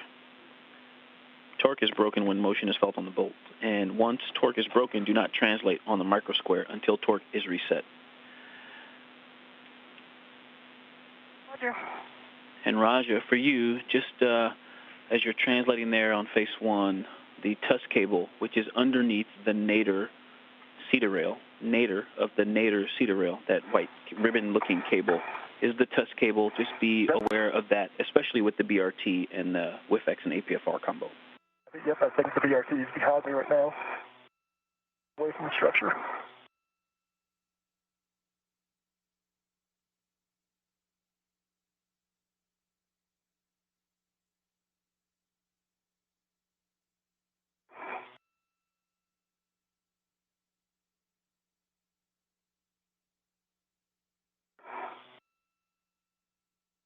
Okay, I'm working my way over to release the MLI.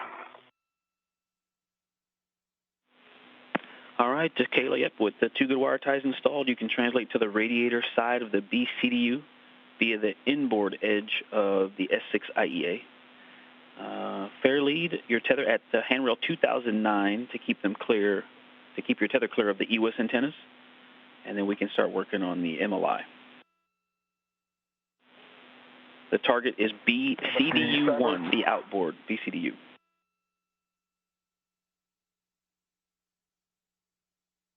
Starboard seated cart getting Copy, Roger. Okay, at starboard seated cart with one, you can install the WIFX clock to 11, and I've got the rest of those settings for you when you need them. 11 for the clocking. Good readback, Roger.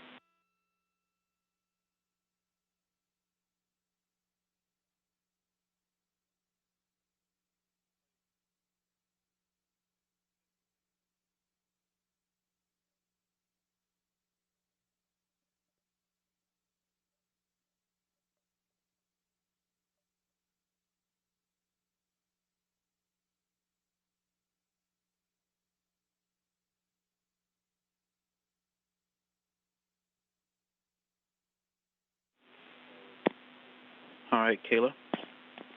Looks like you're starting to open that up, the MLI on B CDU1. It's open. Okay. Working my way back over to 2008. Affirm, and bring that lid along, and you can release your fair lead on the way back.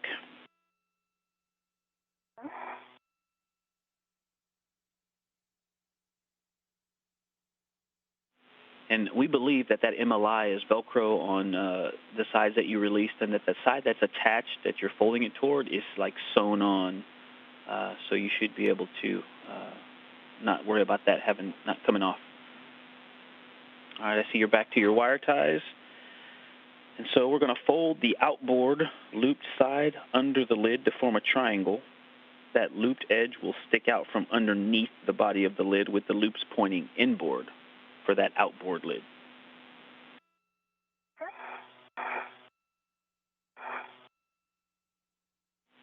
If you remember that picture or have it in your cuff checklist, make it look like that picture.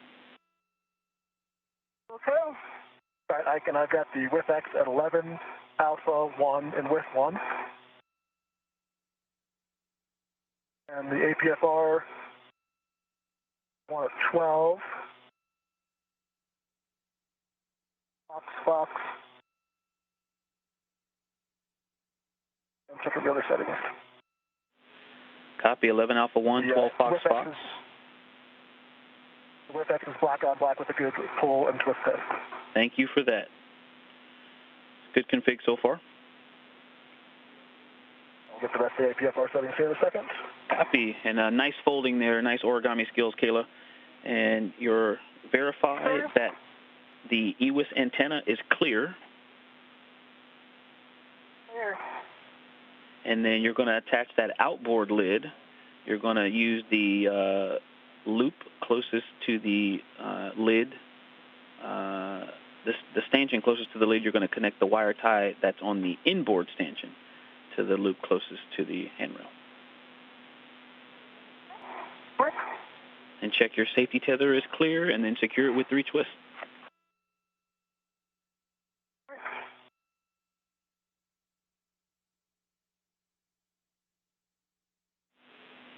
And roger, those last 2 settings there are alpha and 6 for the APFR 12 Fox, alpha 6. The alpha confirmed, the 6 confirmed, and the ingress 8 is folded in.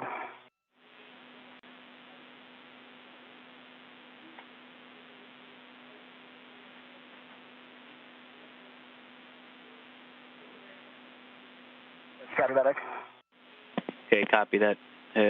Is a good config, and you can grab that crew lock bag from Cedar Cart Grid Square Charlie. Copy. Work. I've got the lid secured with 3 half twists. Copy. Very nice folding work there. Very nice origami skills. Hey, that structure to your left there, left of where your BRT is anchored that you were putting your hands on, we just wanted to let you know there's potentially some sharp edges there, so be cautious of that structure. All right, check your safety tether clear. Thank you for the 3 twists, and now we're going to work on the inboard CDU lid. So you can open lid 2, going back to the inboard side of the BDCUs.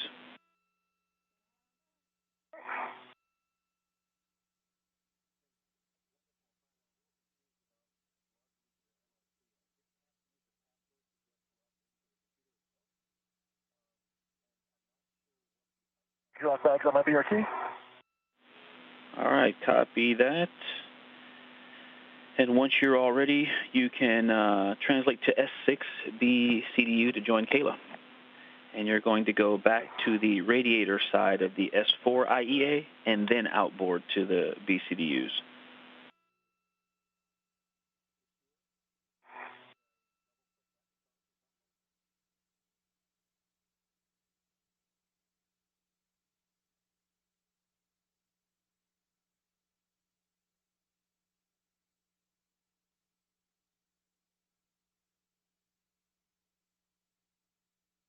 The center MLI loop on the inboard edge tore as I was pulling it to separate the Velcro, but one end is still attached.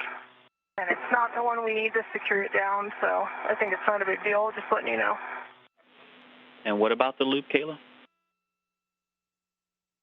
There is a loop that is sewn down on two ends, and one end came free while I was removing the Velcro. Okay, copy. Yep, no concern for today, but thanks for those words. And it's not the one you're using to attach it to the wire tie. Copy. Thank you. Yep, good copy.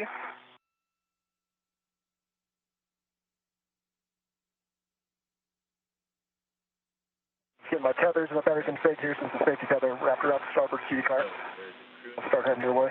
Take your time. All right, Kaylin, it looks like you're heading back towards handrail 2008. Confirm.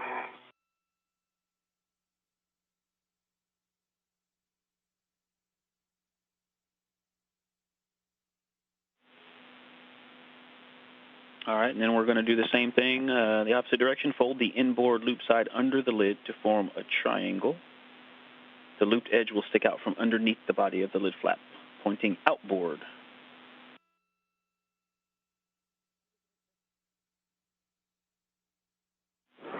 And we expect it to lie on top of lid 1 that we just tied down. Roger that.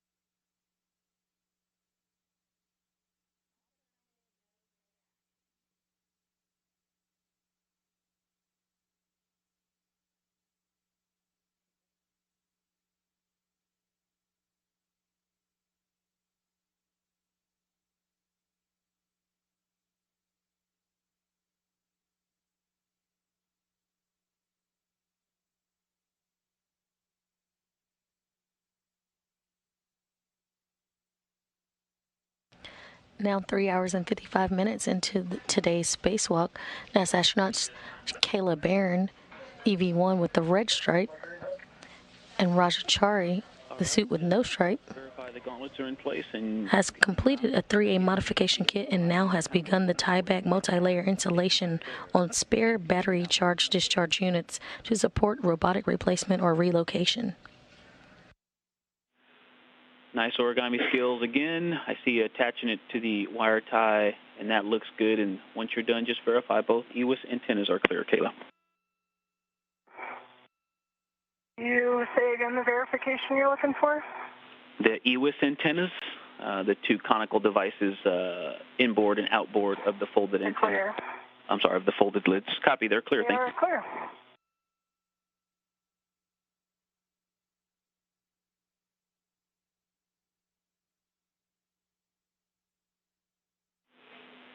Okay, and then if you could take a look at the MLI, specifically the MLI that's around the BCDUs, and make sure that that's not deformed, that we'll have access to both ORUs. Might be able to give you a better call on that when I head over towards the bolts. Right now I'm still just kind of looking at the edge where I folded. Copy that.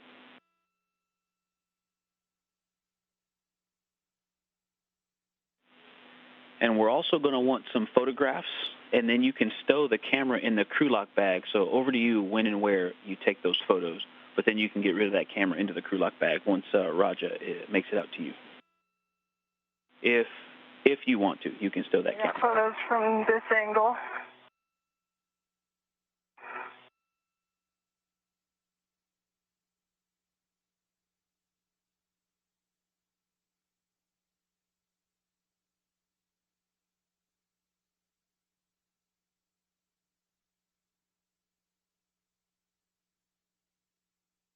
My fair leave out here, Ike, is just to keep it off the BGA, correct? Not a particular...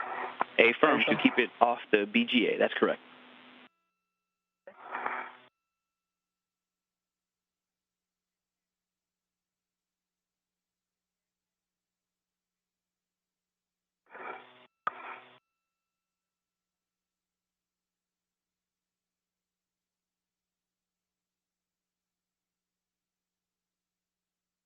And Ike, the MLI not look deformed.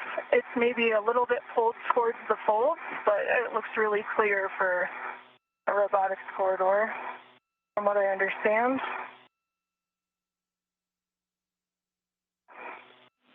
Okay, copy that. Good words. Thank you.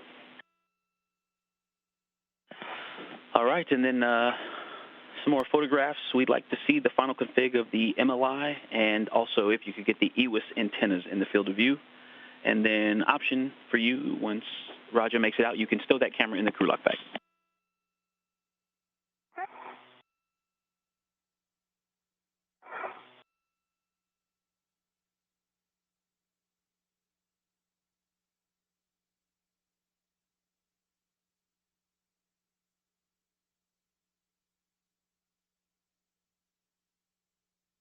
I might be a little close to get the field of view.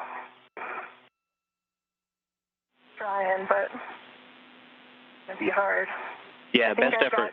Best effort on that. Okay, thank you. To your left, Philip. And from this angle, the folds are blocking the antenna, my view of the antenna, so I can't get this. I might be able to get better pictures when I go to the other side of the inboard side. Okay, yeah, we copy. And I'm okay hanging on to my camera for now.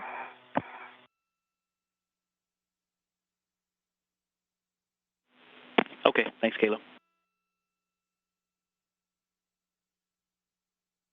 Ready for your words on torque, brake, and reset. I'm going to put the crew lock bag down here on 2028. Okay, yeah, so you can drop the crew lock bag in a position for you to access H1 bolts, and we have a recommended location, but something for you two to decide. You can do a socket swap and put a 7/16 6-inch rigid socket onto your PGT, Roger, or you can work together and hand off the ratchet wrench. Either of those is okay with us. Just let us know. I'm right here, Raja. I think it's easy to hand it off. Okay. But your call, though. I think that makes sense. And I've got the ratchet wrench in my hand if you want to give me the first bolt we're driving here. Breaking torque on. I'm just dumping the crew lock bag, but we don't actually need it then if you've already got the ratchet, correct? Yep, I've got a ratchet wrench and a long PGT, so... Okay. Let me drop this off and then... Yep, and handrail 2028, Roger? Okay, 2026 works as well. 2026.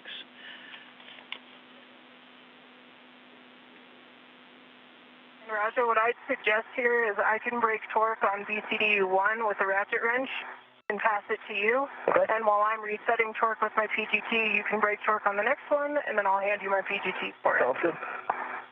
Let me get set up here. Okay, and we copy, and we like that plan as well.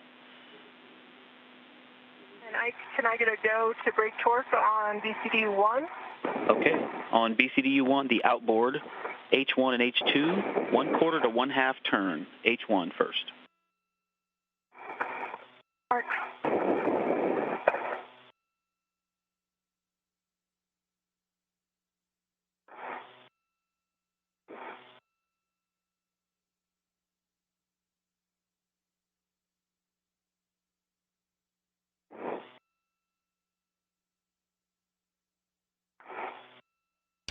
Now with the tieback on the multi-layer insulation on the spare battery charge discharge unit, Kayla Barron is now breaking torque and resetting bolts on spare battery charge discharge unit H1 to support robotic replacement or relocation.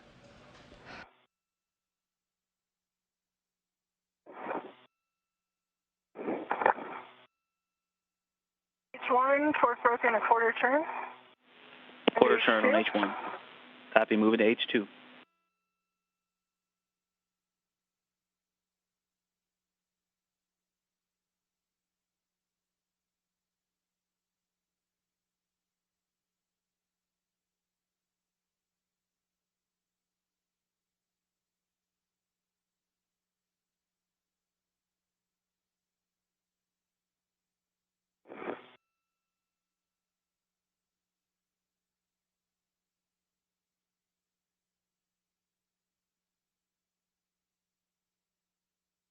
Torque broken on H2, quarter turn. Copy, a quarter turn on H2, and you can either hand off the torque wrench to, the ratchet wrench to Roger, or you can stow it on your workstation. I'd recommend handing it off if you're okay with that, Roger. Yep, and you want me to position over here? You want me to try to get it from? I can hand it to you. If you want to put a red on it and take mine off.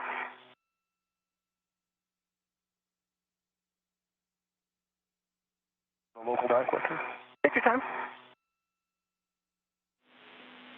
And Roger, you're going to break torque on BCDU2, the inboard ORU, and Kayla, you're going to reset torque on the one you just broke torque on. And I've got PGT settings when you're ready, and we're going to go H2 and then H1. Okay. And so, Roger, if you get to it, you've got time. You can break torque on H1 a quarter to a half a turn, starting with H1. And Kayla, starting with the two you just released, H2, alpha 6, clockwise 2. Copy that, starting H2, alpha 6, clockwise 2. Good read back on H2. Roger has the ratchet wrench, and he'll work on getting in position over there.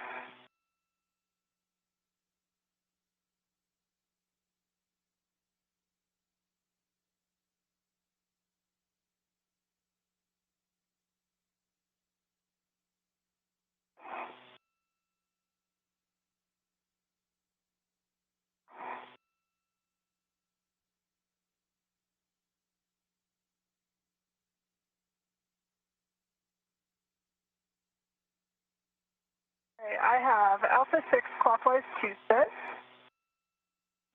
Good read back, Kayla. And I'll get in position over H2. And H2, alpha 6, clock 2.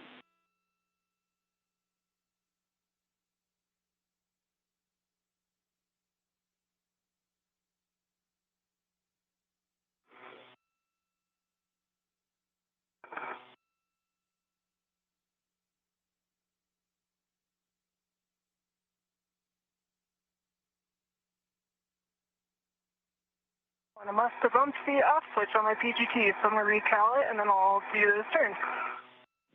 Copy. All right, I can either do an H1 or H2 first. Sorry, you probably told me. You're starting with H1, 1 quarter to 1/2 turn, braking torque on H1, BCDU2. I'm back in alpha 6 clockwise 2, and I'll do H2. That's correct for Kayla. H2, you're able to go to drive. There's 1/2 turn on H1 on the inboard. Copy inboard BCDU, 1/2 turn on H1. You have a go to release brake torque on H2. I've got a green light. Torque is 8.5, and that was maybe a quarter of a turn. Copy on H2, 8.5 on the torque. H2. Quarter turn, green light. You have a go to move on to H1. Sure.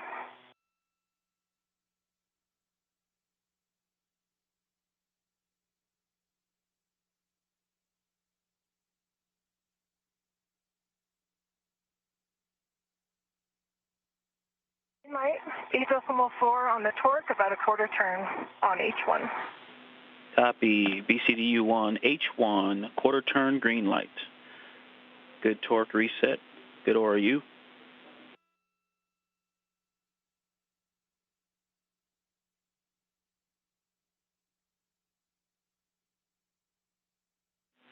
And Kayla, we're going to use the same PGT settings to reset torque on the inboard BCDU2. So over to you on the handoff, or are you doing that? Yeah, if Grinder's good with it, I'll just hand him my PGT over there. And H2 first. And H2 torque is broken. Sorry, 1/2 turn. Thank you. Half turn on H2. PGT now. Okay, PGT, same settings. You can stow the ratchet wrench on your in the crew lock bag or on your mini workstation and get ready to PGT. Okay, for now, I've just got it tethered to my mini workstation. And as soon as I'm done with the PGT, I'll send that back to Kayla. She's still on her right. Okay, that works. Alpha 6, clock 2, and we're going to start with H2. Okay, starting with H2. Alpha 6, clockwise 2. Good readback. If you're just joining us, we are 4 hours and 8 minutes into today's spacewalk, where NASA astronauts Kayla Barron and Raja Chari are currently breaking torque and resetting bolts on spare battery charge-discharge units. Turn, looks like 8. Good green light, 8 filings, 8.1, H2. 1 turn, green light on H2. You have a go to drive H1.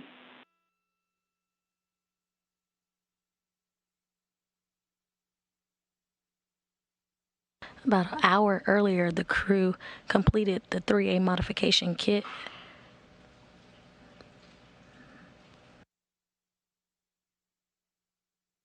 That was half a turn, green light, 8.2 on H1. H1, half a turn, green light. I show a good B, CDU2. Now you can stow the ratchet in a crew lock bag. A modification kit is the support structures needed for future IROSA or ISS rollout solar array upgrades.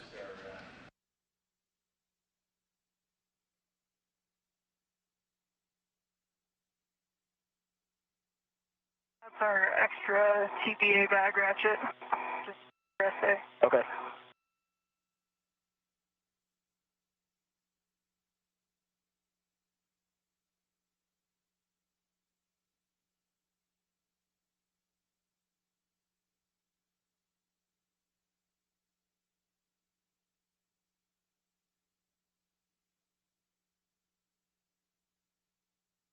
And Ike, I'm going to go back toward 2008 to see if I can get good pictures of the inboard antenna for you. Okay, copy. Good plan. I can get a picture of it from right here, too, if you want. I can see it. I have to go this way anyway, Roger. Okay. I'm not doing anything else, so I'll do it.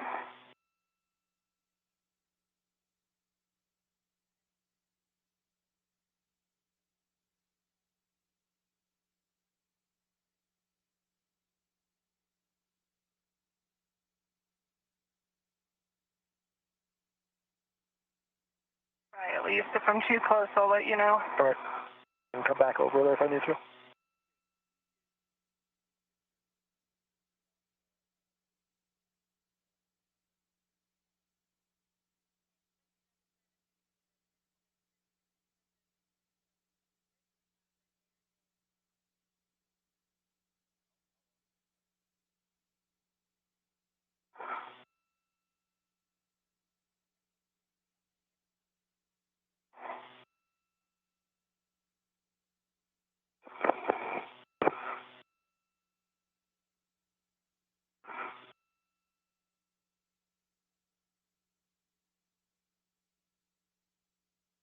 Swing my feet around. Can you see if my tether stays underneath? If I have a square leg back there further? Right now it's in front of you. Okay. Now it's crossing over your left ankle.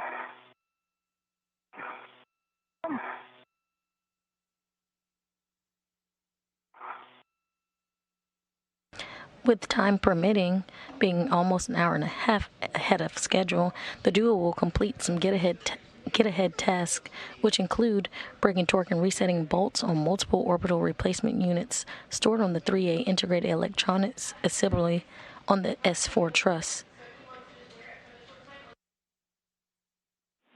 And hey, Roger. I think I got good pictures for you. Awesome. Thank you for those, Kayla. And Roger, over to you on where we're going to put that ratchet wrench. You can hold it on your workstation for a while until you get back to the strut bag, or you can stow it in the crew lock bag. I'll put it in the crew lock bag if I can find the place for it. That sounds good. Is the next thing we're in the break and torque with it? Okay, so let's, when Raja finishes that, I'll give you guys a big picture and then and get your, how you feel about it. So give me 1 minute. Okay, stand by.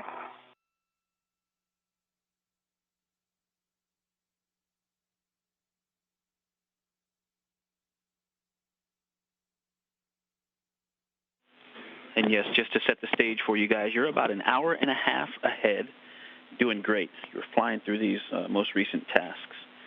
And so I'll tell you what we're thinking, and you let us know what you think. Roger, give me a call when you're done with that ratchet wrench. Yep, will do. Do you happen to know offhand if there are any free wrenches in this bag? Otherwise, I'll pull the adjustable. So I pull everything out looking for it. Let's use my other adjustable. I'm thinking all the integrals are already used out there.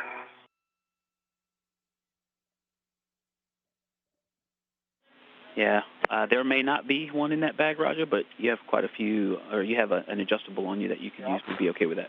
Yep, I'll just do that.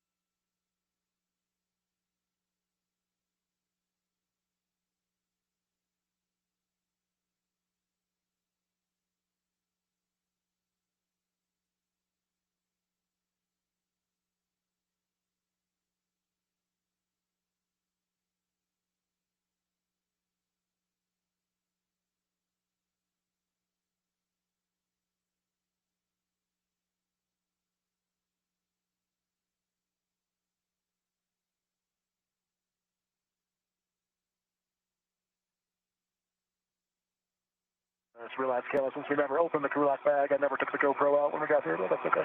No problem. Nice to have. All right, second ratchet wrench is now back in the bag. Do that. The GoPro back in.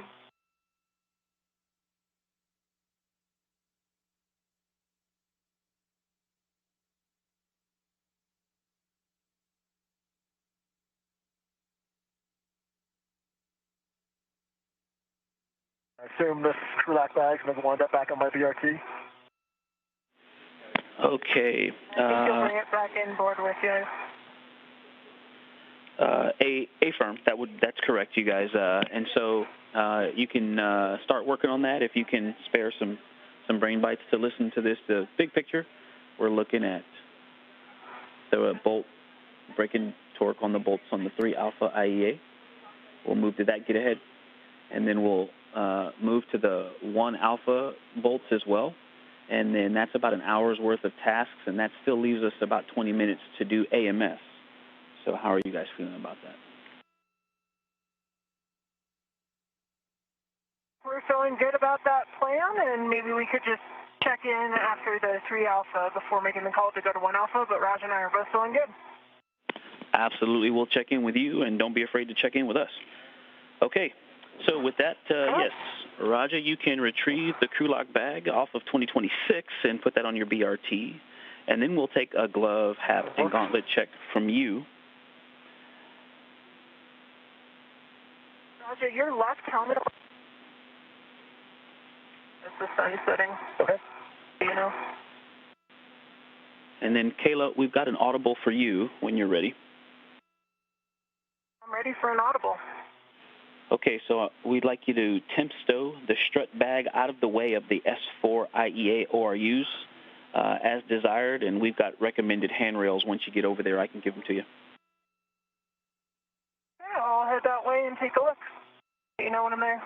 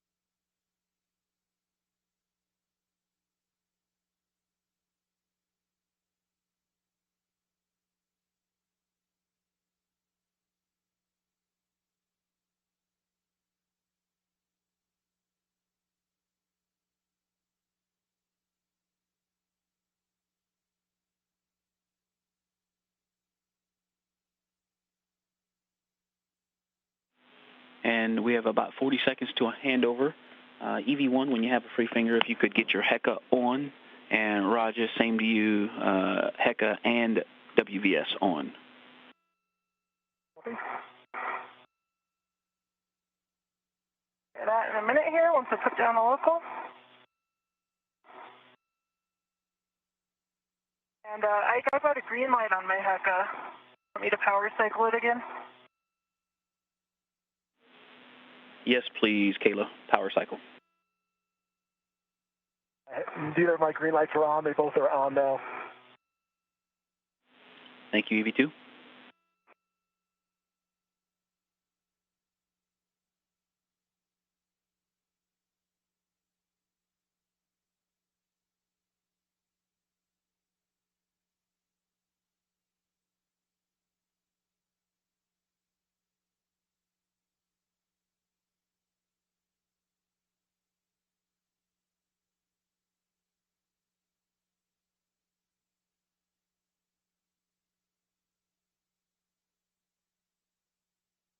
I think we could probably just dot it out of our way, but I'm happy to move it if you think that's better. And Kayla, I just caught the end of that. Was that for the ground or for Roger?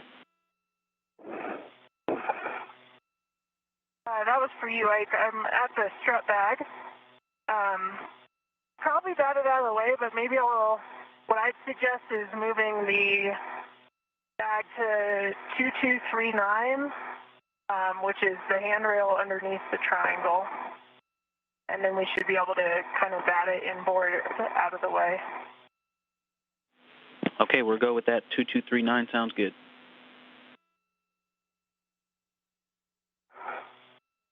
And I got the crew lock bag on the BRT. Put up the locals and have them inboard. Okay, before that, we'd like a glove, hat, and gauntlet check from you, and then, yeah, you can proceed inboard after. Okay, copy. My hat is dry. Another smudge on my left middle finger. Other than that, gloves look to be in good condition. And my gauntlets are down. Copy. Left middle finger smudges. Otherwise, good conditions. Dry hat and gauntlets are in place. And you can now translate to S4 handrail 2206. That is inboard on the radiator side of the IEA, and then translate over to the non-radiator side via the inboard edge of the IEA, and then back outboard toward the where the strut bag was.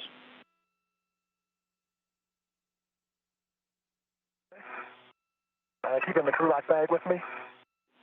Once you get to the 3 Alpha IEA, you can stow the crew lock bag as desired. And what we're moving to is the 3 Alpha bolt get ahead, so you want to have it in a place where you can access it, but it's not in your way.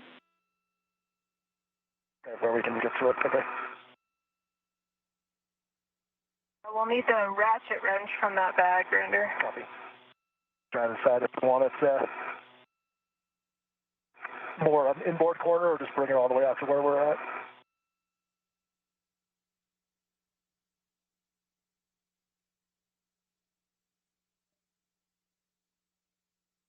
The inboard corner would be a better spot for the end of the task if you feel comfortable translating with the ratchet outboard to the first ORU.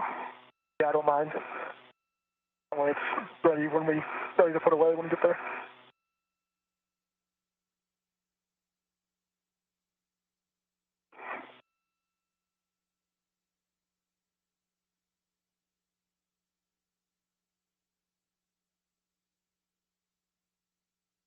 Now, 4 hours and 22 minutes into today's spacewalk, the EV crew has completed a tieback of the battery charge discharge unit multi-layer insulation and are approximately 90 minutes ahead of the timeline.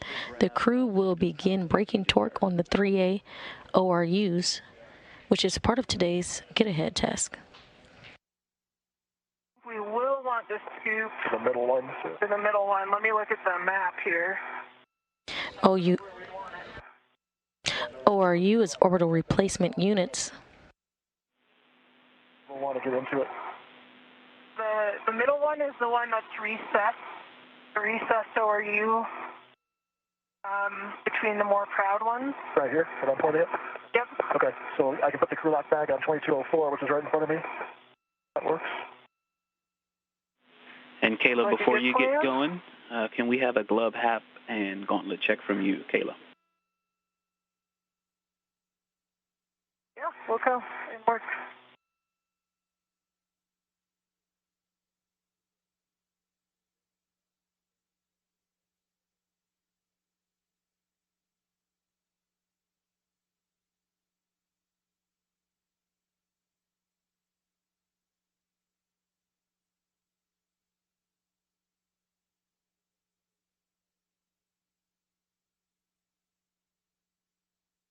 The same as before, with some changes to my smudging. Some of it's rubbed off.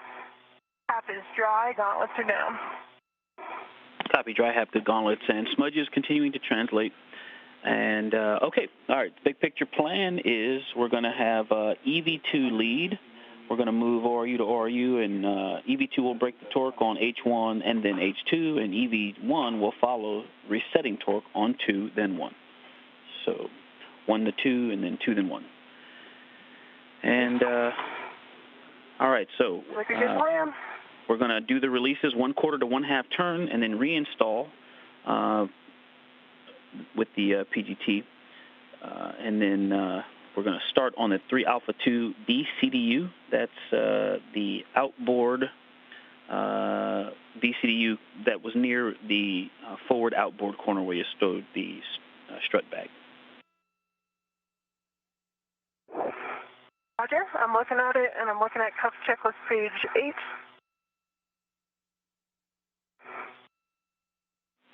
Copy that. And so with the ratchet wrench, we want to release 1/4 to 1/2 turn on H1, on 3 Alpha 2 BCDU.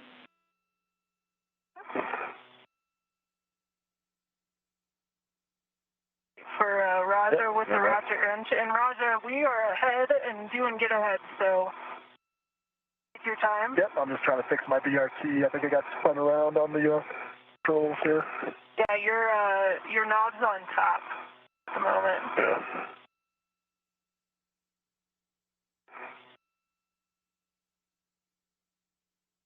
Yeah.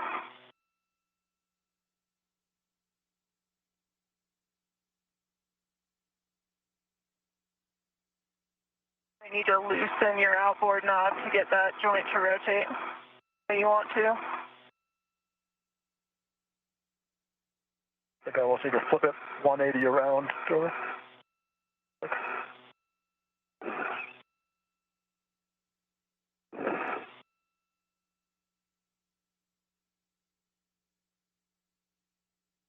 think if you push down on the joint that's coming out of the top knob, have more leverage. And now if you pull it the rest of the way around, it'd be how you usually have it.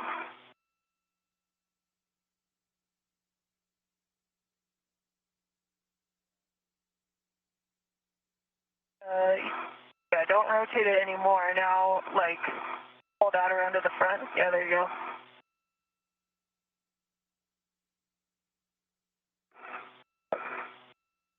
No, you ended up back where you started, actually. So you had it right until you undid it.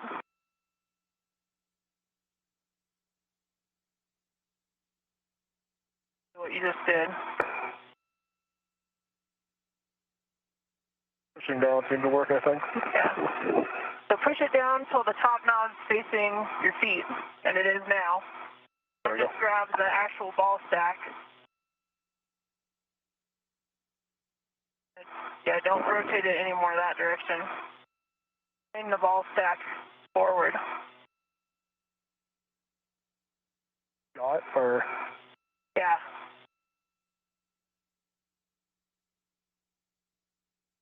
Yeah, pull with your thumb.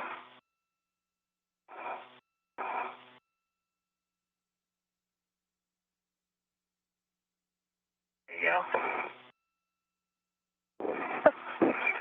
Thanks. I think it flipped around again. Are you uncomfortable leaving it on top? I just can't. It's yawing I can't tighten the yaw. Okay. Want me to come help you with it? I can get my hand on the knob. Just because when we're breaking torque, I'm not going to free spin.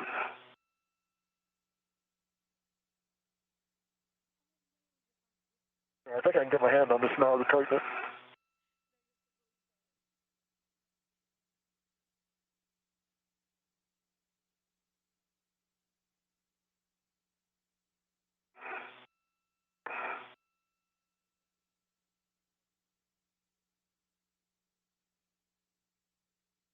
In an orbital nighttime, as the crew and the International Space Station fly over Turkmenistan. I'm going to grab the ratchet out and I'll start moving that way. I just been in the current config, I'm not going to be able to break torque on things.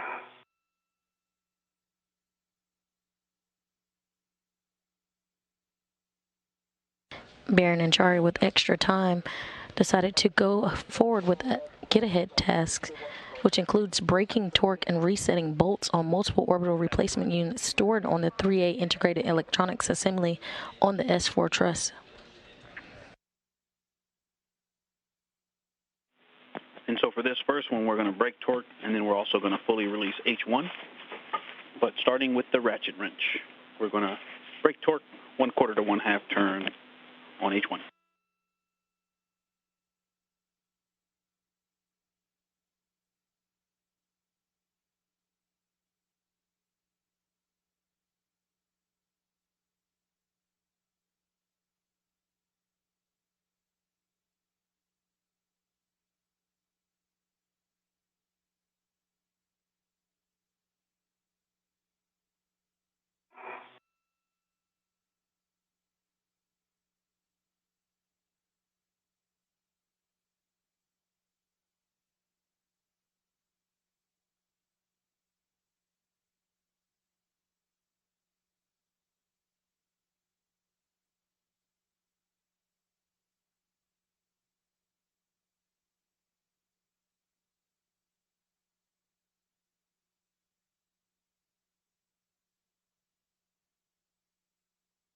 You'll ret swap and I'll start moving that way.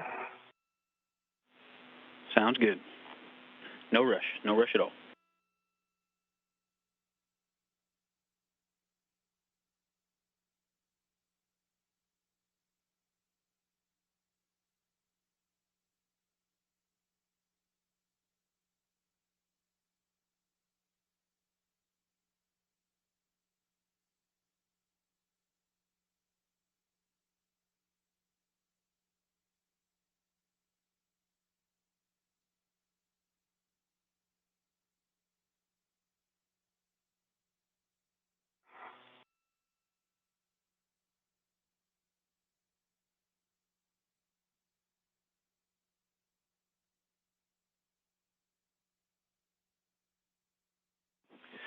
All right, Roger, and you're going to the 3 Alpha 2 B CDU. That is the forward outboard ORU.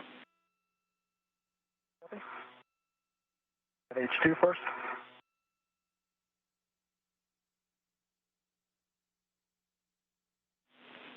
And a couple cautions for you too. If the scoop is needed, do not use H2 for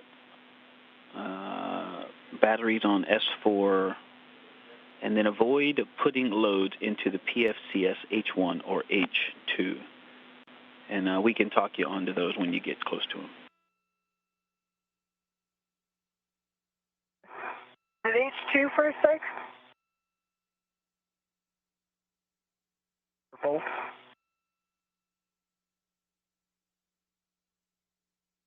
think it's 1.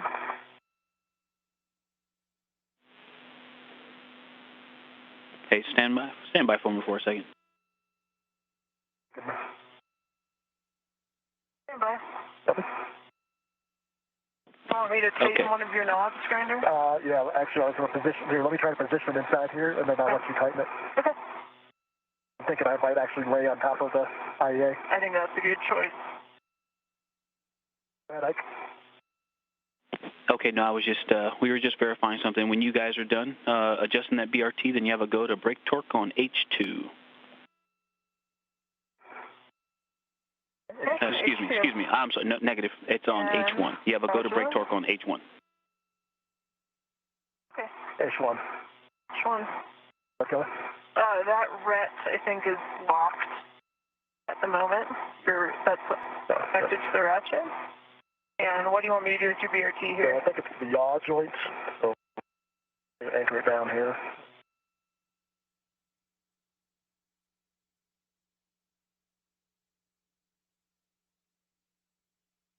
You want it tightened? So the one that... this one, yep. Thanks. It's fully tight.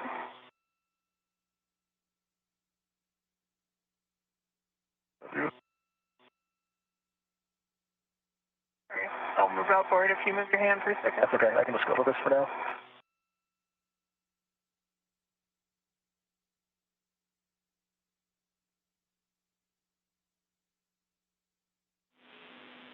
Hey, 15 seconds to handover. And if you get to it, you can do 1/4 to 1/2 turn on H1 to brake torque. Copy 1/4 to 1/2 on H1.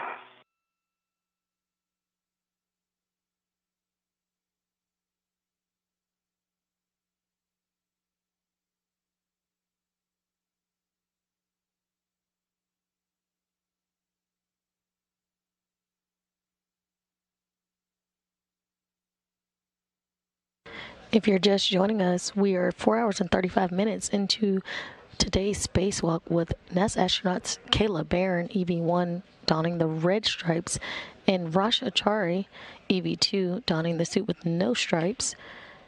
They have successfully installed a 3A modification kit and tied back some multi-layer insulation on spare battery charge discharge units. Copy, 1/2 turn on H1. Being ahead of schedule, the two decided to move forward on some get-ahead tasks for a future spacewalk.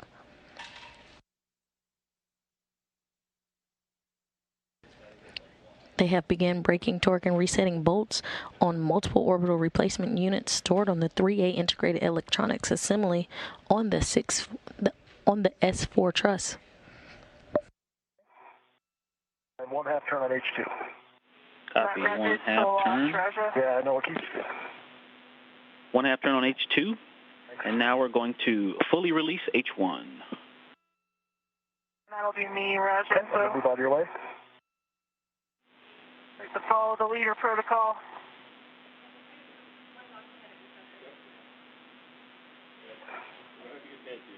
And then Raja, if you want to just scoot over to the next ORU, it's the 3 Alpha 1, which is just one inboard. That BCDU is next. And Kayla, for you, I've got PGT settings when you're ready. I'll let you know. Bravo. Say again, Kayla. I said I'll let you know in a minute. Copy. I'm just trying to get in position first. Might need to toll Raja's further outboard. Yep, I can keep moving. I can also swing back in front of the IEA if that helps. I don't want to block your access either, though. You just put them... You're fine, as I can't do this until that one's set anyway. Okay. Okay, and hey, a reminder for both of you. Copy, yep. EV1 and EV2, just a reminder, you cannot tether, waste tether or mini workstation defector to the box that you're working on. Okay. I'll move by in a second. I'm not working on it. You can actually stabilize your legs here too, Kayla, if that helps. I think I'm good. Ready for settings, Ike. All right, Kayla, Bravo 7, counterclockwise 2.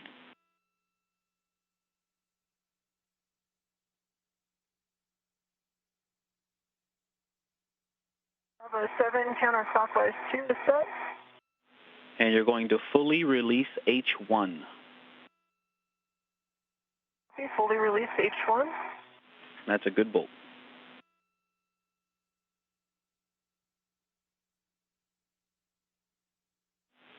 And Roger, on 3 Alpha 1, you can brake torque on H1, 1/4 to 1/2 turn, if you're ready.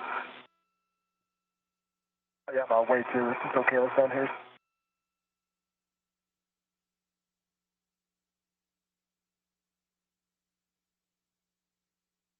Right now, can't move it quite yet. And Kayla, we're expecting about 4 to 5 turns to release that, but we're going to fully release it. Okay. And I believe it's fully released. I actually did about 10 turns, and the little like spring-loaded lock unlock thing is ratcheting of the drive. Copy. I think that means it's fully released. All right, H1 on 3 Alpha 2, and now we're going to reinstall H2. And I've got PGT settings for you, Kayla, when you're ready. Ready? Alpha 6 clockwise 2. Alpha 6 clock 2.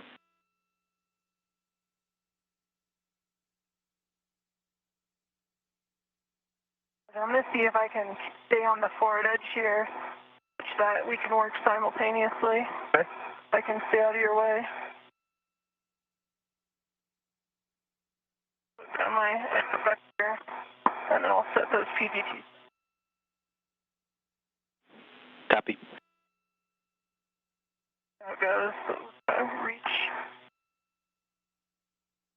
All right, Alpha 6, you said? Affirm, good copy. Alpha 6 clock 2.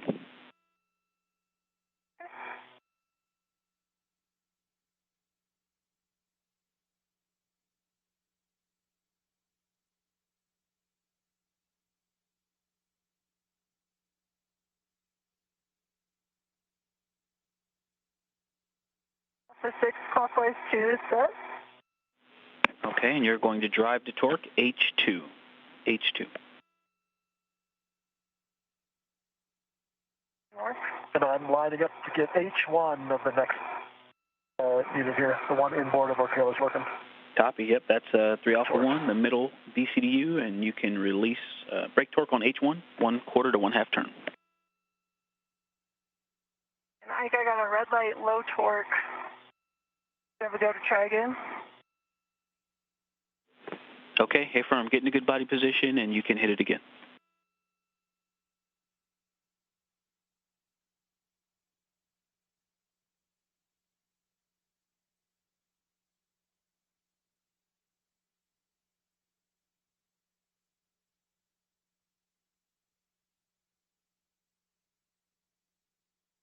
Green light, half a turn, 9.5 on the torque. Copy, green light, a half a turn. What were your total turns on that one? Let's say half turn total. Copy, half turn on H2. That's correct. Okay, and stand by for us, please. Can you check the PGT settings on that one, Alpha 6 clockwise 2?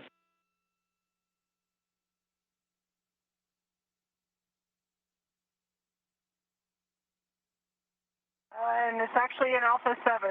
I'd have gotten bumped when I was recalling it. Okay, copy, stand by. H1 torque is broken, half turn. Copy, half a turn on 3 Alpha 1, H1. H2. Raz is coming back this direction if you want him to brake torque Half again. a turn on H2. And which one?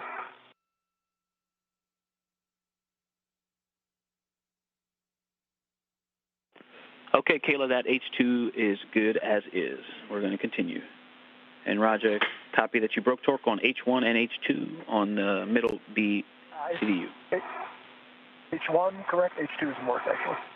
Okay, H2 in work, copy.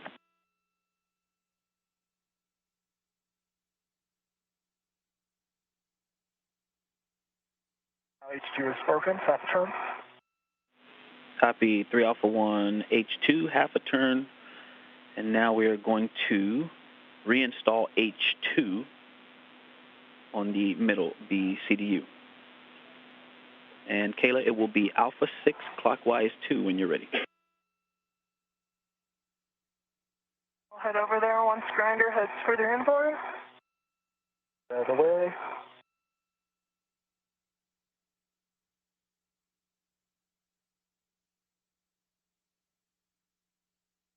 I'm watching your tethers right underneath my BRT here, Kayla. Okay, give me a stop.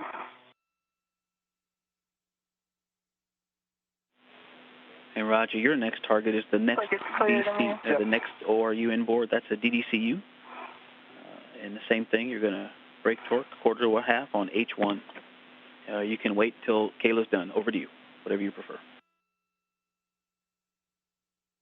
I've got Alpha 6 clockwise 2 set, and I understand I'm resetting torque on H2.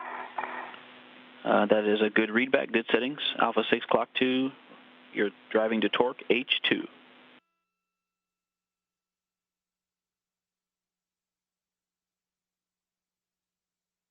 My good torque at 8.2, and that was about a quarter turn. Quarter turn green light 8.2 on H2 of 3 Alpha 1.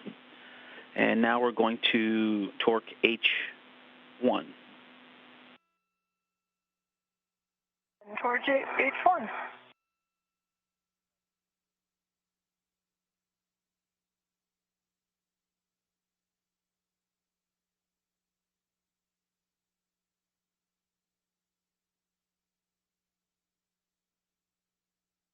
I'm at H1, the next inboard one. Scoot up a little bit.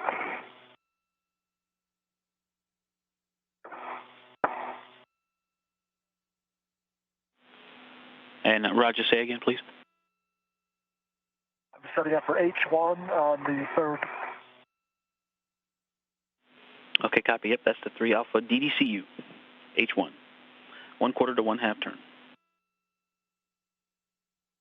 And I'm at H1. I'm still in Alpha 6 clockwise 2. And you have a go to drive it to torque. All right, and you're away, Kayla? Oh, you're good.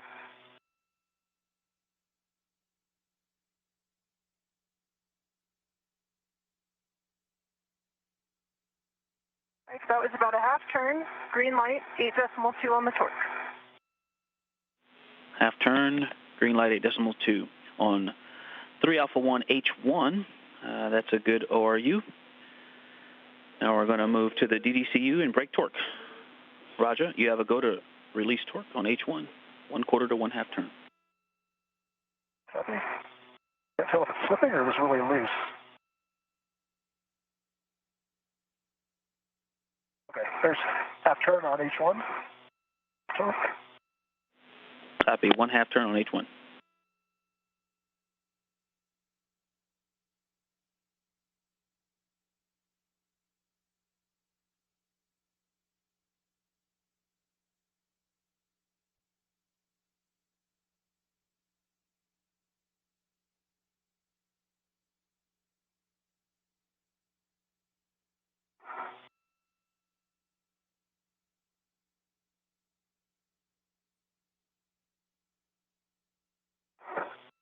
Half turn at H2. And Roger, say again for H2. Broken torque, half turn. Half a turn, broken torque on H2. Out of your way. Okay, Kayla, same settings, Alpha 6 clock 2. And we're going to torque H2. I think I probably need to work on getting the scoop out then for the next ones, right? There's one more in the corner, but Okay. I'm not sure what order I want. So the next place we're going is 3 Alpha 3, that BCDU in the forward inboard corner. So yes, continuing the same direction. Okay. All right, Alpha clockwise 2, H2 on the third ORU. Alpha 6 clock 2, H2. You have a go.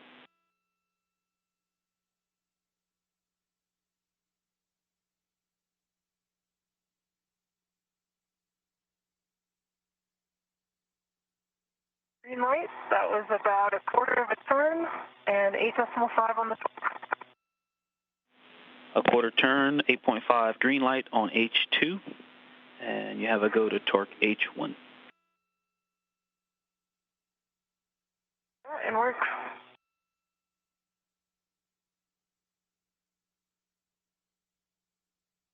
A quarter turn, green light, 8.4. Copy, a quarter turn, green light, 8.4 on the DDCU H1.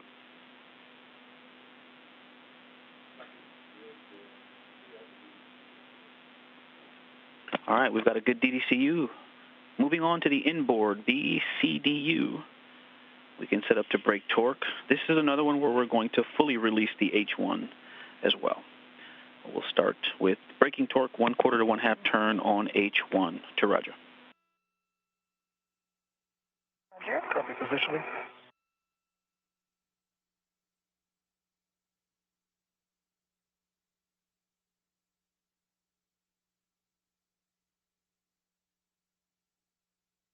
Roger, what are you thinking about the scoop now that I'm looking here?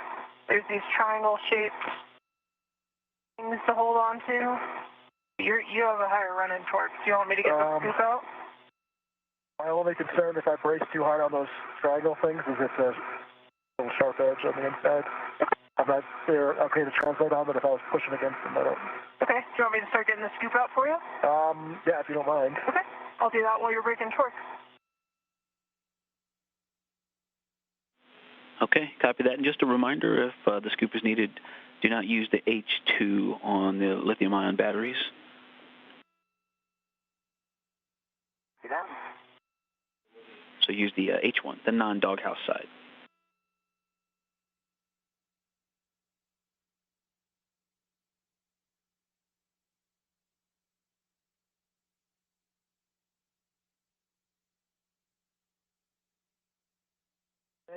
H1, torque broken, 1/2 turn. All right, 3 Alpha 3, H1, 1/4 of a turn.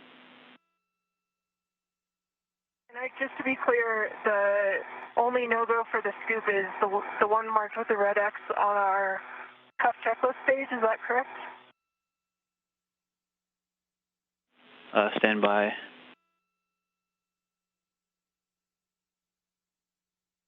Torque broke on H2. I mean, I can try it, Kayla. If you want to move on to this one, I'll go out there, and if I can't do it, then we can get the scoop out. Okay. Why don't I give it a shot? Got the crew lock bag open, so you let me know. Hold on to it for now. And Kayla, that is correct, per the picture in your cuff check. I'll try it without the scoop and see how far I get, and then Okay. I can always come back and get it. It's no problem, Raja. I've got it right here if you want it. Let's give it a shot without. Okay. I guess just watch out for my safety tether here as you go, as I head inboard. Okay, I'll keep an eye on it. This bag closed again. Sorry. No problem. And Raja, what's the status on H2? You're both broken, 1/2 torque, 1/2 turn.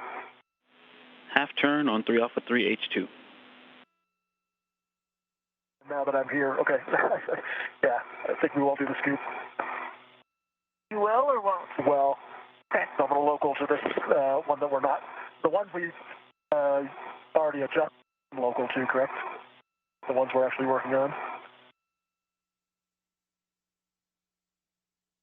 Hey, firm, the ones that we have retorqued, you are go to translate on those. Okay, copy. I'll work on getting that scoop out for you, Raja.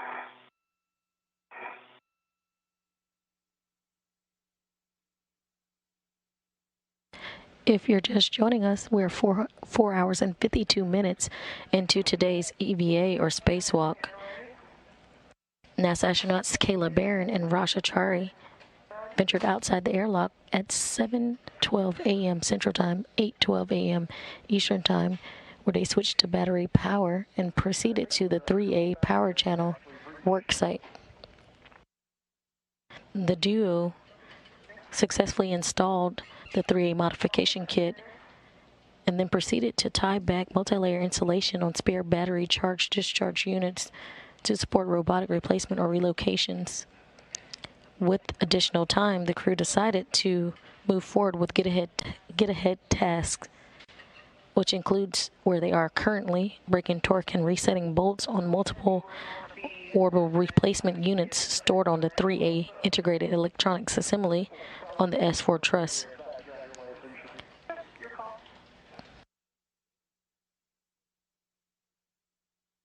After this has been completed, the crew will assess their time, and they also will be looking to break torque and reset bolts on an ORU orbital replacement unit stored on 1A, the 1A integrated assembly electronics assembly on the S4 truss as well.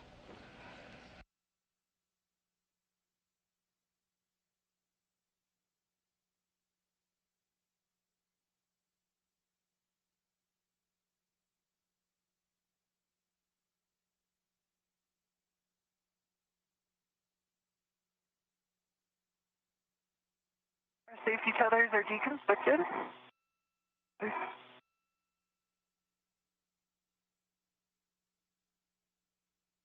And Ike, I'm ready for words on BCDU 3 Alpha 3, most inboard.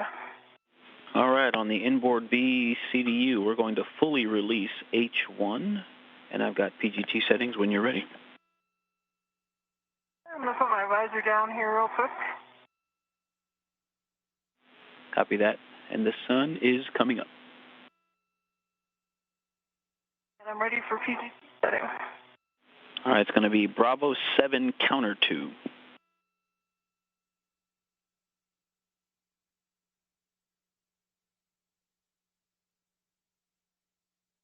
Bravo 7 counterclockwise 2 star. And you're going to fully release 3 Alpha 3 H1.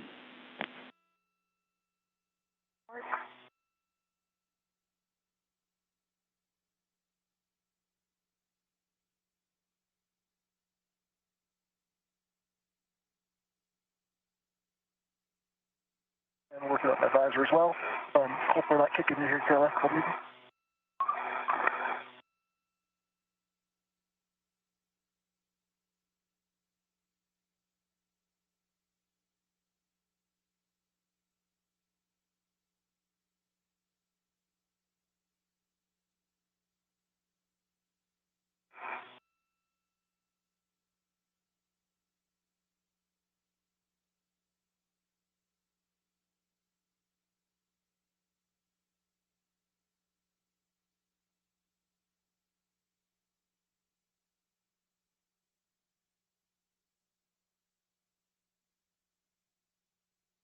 Okay, I can H1 and H2 first, or H1 first again.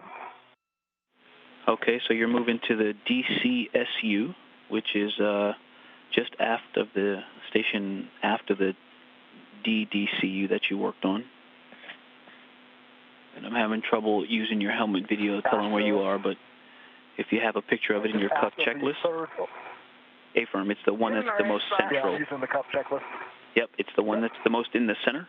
DCSU 3 Alpha, and you're going to break torque H1, then H2. 1/4 to 1/2 turn. H1 is fully released on 3 Alpha 3. Copy, H1 fully released 3 Alpha 3. Stand by, Roger. Standing by. And how many turns was it on H1, Kayla? 8 turns, fully released 3 Alpha 3, H1. And then we are going to reinstall H2 to torque. PGT settings when ready. Ready?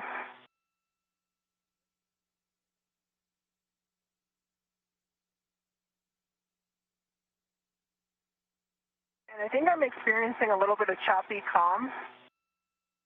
Roger, can you hear me? I can hear you. Okay. Okay, and how do you hear me? Ike's may have been choppy. Okay, copy that. I have you loud and clear now, Ike. Okay. All right, thank you. I'm ready for PGT settings. Okay, stand by.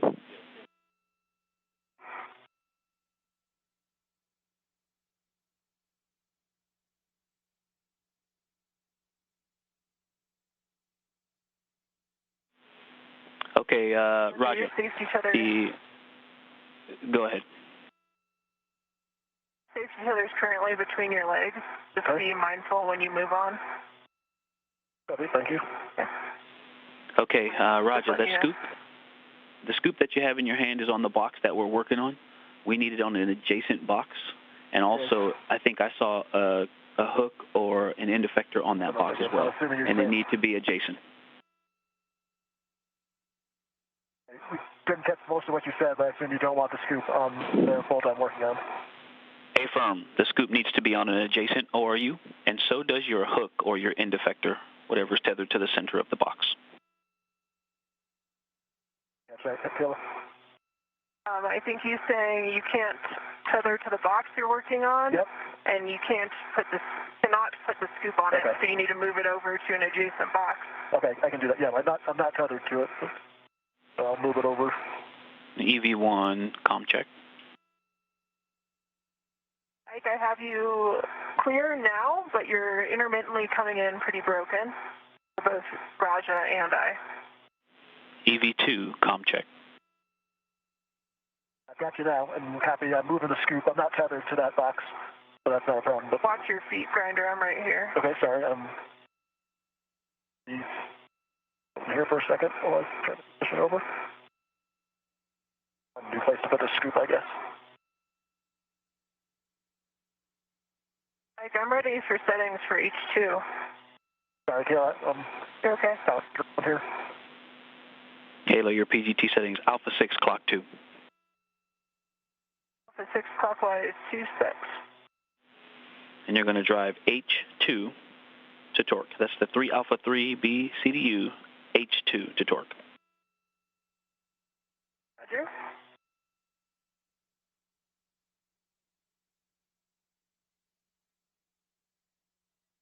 You're kicking me, Grinder. Sorry. Okay. Green light, 8.6, and that was about a quarter turn, maybe? 8.6 quarter turn, and a green light on H2 of 3 Alpha 3. I can get out of your way now if that would help you. You want me to move at all? I don't think you need that.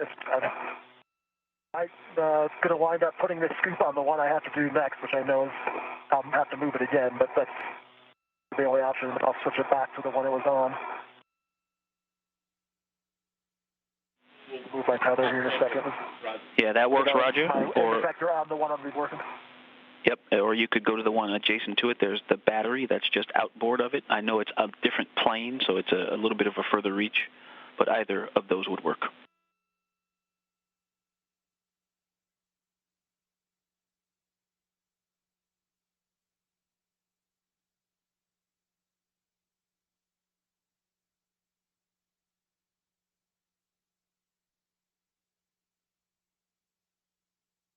Can I swing my legs back this way then? Or?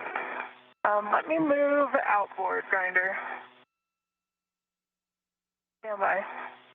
I'm trying to get fully out of your way here. I'm trying to get H1 from where I'm at, so you don't have to move for the first hold. I can get to that. H2 I'll have to move. All right, you're going to swing your legs. Okay. This one first, then I'll move. I think I'm caught on the crew lock bag, maybe. The crew lock bag is behind your left heel. And yeah, there you go.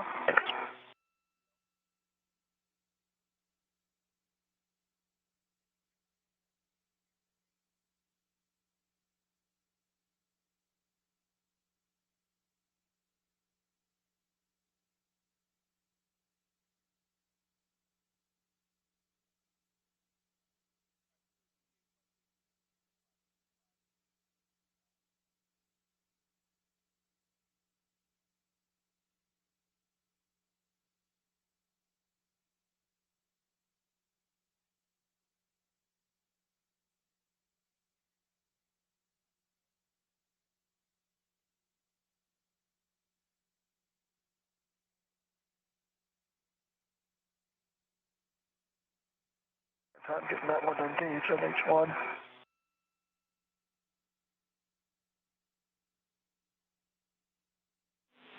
And Roger, can you say again about H1? I was just having a harder time getting it to ratchet to engage.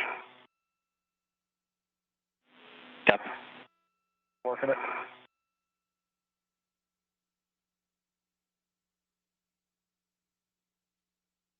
There we go. Okay, H1's torque's broken. Quarter turn. Yeah, Roger. Copy, quarter turn on H1.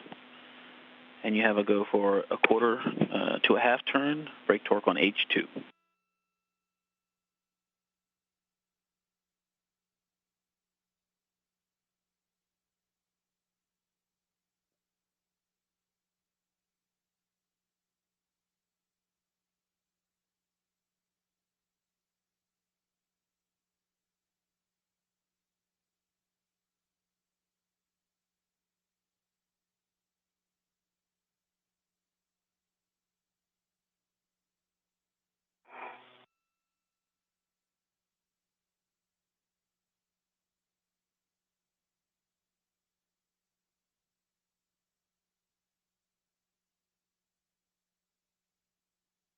These middle ones are definitely a little more exciting.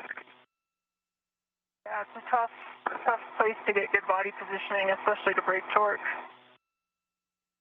Doing great.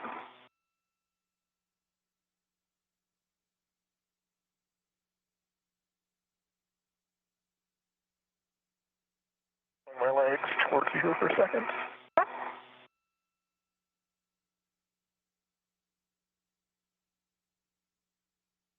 Good clearance to maneuver is necessary. All right, there's 2 half turn.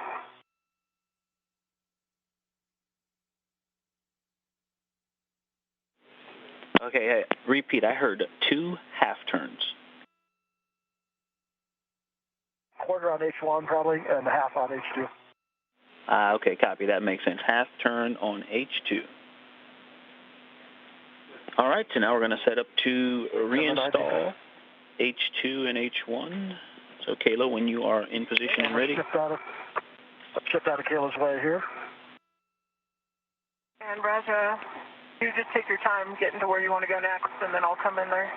I'm trying to decide so we can miss. Roger, the next ORU is the PFCS, which is just aft of the DCSU. I'm just looking for a place to put the scoop. Why don't you just release it to the crew lock bag for now, Grinder? Okay. And if I feel like I need it, I'll reinstall it.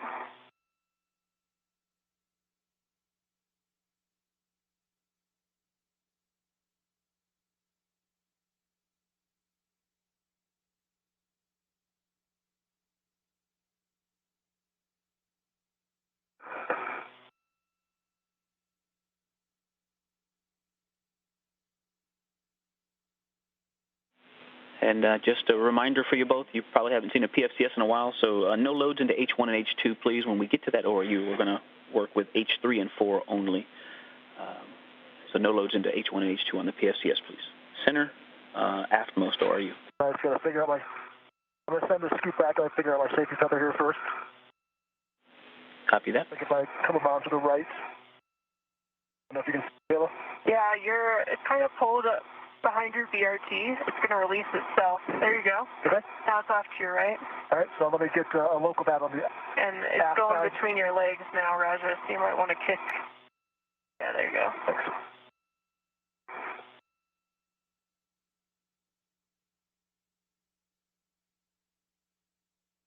Okay, so I'm going to send the scoop back like you said, and then... Yeah, just let it tend toward the bag. No.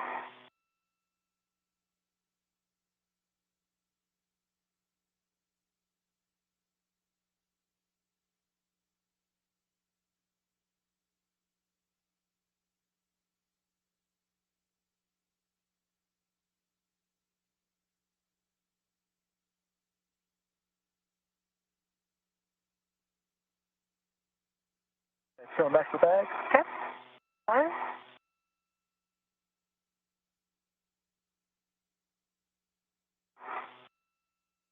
And copy. We're not putting loads into 1 and 2, just 3 and 4. That's correct. Yeah, good readback. Thank you. And you know, you're now closer to that aft edge of the IEA, so you've also got those yellow handrails on the aft side. They're just down a little bit toward your feet. I won't need to scoop it out here. I will use the normal handrails. Roger that. And Kayla, let me know when you're ready for PGT settings. Go. All right, Alpha 6, clock 2. And you're going to torque H2 of the DCSU.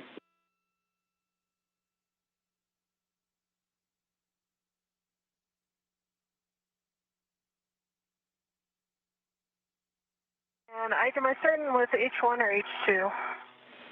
You are going to torque H2, starting with H2. Alpha 6, clock 2, torque H2. I'll let you know when I'm there.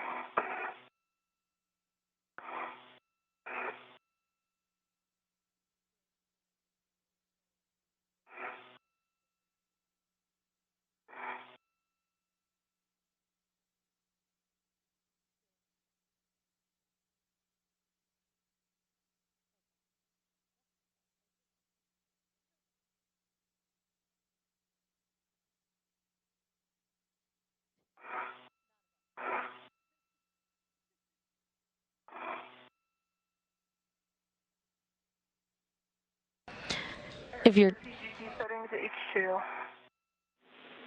Okay, for the... If you're just joining us, we're 5 hours and 10 minutes into today's EVA or spacewalk. NASA astronauts Kayla Barron and Raja Chari have completed successfully a 3A modification kit and have also done some tiebacks for some battery charge discharge units to support robotic replacement and relocation. Being ahead of schedule, the crew decided to get started on some get-ahead tasks. They are currently 3 first, correct. They are currently braking and resetting torque to bolts on the ORU, or orbital replacement units,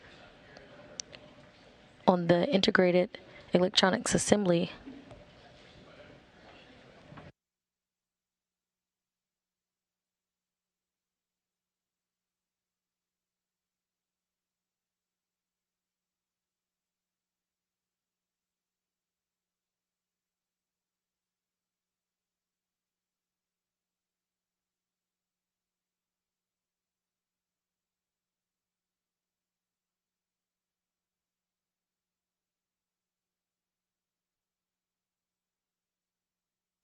The crew is currently braking torque and resetting bolts on the multiple orbital replacement units stored on the 3A integrated electronics assembly on the S4 truss. Attempted reset, but I got a low torque. Do you have a go to try again? Hey, firm, you have a go to hit it again.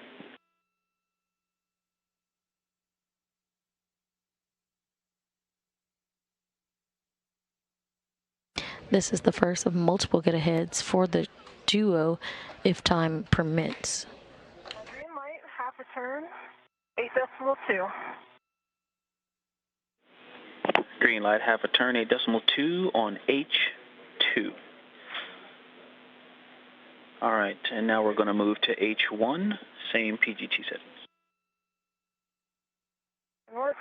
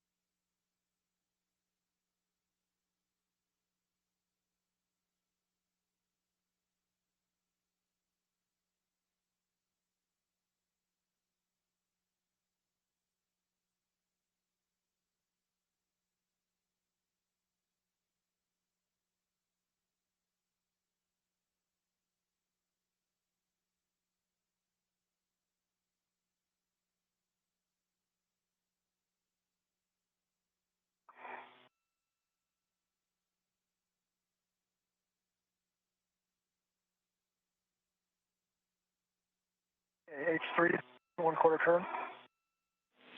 Copy. Release torque on PFCS H3 1/4 turn. H4. Copy, moving to H4.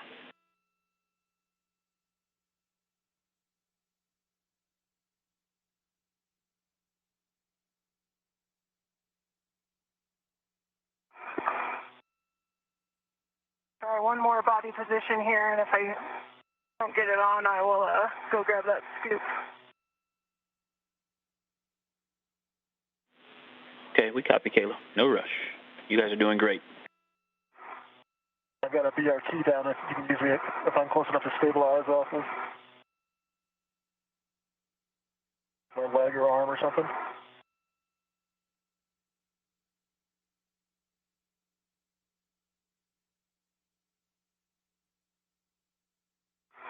I can get it. I don't know if I can hold on to this.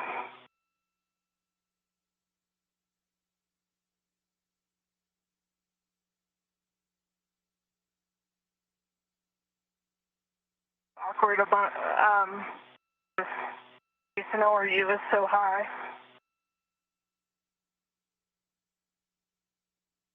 Since it's recessed so much more than the other ones, it's hard to.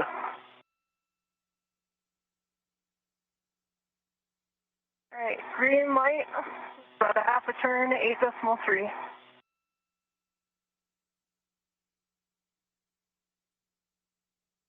And Raja, I'm tempted on that one, since you have a BRT down, to just hand you my PGT to finish the last box. That would make sense to me.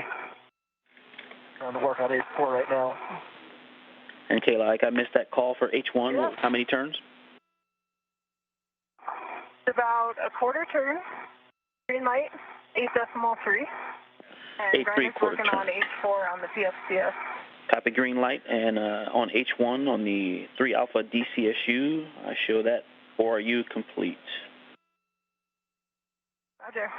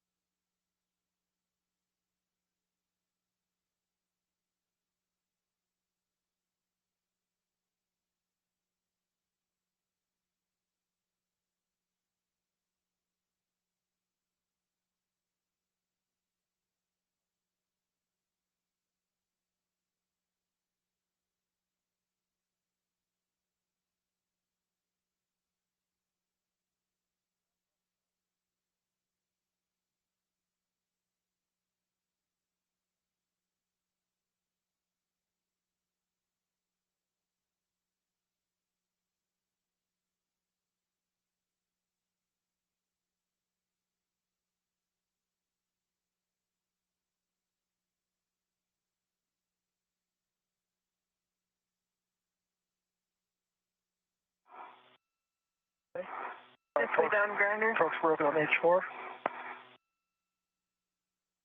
Turn.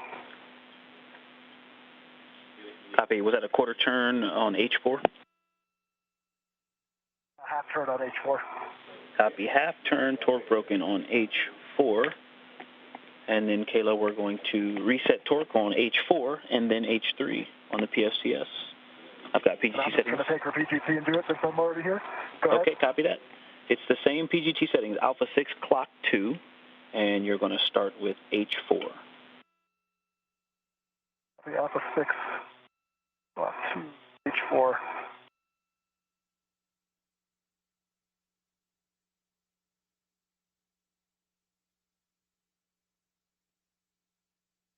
I think that red flip's locked on the PGT. You might need to unlock it.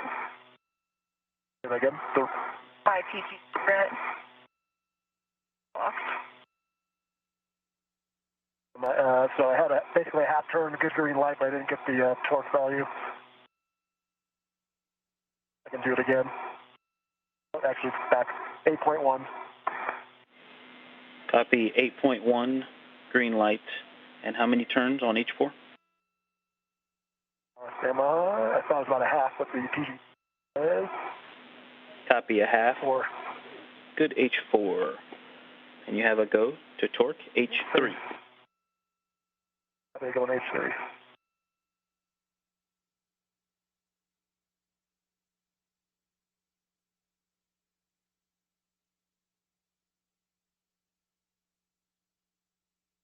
Can I then run?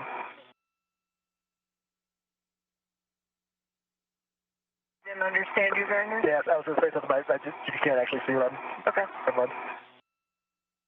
H3. 10 seconds to a handover. H3, point, half a turn, green light, 8.3. GC's coming back to you. Half a turn, green light, 8.3 on H3.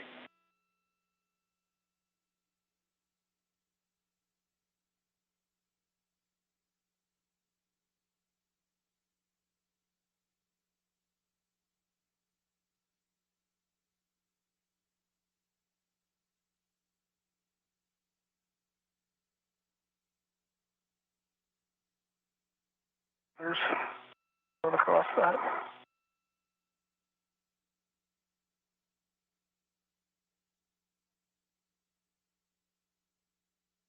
Currently in a loss of signal. We should get views of the EVA back shortly. You're currently seeing live views of the International Space Station Flight Control Room. Okay. I'll just take it slow. You're currently... Going across that. Those handrails. How do you feel about the 1 alpha task? Okay. I think we have a flow. I'm happy to try it. Actually, I'll take a glove, hat, gauntlet, and safer check from both of you, and then we'll talk big picture.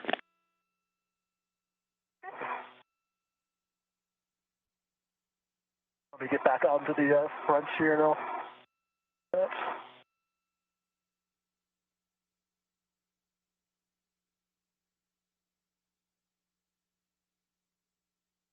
You're watching live coverage of the 247th spacewalk.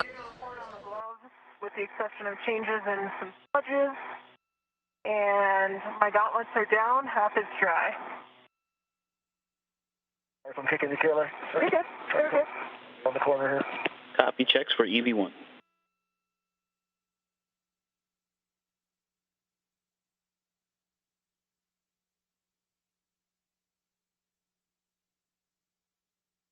NASA astronaut Kayla Barron and Raja Chari ventured outside the airlock and switched to battery power around 7:12 a.m. Central Time, 8:12 a.m. Eastern Time. Don't look like any significant change I can see. Half is dry, and my gauntlets are still down.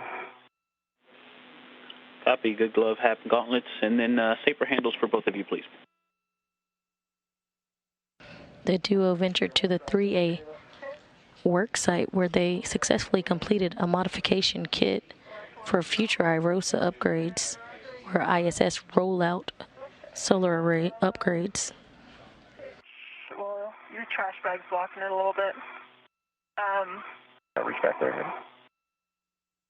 It looks like it was down at the bottom half, but I didn't see the top half. Yep, no problem. Let me reposition here and I'll reach back there and check it.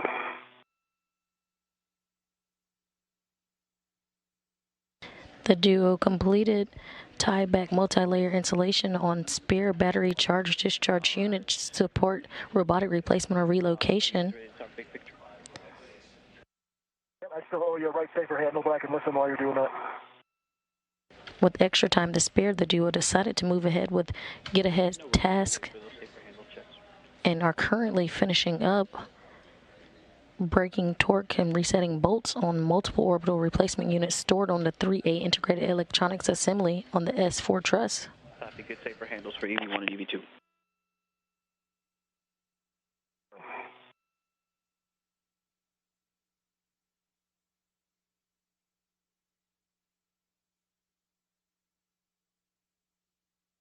Ready for your words when you're ready, Ike.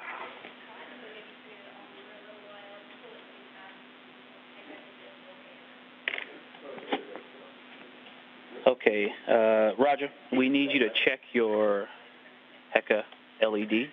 If it's off, turn it on. If it's on, power cycle it, please.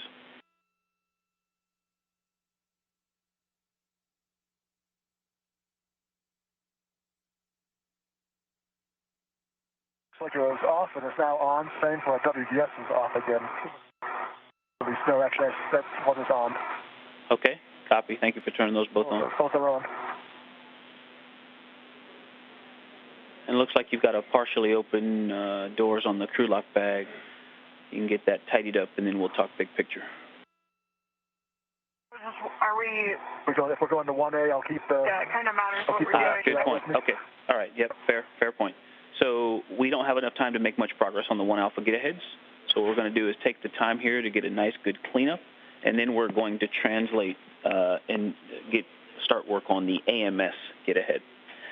That'll still leave us some time to, we've got to do a test inspection on the way back to the airlock, and potentially we'll be able to get the airlock pit pin inspection and or imagery on the way in. What do you guys think of that? Sounds great to us.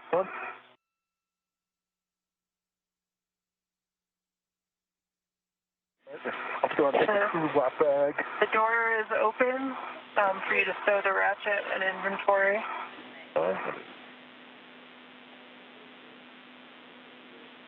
You can lift up the strap? I can get it. Or yeah, if you want to pick that up, you can.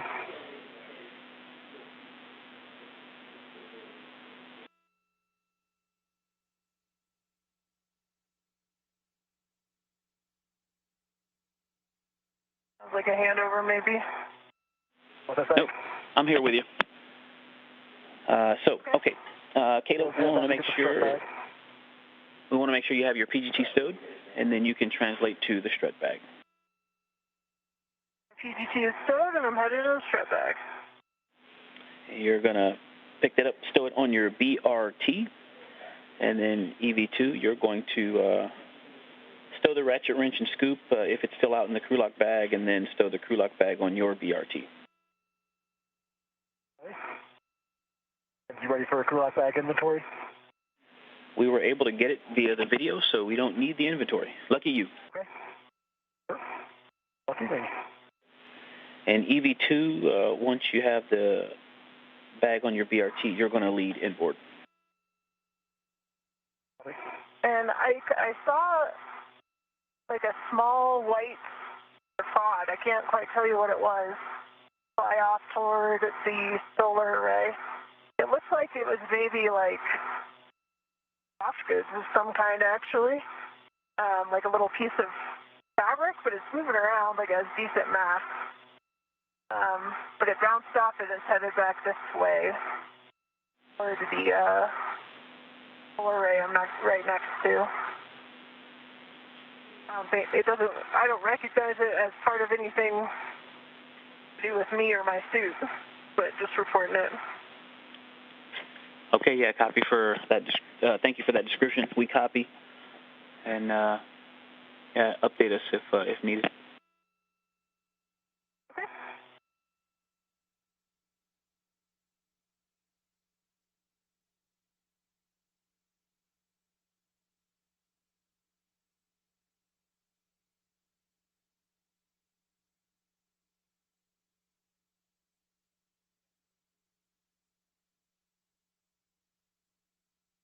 5 hours and 27 minutes into this EVA, or spacewalk, the ground here in Mission Control has decided the duo will not do the breaking of torque and resetting bolts on the 1A integrated electronics assembly, but instead they will translate to the alpha magnetic spectrometer for patch panel access evaluation.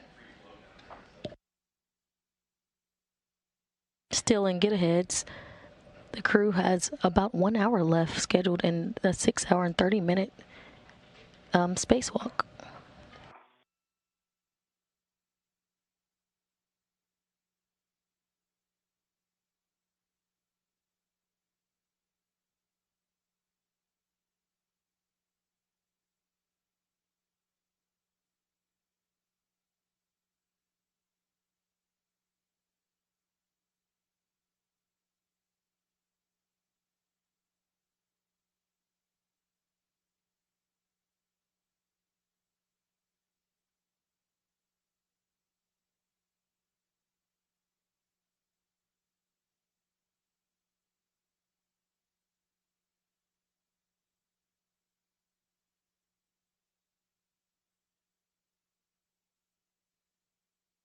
Only if you want to look, Raja. Pretty epic views right now. Pretty cool. Yeah, you got a few pics of you earlier. All right, I got my BRT right to the crew lock bag. That's right.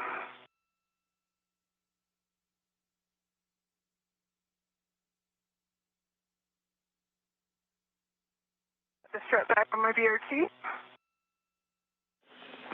Copy Kayla and copy Raja. And EV2 is going to lead as you both translate back inboard, just inboard to the Sarge.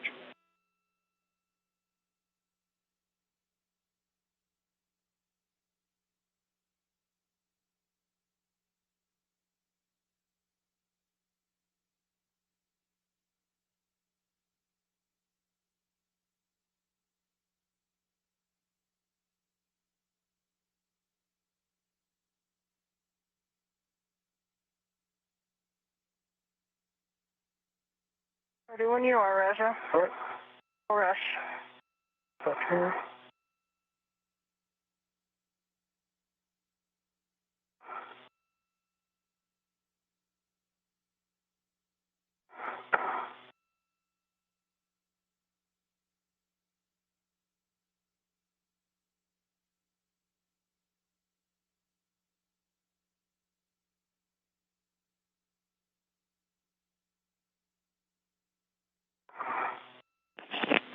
All right, you two are headed inboard. EV2, you're leading to the S1, S3 interface near mile marker 5730. And you can both leave your green hooks in place. We leave our green hooks in place.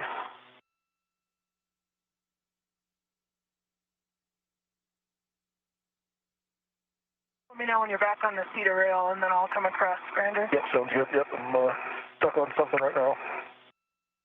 Oh, your waist tether is hooked. It's almost clear. Should be good.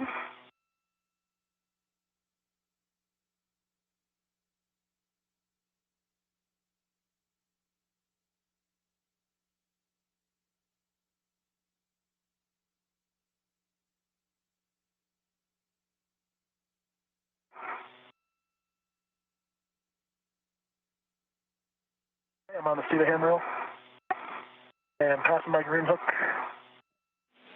Okay, and once you're both back inboard of the Sarge, you can find a place to temp stow your bags. And which mile marker did you say I'm looking for? 5730. Okay. Is that an okay place to stow the bag as well? A-firm. Yep, we're going to head over toward AMS from here. And so both of you find a place to temp stow those bags. And then Kayla is going to translate to the S3 truss beam. Now 5 hours and 32 minutes into today's spacewalk, recapping some of the milestones. At 7:12 a.m. Central Time, 8:12 a.m. Eastern Time, NASA astronauts Kayla Barron and Raja Chari turned their suits on to battery power, marking the official start of today's spacewalk. They then translated to the starboard fortress worksite, where they successfully installed a 3A modification kit for future IROSA or ISS rollout solar array upgrades. They then completed multi-layer insulation tiebacks and began to work on get-aheads at the 3A integrated electronics assembly. They completed this task and now are translating to the AMS, or alpha magnetic spectrometer, for patch panel access evaluations. Near 5370 is where you temp stow the crew lock bag.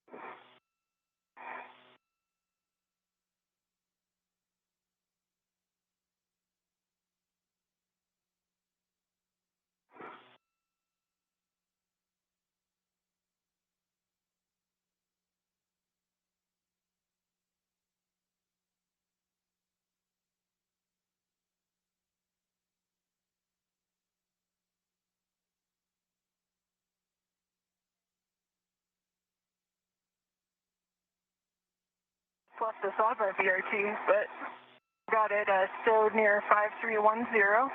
Strut bag. Copy the strut bag near 5310.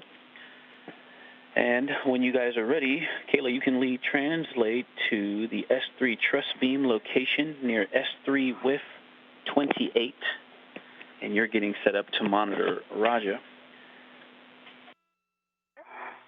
Okay, and a warning and a caution. I'm going to have to push those bags toward you before I go Zenith, just to have room.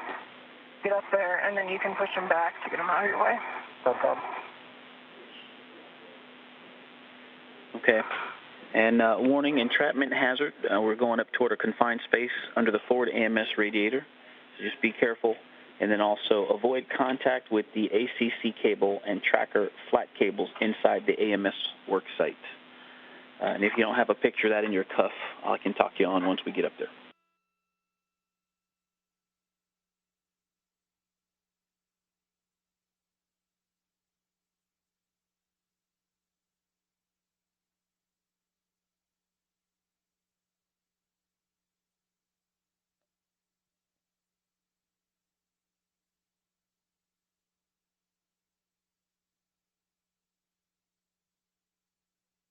Like I'm caught on something here. Other looks. Is it my reel, grinder? That's caught, but speed's still unwinding. Your green hook's running down here. Let me see, caught on the bag. I don't see it stuck on anything. It should just be unreeling. Okay, maybe it's something else. Try to get a better view of you. I don't see anything, but still pretty hard resistance as I try to turn the corner. You come back towards your tether and look.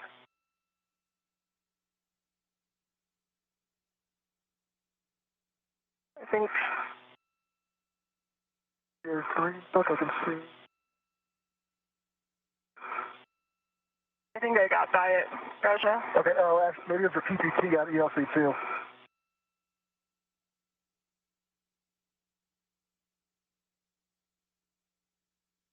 I think it might have been the ELC above my helmet. Yeah, so right now, like the socket of your PPT is kind of going inside ELC too, so if you keep going the direction you're going, it should clear it. Again, the crew has completed braking/resetting torque on the 3A orbital replacement units and is transitioning to the AMS, or the Alpha Magnetic Spectrometer patch panel fit check task.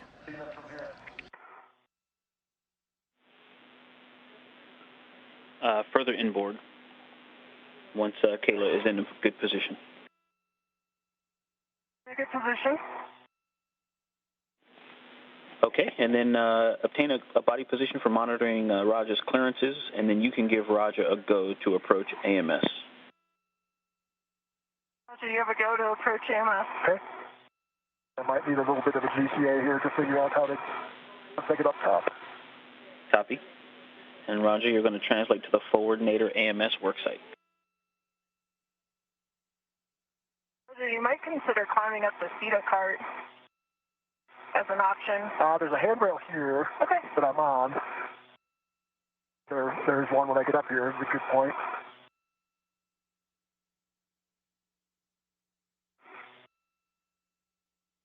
I guess we'll have to use that I-beam. So, yep, you're probably right, but I can get over to that from here.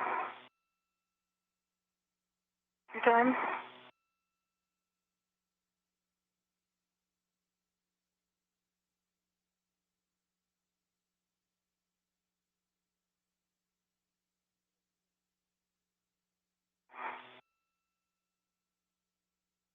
I think I want to come towards you on this diagonal piece, right?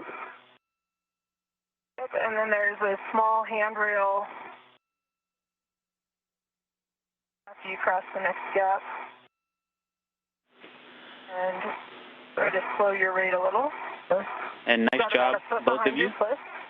And we're going to hold before we ingress the AMS worksite, so we're going to hold here shortly. Let me get the local down. I rotate so I'm facing port position? Yes. Okay. Only if I stop rotating at any point. Your helmet just barely kissing the MLI. You're good. Okay. And there's another short handrail on the left side of that same beam, a little to your right. Okay, before I rotate, let me get a local down, so I'm just realizing there's nothing for me to stop my momentum. Yeah. Local and your end effector might be good.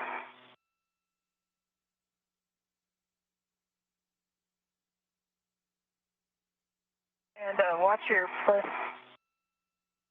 as you, if your feet kick up, the back of your foot is safer to contact the bottom of AMS.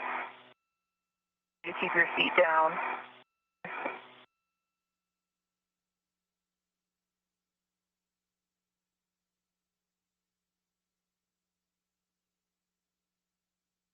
Can I rotate then? I just wanted us to stand by, I think. All right, I'll stay here. Hey, firm, we're going to hold here. Thank you.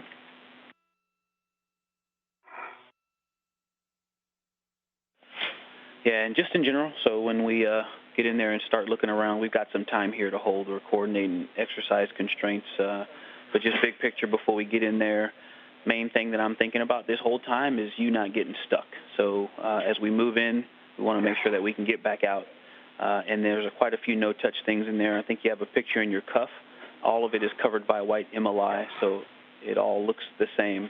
And some of them are things we can lightly touch, and some are absolute no touches. And so let's just go real slow and real steady so we don't hurt AMS. I think in this position I can see that ACC cable up there above my right shoulder. Your helmet, you need to go a little nadir. Okay.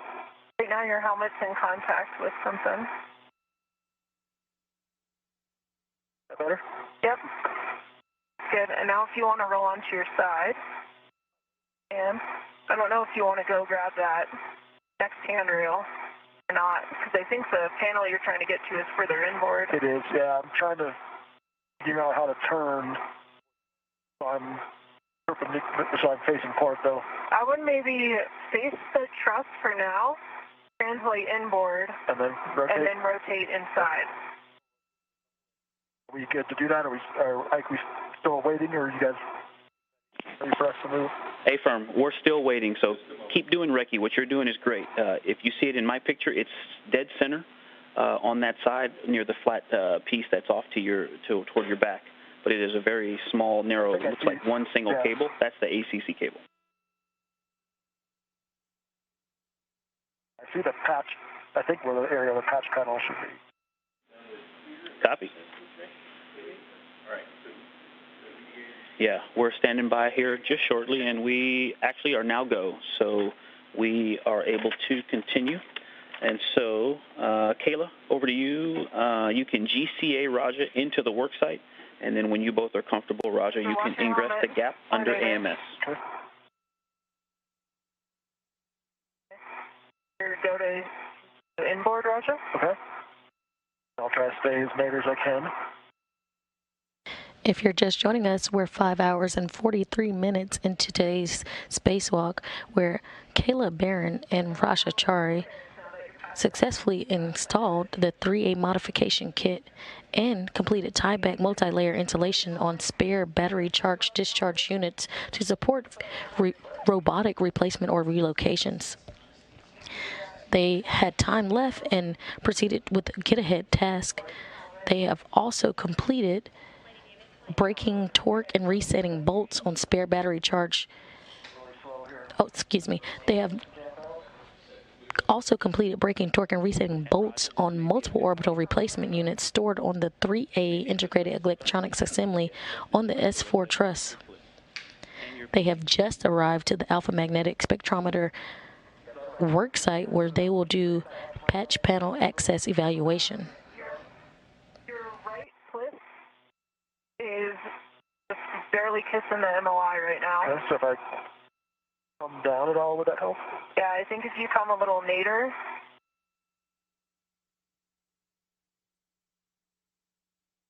Anything to react against, unfortunately. So.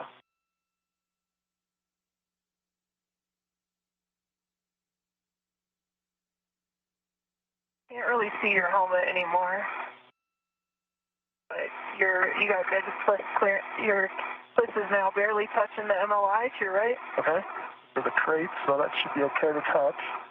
Barely touch. Okay, can you guys see my WBS and HECA? One or the other?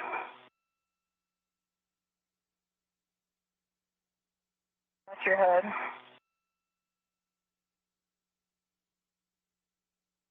Try to scoot. Do I have room to scoot more ports?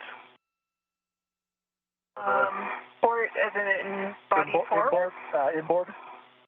I can't see that, Raja, unfortunately. Okay. I can see what's in front of me, more of the clearance around my head. I think if you came further nadir, like body down first, because, yeah, now we've got much better clearance. You can head further inboard. Okay, so I think I've got my right hand on that lower U.S. handrail they talk about in the diagram. Affirm, that's a good handrail. It was a blind reach, but that is a good handrail for you. Okay. And so then if I remember right, then right in front of me under this MLI should be the patch panel, correct? Like a bulge. Affirm, that is the right panel. foot. Roger, that's the panel. Okay. Copy. I think from the work, biggest issue is I have no, I'm kind of wedged in here, and to get down. Hey, Roger, do you think you have the panel, the group of cables in sight? Watch your right plus grinder. Great, copy. Careful with that rotation. I can't rotate my head or body enough to see them straight on, but I can see the cables running above the patch panel MLI. Like if I look up towards where my HECA light is at, in the lights, I can see it out of the corner of my helmet. Okay, so it will be a pretty challenging reach from here, and it's also pretty tough to see, but you can see them. And like Kayla says, let's watch the rotations, but I'm gonna ask you some questions. I don't need you to move around much, and just give me an assessment from where you are. And Kayla, you own clearances, and keep us safe. So the first question, if you're ready, Roger. Roger, your right twist is just barely touching the MLI, so do not rotate any further forward. Copy. I'm trying to back. Okay, I'll just stay here until I answer the question. Okay. Go ahead, Ike. Perfect. Yep, keep that coming, Kayla. First question, Roger, can you reach the entire perimeter of the data patch panel? I can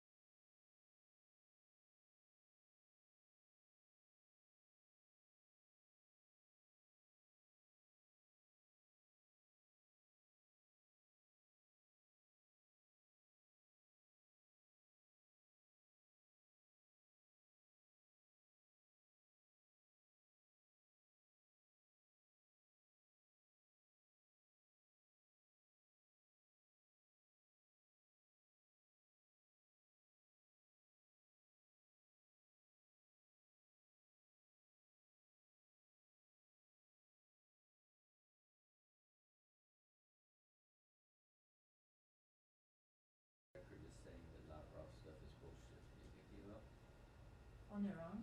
Yes. Yeah. They're saying it was Phase C.